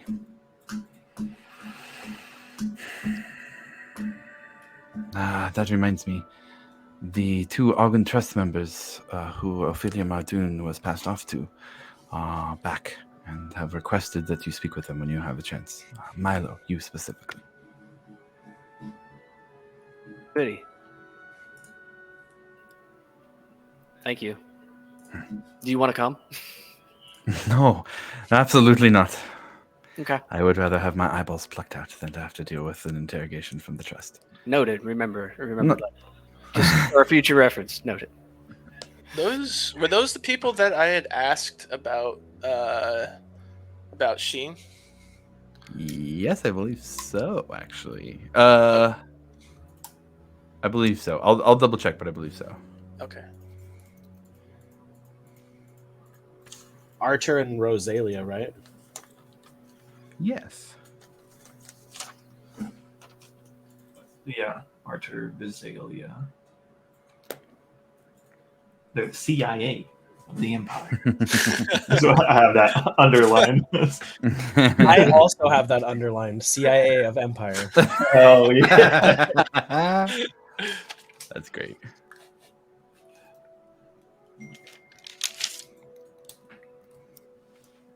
Well, if you'd like some time to think about what is the best course of action, you have all earned rest and time to yourself. The assembly will know you're back. It's not quiet that you're here. So they will be knocking on our door soon to take you to Iman. And frankly, a wall around the city may help keep this item safe. Mm-hmm. That is true. So. So the way that works is that I have to concentrate on this spell and cast it every hour. I figure that's a very short-term solve, and hopefully Silver Quill can get here and help us out. But I don't know if that's going to happen before we have to leave. Yeah. That's going to tax you, right? What's that? That's going to tax you a lot, like having to constantly keep that thing checked, you know? Yes, it would. Yeah. Are you okay with like doing something like that? Because I feel like No, not at all. no. Yeah, I would only be able to think do it for a it's- very short time. Yeah. I don't think It was a that's very valid viable point that I did solution. not think of, so thank you. Yeah. See, this is why we talk to each other, guys. So the best we got is maybe the bag of holding, and then putting the bag of holding in the safest place possible, which is probably on us. Mm-hmm. So I think we're good for the time being. Yep. Sounds good. Does anybody have any other letters that they'd like to send while I'm doing this one?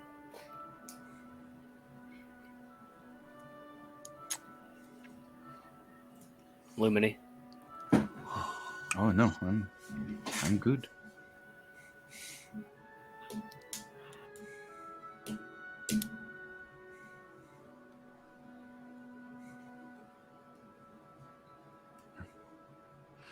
Well then, thank you all again. You have made this land safe, and what's more, you have created a story that will spread across the land. Our little home here will grow, and those who are here will feel safe because of you. That is not just praise, it is responsibility. Don't take it lightly. So, thanks for the pat on the back. And speaking of growing, the settlement just came into a great amount of money. What do we need built? What do you asking want built? What do you suggest? Do you, you as have the any? watchmaster, do you have any suggestions or see any faults in the settlement other than the obvious wall? What would you recommend if you have any recommendations? Perhaps something for the people to do. There is, of course, a friendly ogre, but if the only recreation in town is drinking and revelry, then we will likely have to deal with a bit of destruction and making up for that. Alivor. We don't want a bunch of drunk assholes around here. You know what I mean? Good point. I We do agree. have the library in progress. Where did we stand with the lumber company? Ah, yes, that is news as well. You've been gone for a few days. The Red Wills have been removed from the Amber Council. Oh shit! The crown will be looking for another family to place on it, and they will be doing so with great haste. They have sent their agents to take over production, so that in the meantime, the Empire is still not without their timber. But the Red Wills themselves are no longer in control, and even more so, the oldest son, who I believe you had a run-in with, Ansgar. He has been sent to Rexentwim and will be interred there for the time being. They put his ass in prison. Oh yes, where he belongs. So, another notch in our belts for successes that will help our home.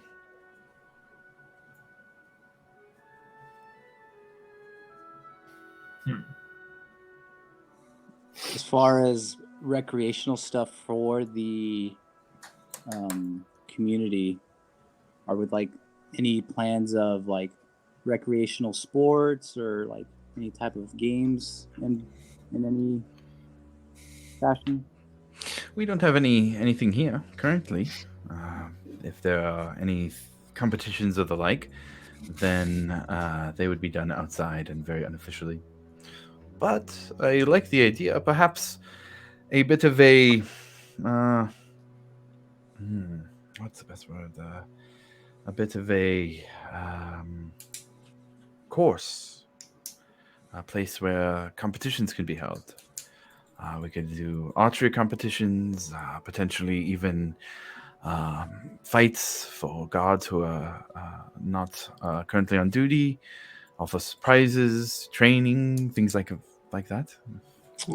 I actually was wondering if I used to play a game out in Vermont, out in the squabbers where we were living at, and we used to play this game. It's called Rounders. I'm pretty much like explaining baseball. And, just explaining like, yeah, you would need a field, this dimension, and then I could help teach the community, and that'd be kind of cool. Get the I kids know involved. anything about this game, Josh. She goes, an interesting game. Yeah. Seems like a lot of standing around, but No. Okay, There's a lot all right. involvement. Milo, yeah, go ahead and roll a history check.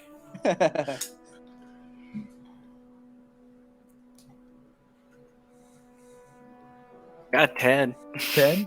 I would say you've heard of it, but you don't know Okay. the rules or anything like that. You know the general concept. Like in but- passing. Yeah, Oh not yeah, like- I've always been interested in that game. I don't know too much about it. But Yeah, a lot of people haven't heard much about it, but we used to play it a bunch out in the ghetto and whatnot. So yeah, I could definitely take head of that. That'd be kind of cool to get people out and active. Lumini says, yeah, an interesting initiative. I look forward to learning the rules of this Rounders sport. I think it is a fantastic idea and one that can be done without much investment. No, not at all. hey, Alivor, Yeah. would you like to maybe do this during get everybody together and do it with the council? That way we have like a time to think about it, and then we can come to you with ideas. There you go. That sounds Because good. I think Eric might have something too, but he's kind of look. I mean, Yeah. fucking, it's not even. Look at his face. And as you say that, she says, oh, is Varric all right? Oh, look at him. Kind of on Did he even autopilot. in here? Did he follow us in? No, he wouldn't have been in here with you guys. But No, she he's looks a been bit weird concerned lately. when you He's say like- he's been weird. Yeah. Kind of off in his own world. Well, you all have been quite busy in defending this land, so I can imagine you all have many things on your mind.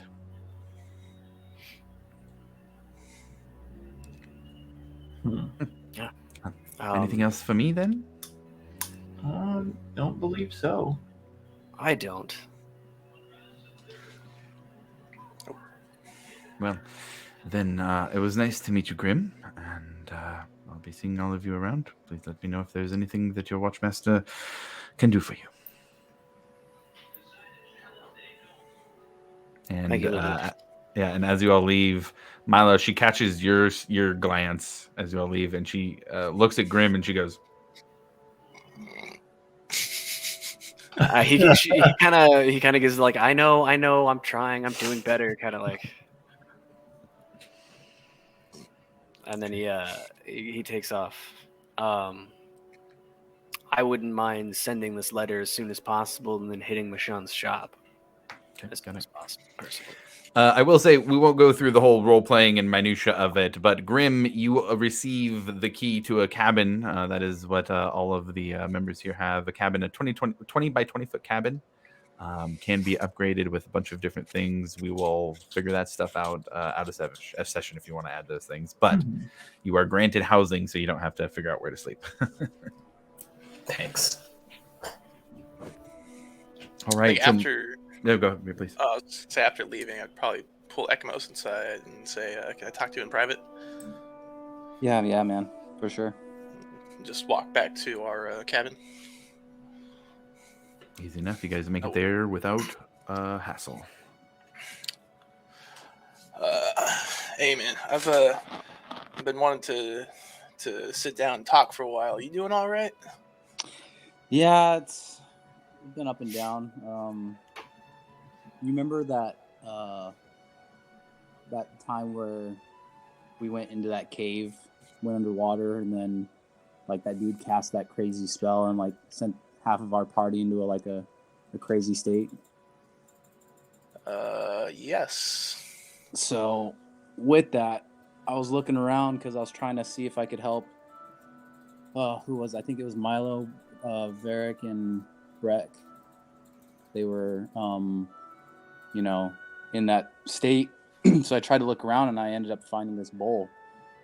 Trying to see if I could do anything to maybe like get them out of it, but it didn't. Nothing ended up happening, and so I pocketed it And then after that whole ordeal, it started talking to me, man. It was doing some crazy stuff, and it brought back a vivid memory of Vesh.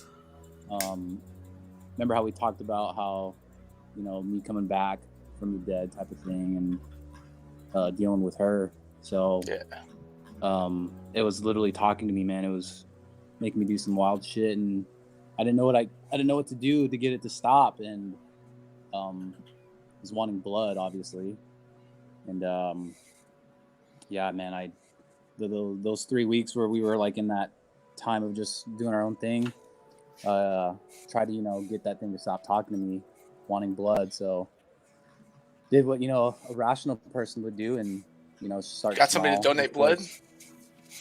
Yeah, obviously no one's gonna want to give blood for this thing, and it wants a lot of blood. So me finding out about that, I ended up like I regret it to this day, man. It still irks me. I ended up having to like kill a dude out there. It was unfortunate. It was a laborer. And killed somebody here? Yeah, well, it was outside the compound. Quite a ways away. I know. I feel fucking horrible about it. But obviously, it kind of silenced it a little bit because, you know, like, I felt like it being connected with Vesh, if I didn't do what it was asking for, you know, like, I would just cease to live, you know? Right. So, I mean, Alvor kind of brought up a good point of, well, you've been living this whole time prior to it, like, why all of a sudden now? But I haven't had any contacts with Vesh, so... Wait, you told them that you killed someone? No, I didn't, man. Like, I was gonna get into it, but Alvor freaking cut me off, so now I feel even more horrible that I'm, like, keeping secrets from the group. Look, man, I'm gonna be honest. It was really bad that you did that, and it sucks. Yeah, it does. But yeah, you should probably not tell anybody that. yeah, I know.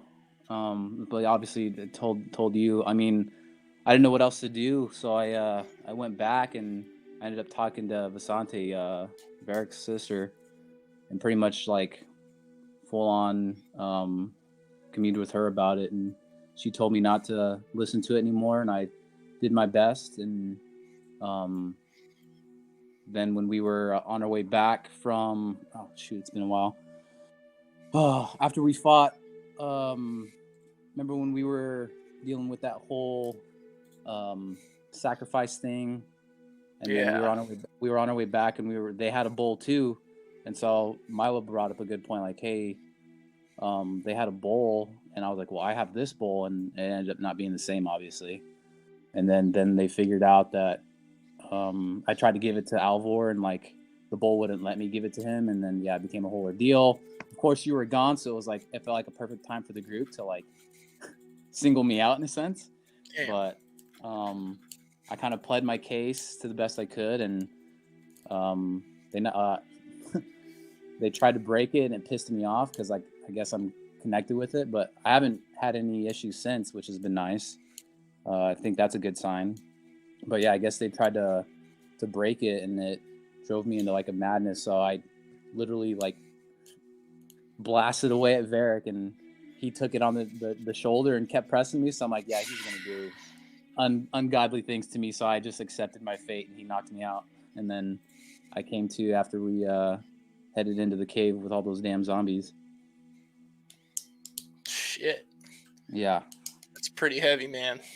Yeah, so I'm obviously trying to get my alignment right and not go down that path. I mean, part of me wants to everything in Amon, but the other half of me doesn't want to go down that route with such a good group that we have now. You know, like, I definitely want to better myself. We definitely need to figure out a way to get you away from this bowl. But, yeah, I mean, like I said, whatever you plan, whatever you decide to do, I'll have your back 100%. I know you're doing it for the right reasons. Yeah, I appreciate that. And sorry I couldn't be there for, your thing with everybody. I think something happened to me when we were fighting all that shit. Yeah. I got bit a couple times by some scraggly looking wolf guys, and I think I might have contracted something. Oh shit, dude. Yeah, I'm missing a couple hours of time. Mhm. When when when everybody decided to go into the cave, and I felt like I needed to get out of there. Mhm. Uh, it I felt like I needed to go towards the moon, and I don't know. I started flying towards it, and I started feeling stronger, and then I just kind of blacked out. Oof. The moon felt like it was calling to me, but I don't remember what exactly happened. And then after blacking out, flying towards the moon, I woke up back back at the entrance of the cave, and I don't know what I did. And I'm kind of scared Yeah. because it felt very primal. Hmm. Would I by chance know that, Josh? Could I like roll a history on that or something? Sure, yeah, you can roll a history check. You wouldn't Okay. necessarily know exactly what he was doing, Right. but Or maybe just generally about that type of stuff for yeah. sure. Let's see. Oh yeah, no, a 7. Nothing. Yeah. Well, shit, man. Yeah,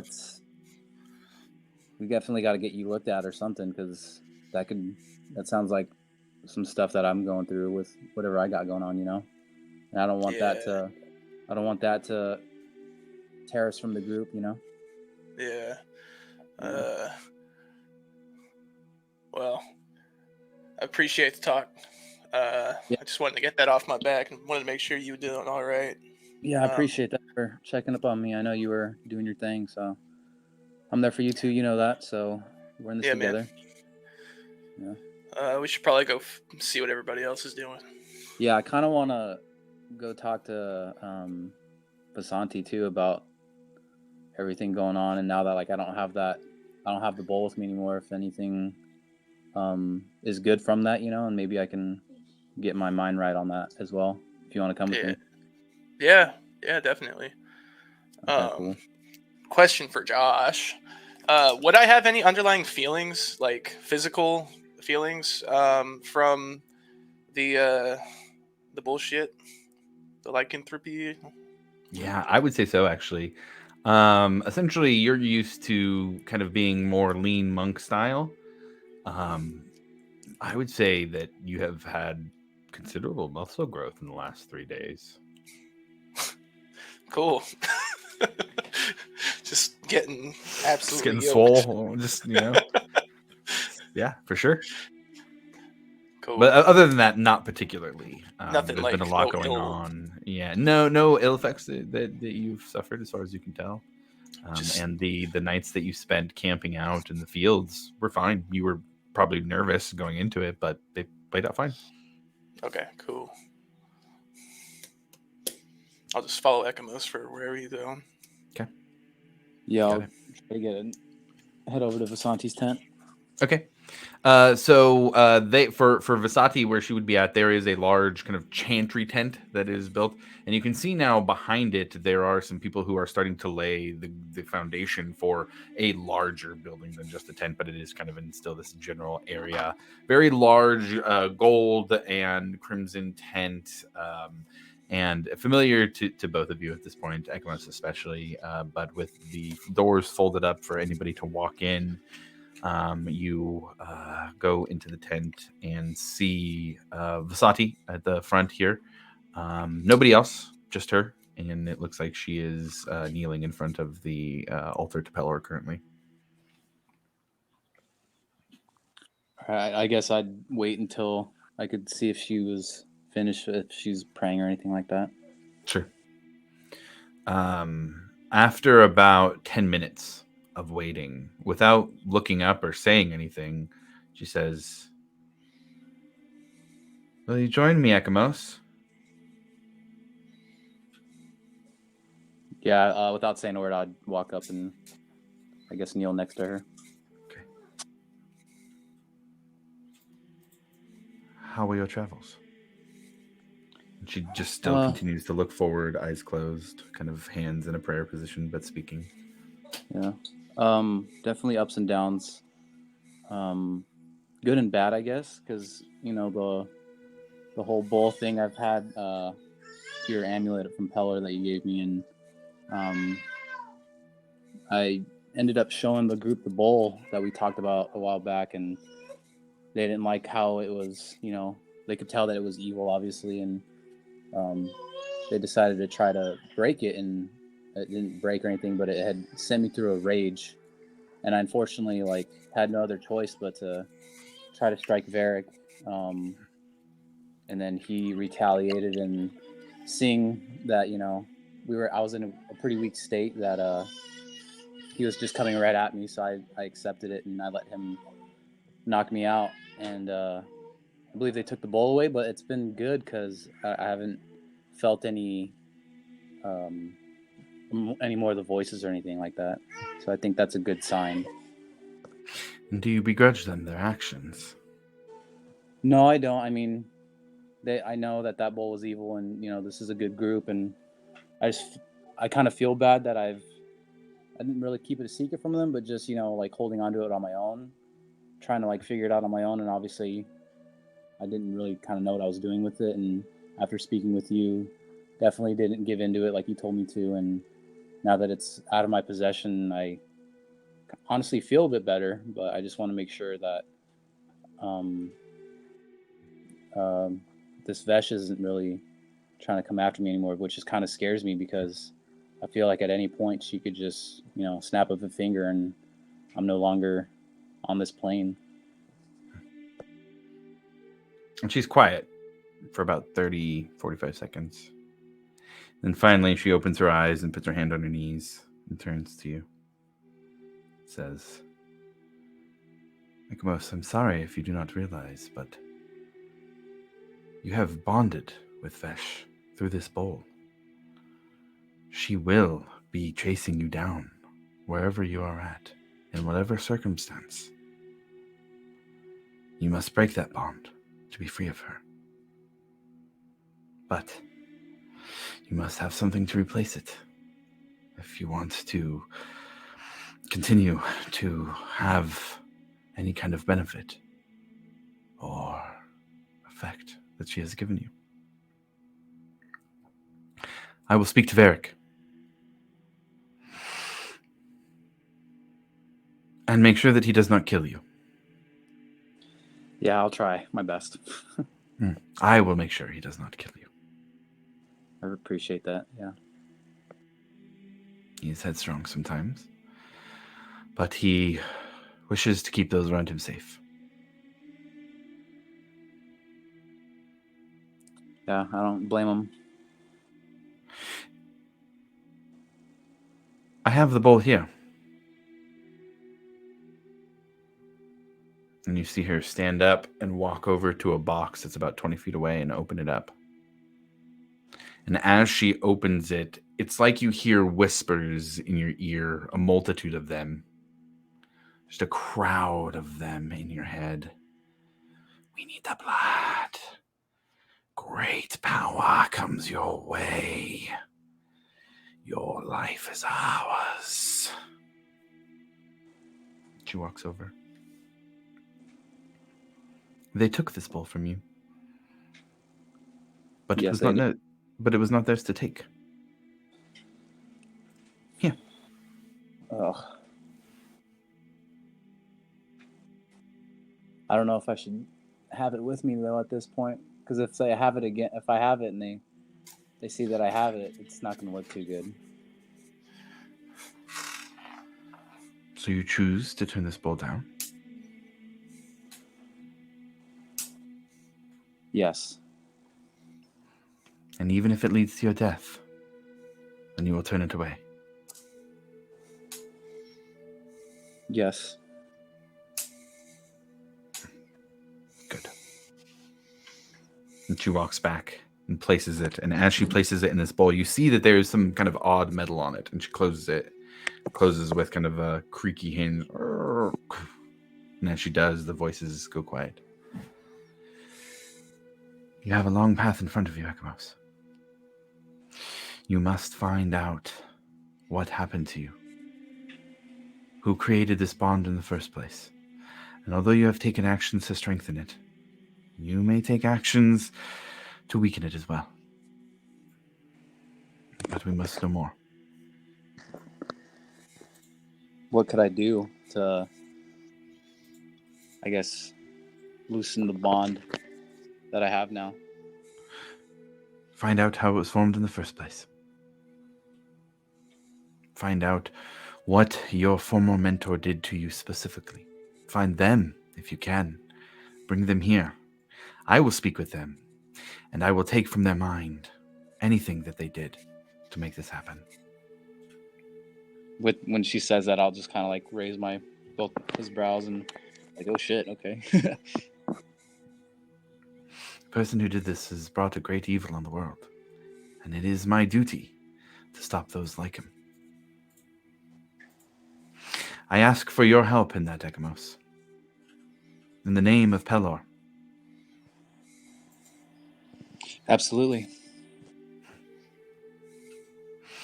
Then in this moment, I grant you, Ekamos, a member of the Chantry of the Dawn, working on behalf of the Dawnfather, spreading his light to the world so that darkness may be eradicated. As she says that, I'm kind of going to reach for that amulet that she gave me and just kind of like hold it to my chest. And as you do, you see it give off a slight glow. That is you, Ekamos. That is your power doing that. You have great wounds inside of you, some that cannot be healed. But we can keep the rot from going deeper.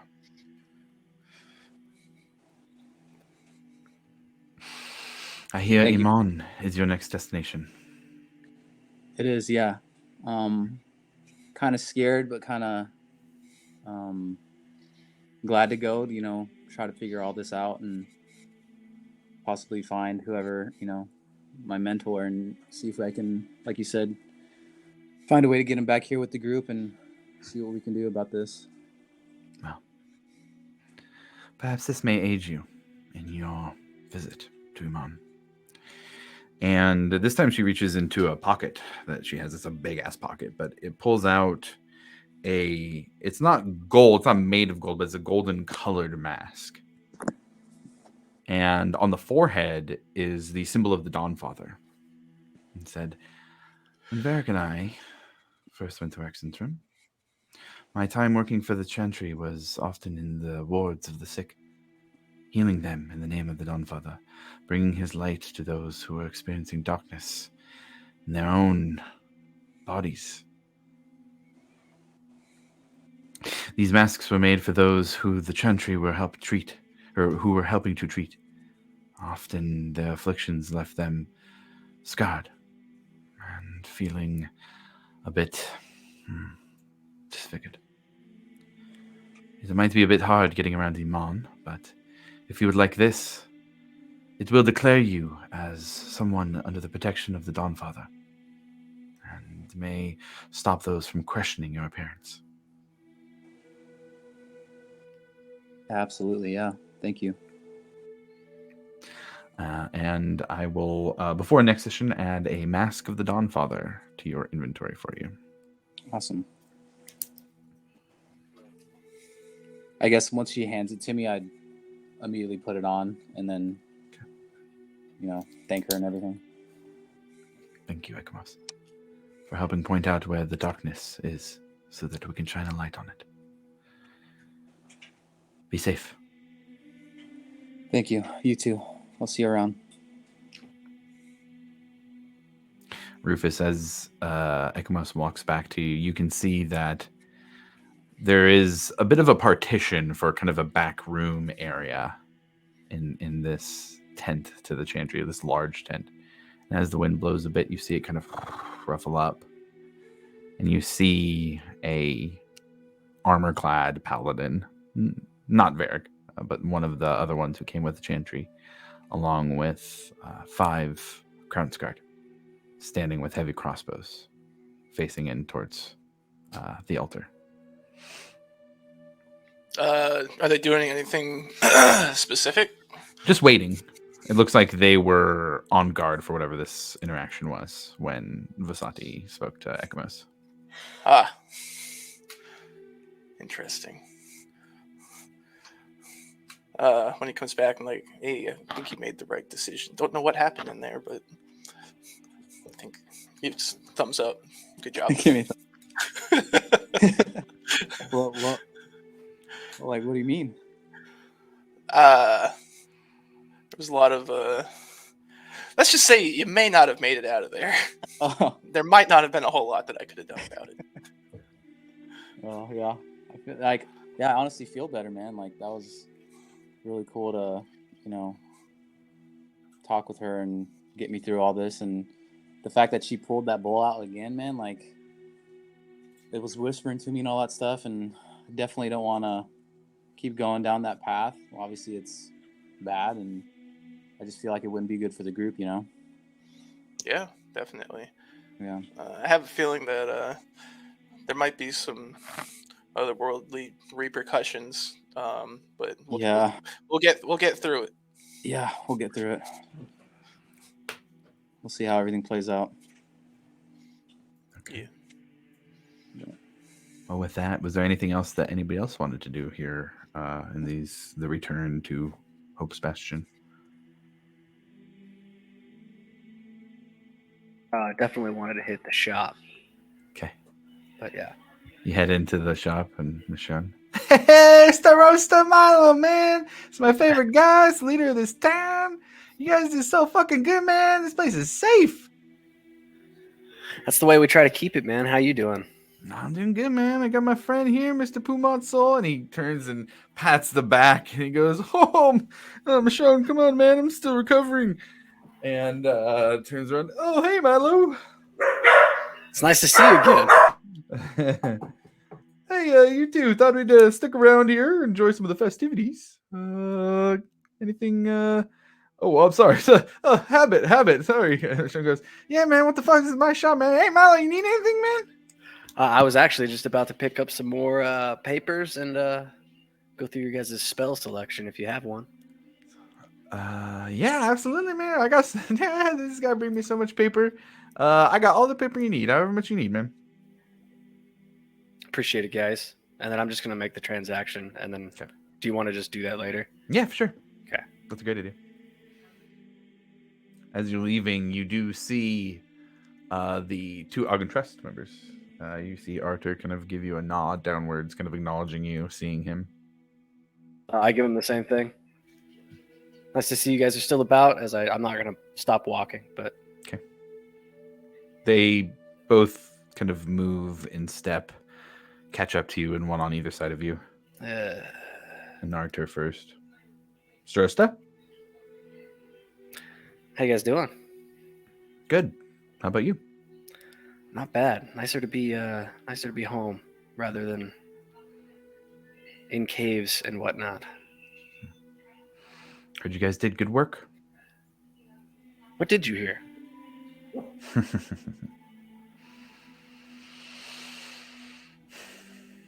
Pushed back the dragons up near Icehaven. Saved the Zemni Fields from some kind of magic ritual dedicated to Betrayer God. Disappeared off in the distance and made your way back here.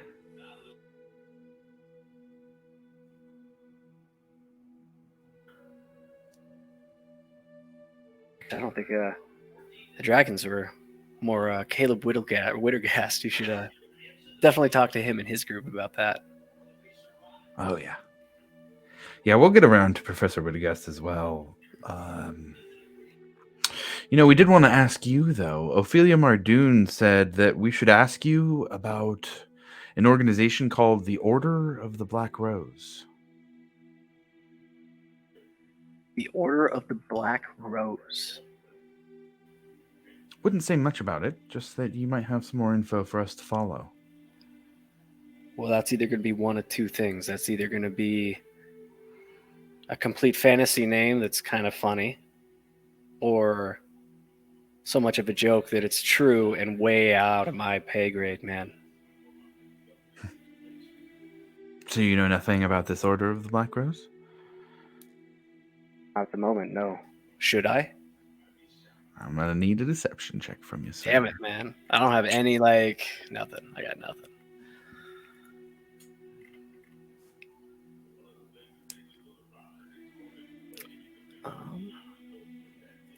Deception.